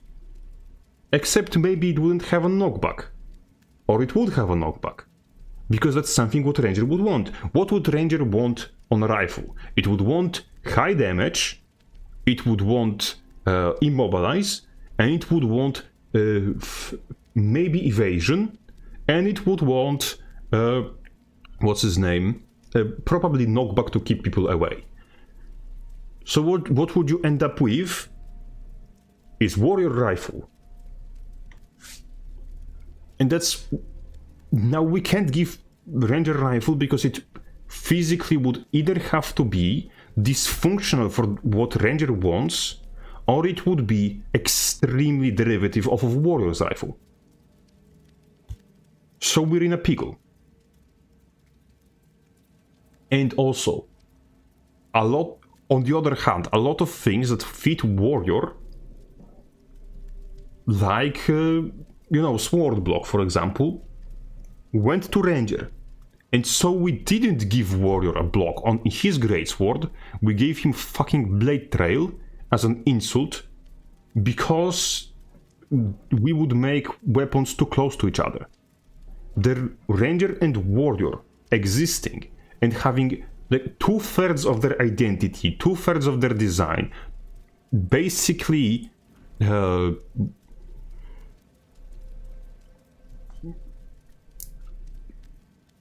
what's his name?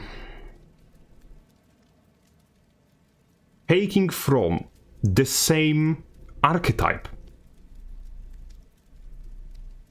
It just doesn't work. Or it does work, but at expense of both classes. And what I'm saying about the same archetype?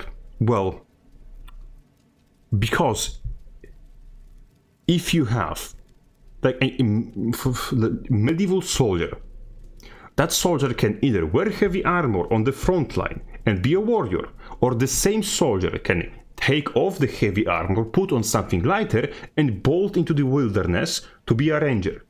Because those are professions which the same people did. And that's why those professions are very similar to each other, and why they do basically the same thing. Both thematically and then in the game. They do basically the same thing. Gale Shot nukes people from distance. Berserker nukes people from the Gunzerk nukes people from this distance. The same thing. You have Condi, what's his name? Condi Soulbeast. It spams conditions, it spams CC. Condi Berserker, it spams conditions, it spams CC. Yes, it's derivative comparisons, but both classes have overlap thematical. They both use greatsword in the same way.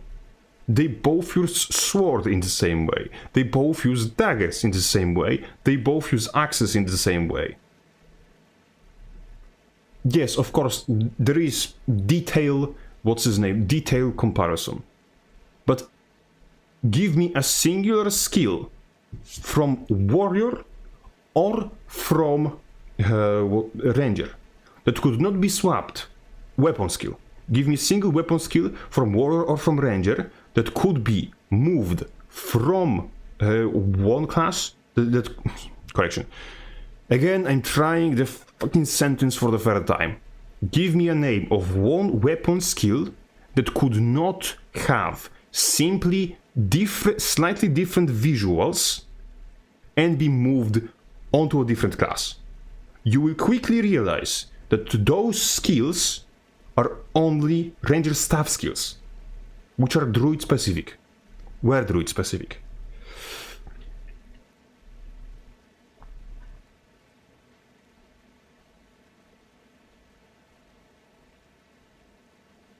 Do you think Warrior's whole class fantasy of being just a guy that's really good with weapons with no magic or advanced tech is limiting the team's ability to design interesting abilities for it?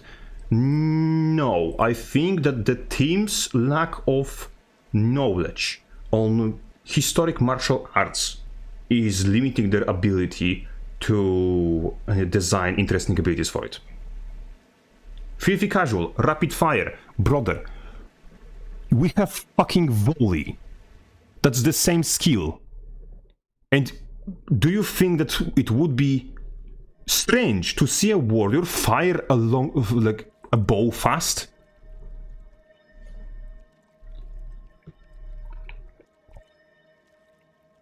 Are you saying that the guy who is supposed to be good with firing a bow would not be able to fire a bow fast? That's beyond your logic.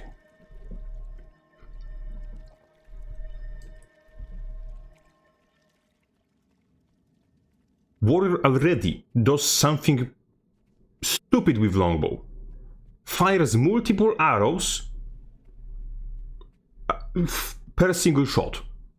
You have dual shot and you have fan of fire on warrior. Both of these are essentially using the bow wrong, by the way. Because if you fire multiple arrows at the same time, you are spreading force between those arrows, making them fly less far because they have less energy and be less dangerous because they have less energy. So you're limiting your accuracy because you're firing multiple arrows, you're limiting your range and you're limiting your damage. That's just using bow wrong, by the way. TBH, it finda feels that to me because he's in heavy armor that constricts his movement speed, in my opinion. The match starts soon. I'm going to be completely honest.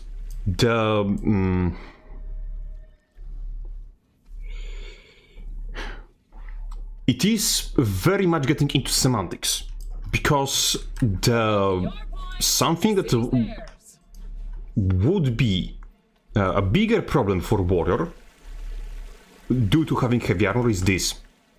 Sharper still. Like, the honest to god, getting back from the ground after a dodge roll would be a bigger problem than firing a bow fast. The plaza is yours. You've yielded the pier.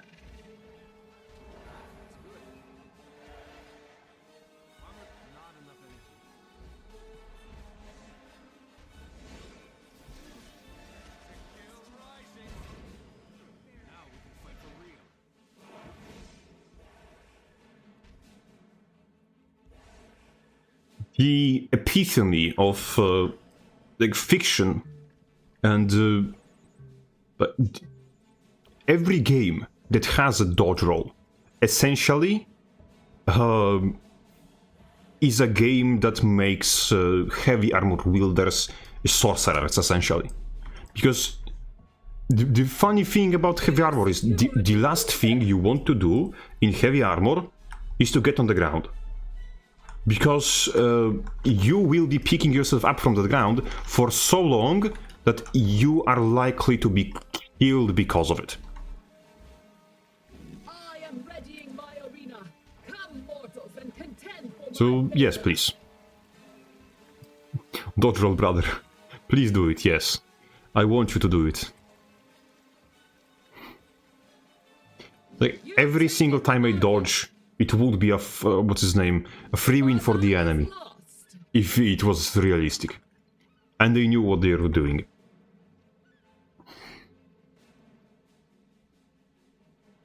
My arena I awaits. wish they just would end up... And gain my would favor. up the projectile speed of longbow 3. Yes, the enemy has... enemy has enough time to have 3-core speed before it connects. Yes, that's consensus for a lot of people in this topic. Ouch, that hurt. I think that the longbow 3 and longbow F1, the combustive shot and arcing arrow, they should just be what's his name? Coded in the same way as the words are hard. Engineer shortbow hits are just whoosh, quickly to the sun, to the sky, and back, and everyone's happy. But in medieval movies, when they show knights shooting arrows, do we see them making many fast movements? Yeah, but I'm going to have more autistic questions about it if we go this rabbit hole, because medieval movies, 90% of the time, are just festivals of misconceptions. Because, like, if we had realistic armor in any game, no one would be using light or medium armor. No one. And the armor that we would have, that would be considered light, would be hideous and largely ineffective against Pierce. Meanwhile, the heavy armor wielders would be borderline invincible.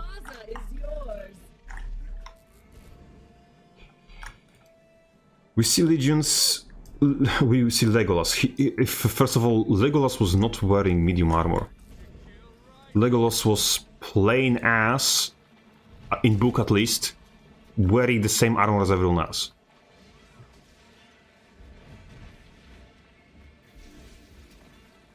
In the movie, they gave him kind of not everyone else armor, but it's because of movies, not because talking actual story. And more than this, the what's his name? The Legolas archetype is not even a ranger archetype, by the way. the guy specifically called ranger in Lord of the Rings was the Aragorn, by the way. So another funny food for thought.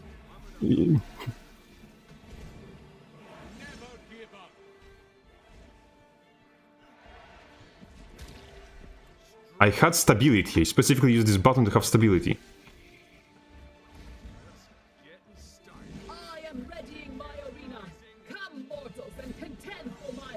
Why is his stability just better than mine? Okay. Never mind, we will eventually, hopefully, prevail. Why is this thing so fucking...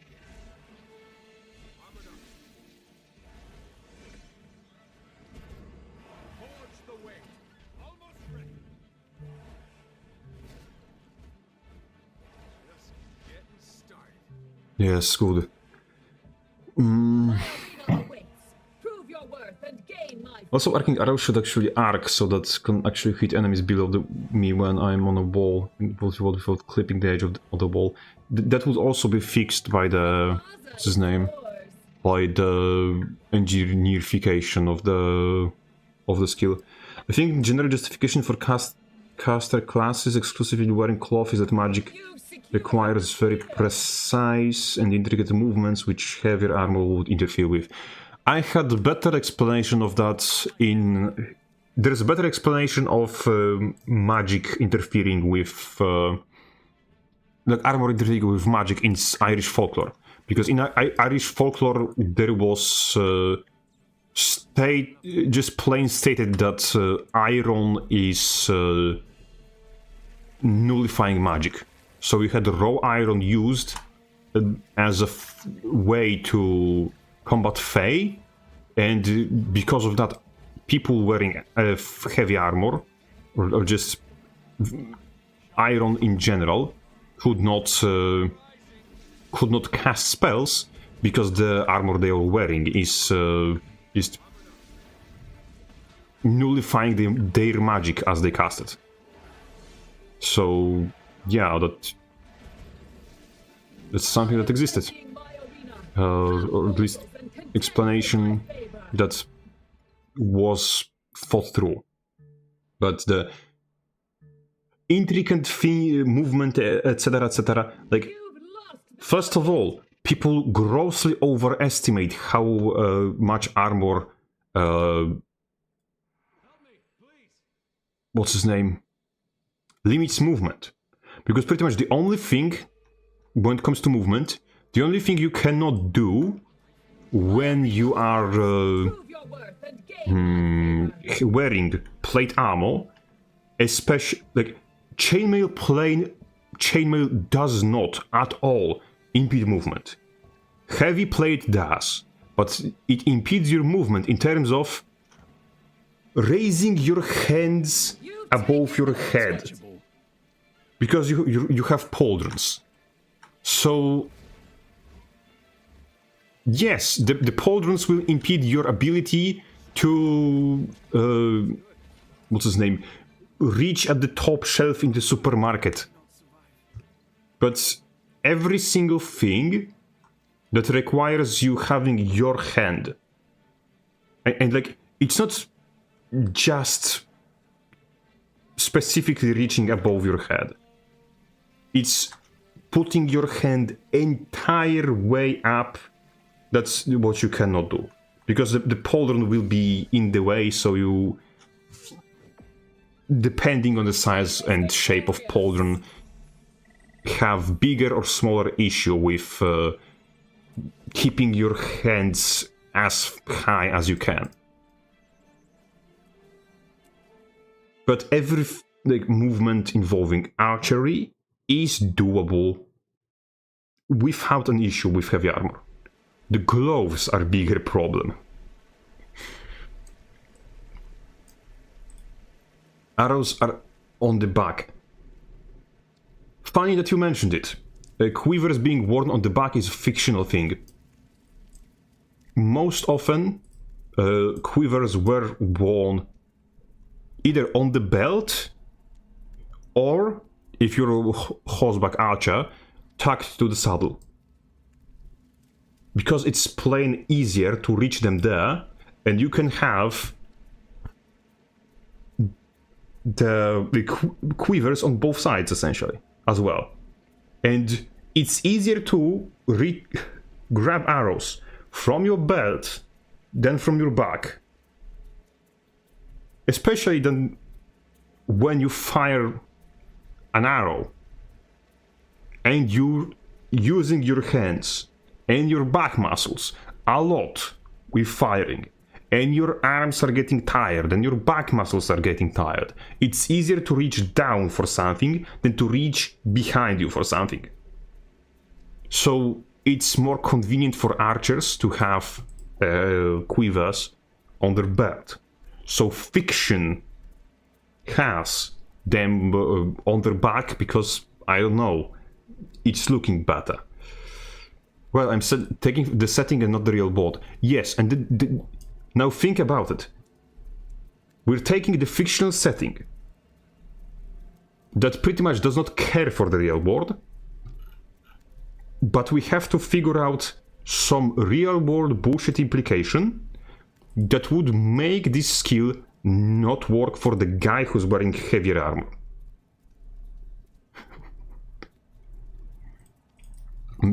While what's his name? While the same guy somehow boomerang swords, the same guy as we're firing a matchlock, by the way, without reloading it. That's also impossible. Making a sword boomerang back is impossible. Healing yourself by the power of your will is impossible. The warrior plane uses fucking magic to heal himself.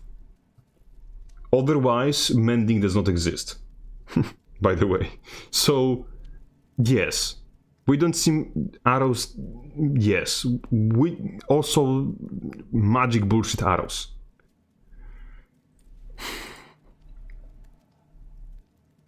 So,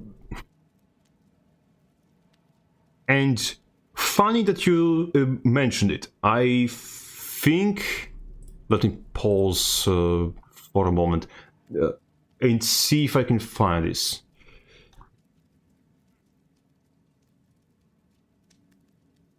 There is a style of archery. I just need to think if I can find it. Find some sort of showcase of it. Okay. Who is this guy?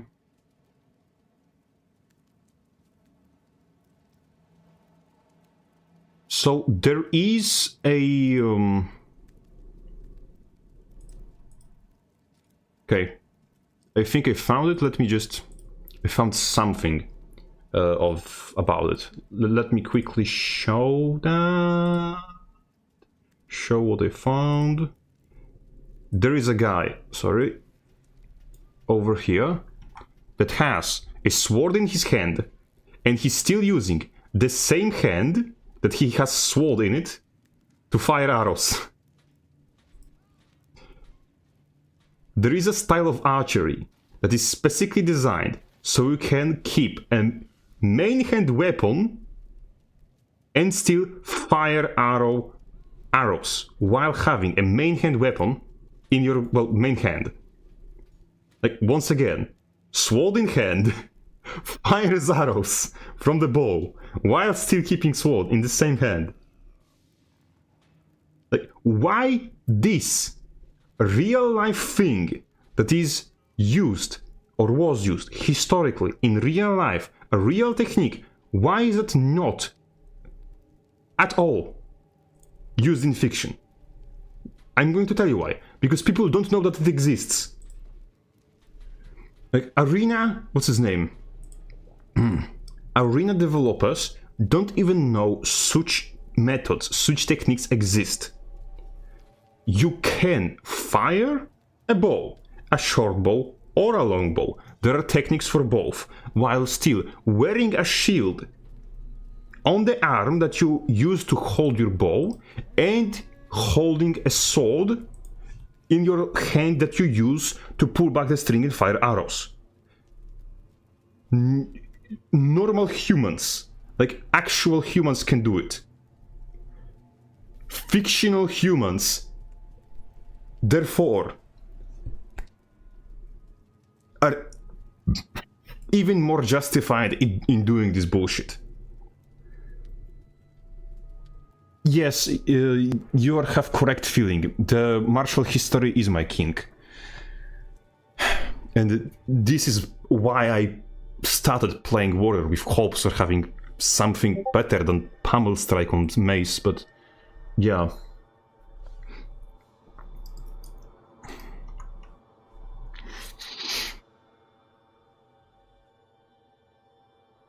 That's going to be fun. But yeah, if you think about it, that style of archery, that exists. That's something Warrior could do. That is his niche. He doesn't have that. Like,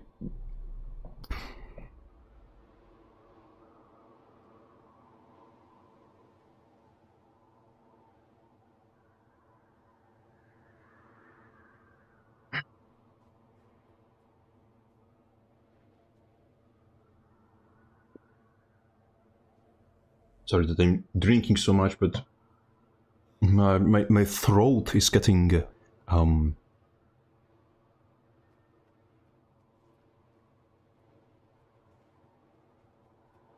I cannot. I don't have vocabulary to. Sore. Let's go. My throat is just getting sore. Yeah.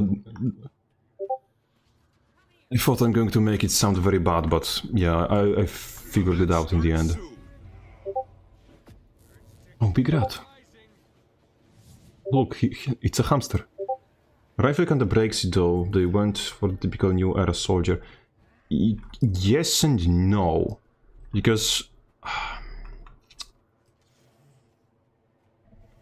Newsflash.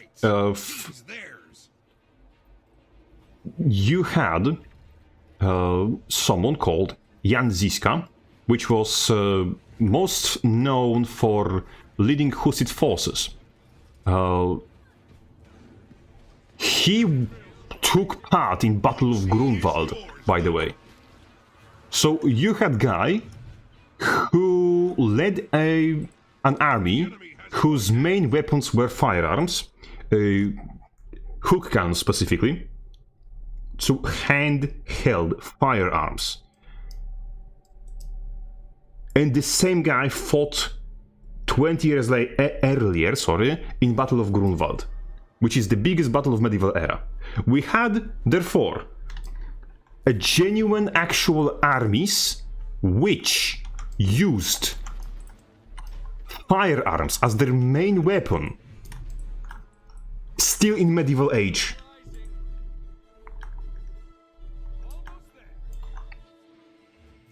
Or medieval period, however you call it.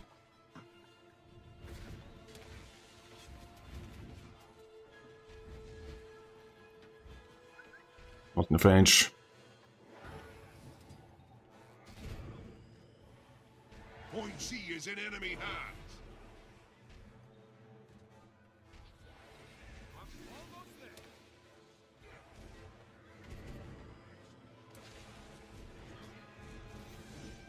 What the hell was that?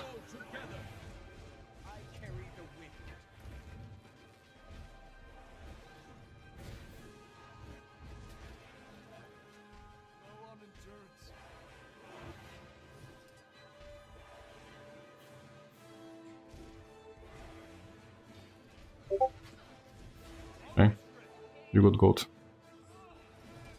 Point B belongs to you.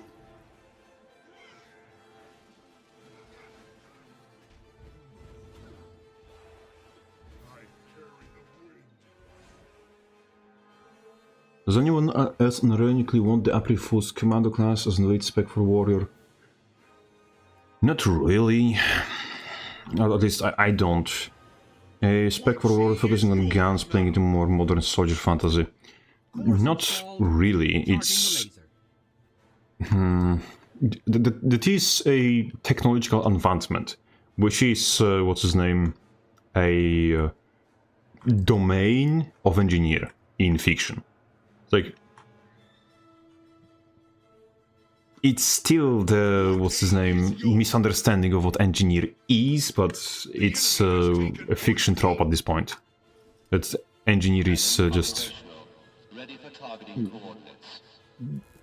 technology. I have wrong button is. Someone is very... I don't want to say good at the game, but... Oh, you piece of... Now you're coming. Now you're coming. Oh... Shit. It's only if hamster got... Yeah. The problem I see with modern soldier fantasy, like, not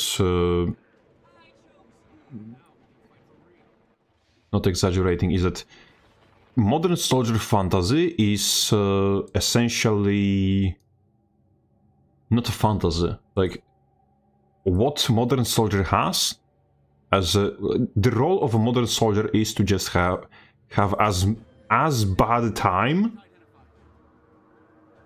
as possible for as long as possible. That is modern soldier. Yay, I definitely want that.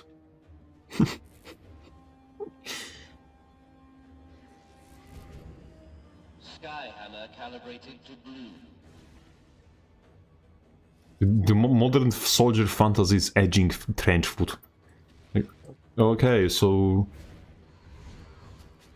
we're making your life living hell. So yay, let's go.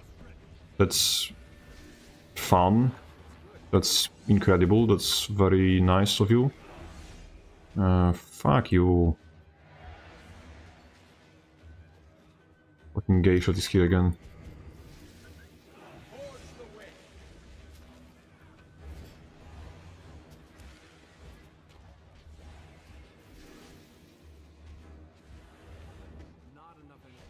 Mm-hmm. Foliage. Has taken point B.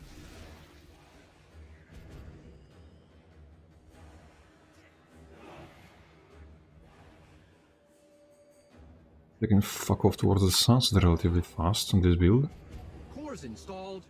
Charging the laser. which is very beneficent when I'm trying to fuck off towards the sunset.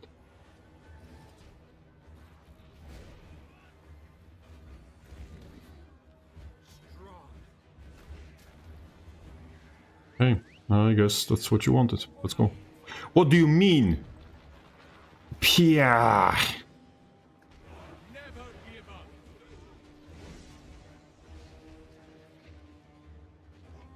Cannon operational.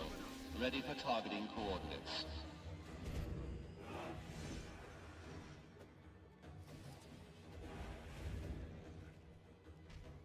Point C is in enemy hands.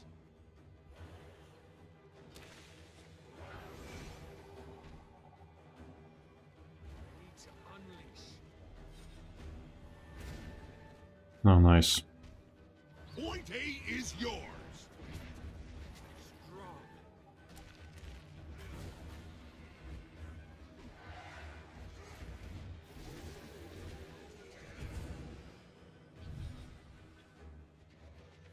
Raw.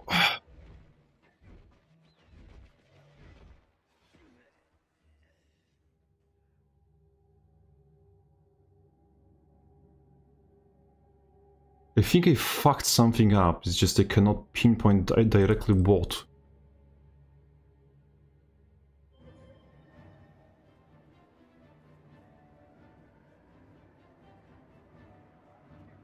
Skyhammer calibrated to red. Just want to know how many stun breaks specifically does he have. And I don't know. That's an enemy? Yes, that's an enemy. Oh, I know what I fucked up. I got hit with the Point C is in enemy hands.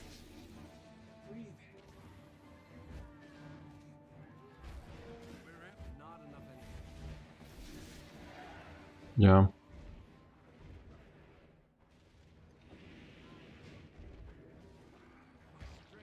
I can't do shit with my what's his name? With my chants most of the time. Not most of the time, but in very crucial moments because I just don't have the not animation budget. What's the term for it? Just the time to cast. TTK is just Kill rising. Cores installed. Charging the laser.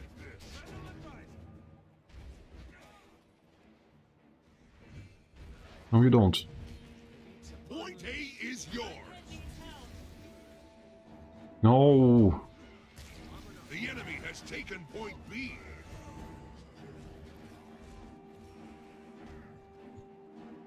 Never give up.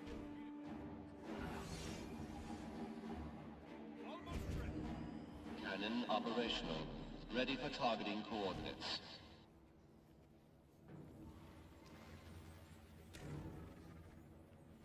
Point C is yours now. Kill rising.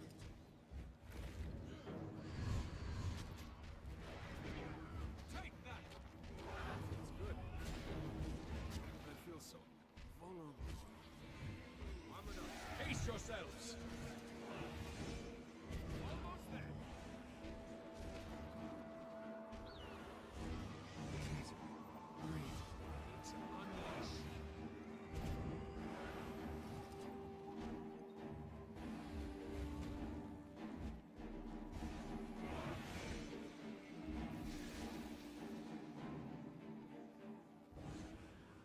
Big Rat is dead.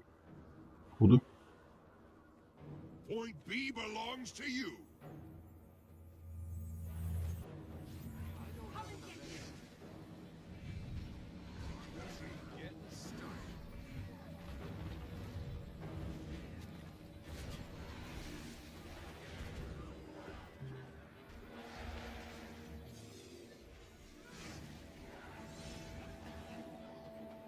Point C is yours now.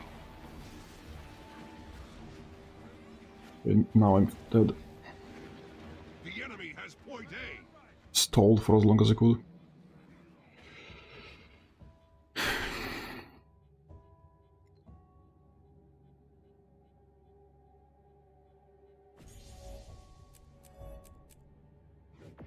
At least was... Holy moly! Yeah, we know who carried this game. Big Rat. Let's go. The biggest rat in town, the one who makes all the rules. Okay. We were yapping for a long time. I think my yapping is slowly improving. And I think it's going to be beneficial for everyone if I try this a bit more. Yapping, that is. Not sucking at the game as I usually do. Though, what I could do, however...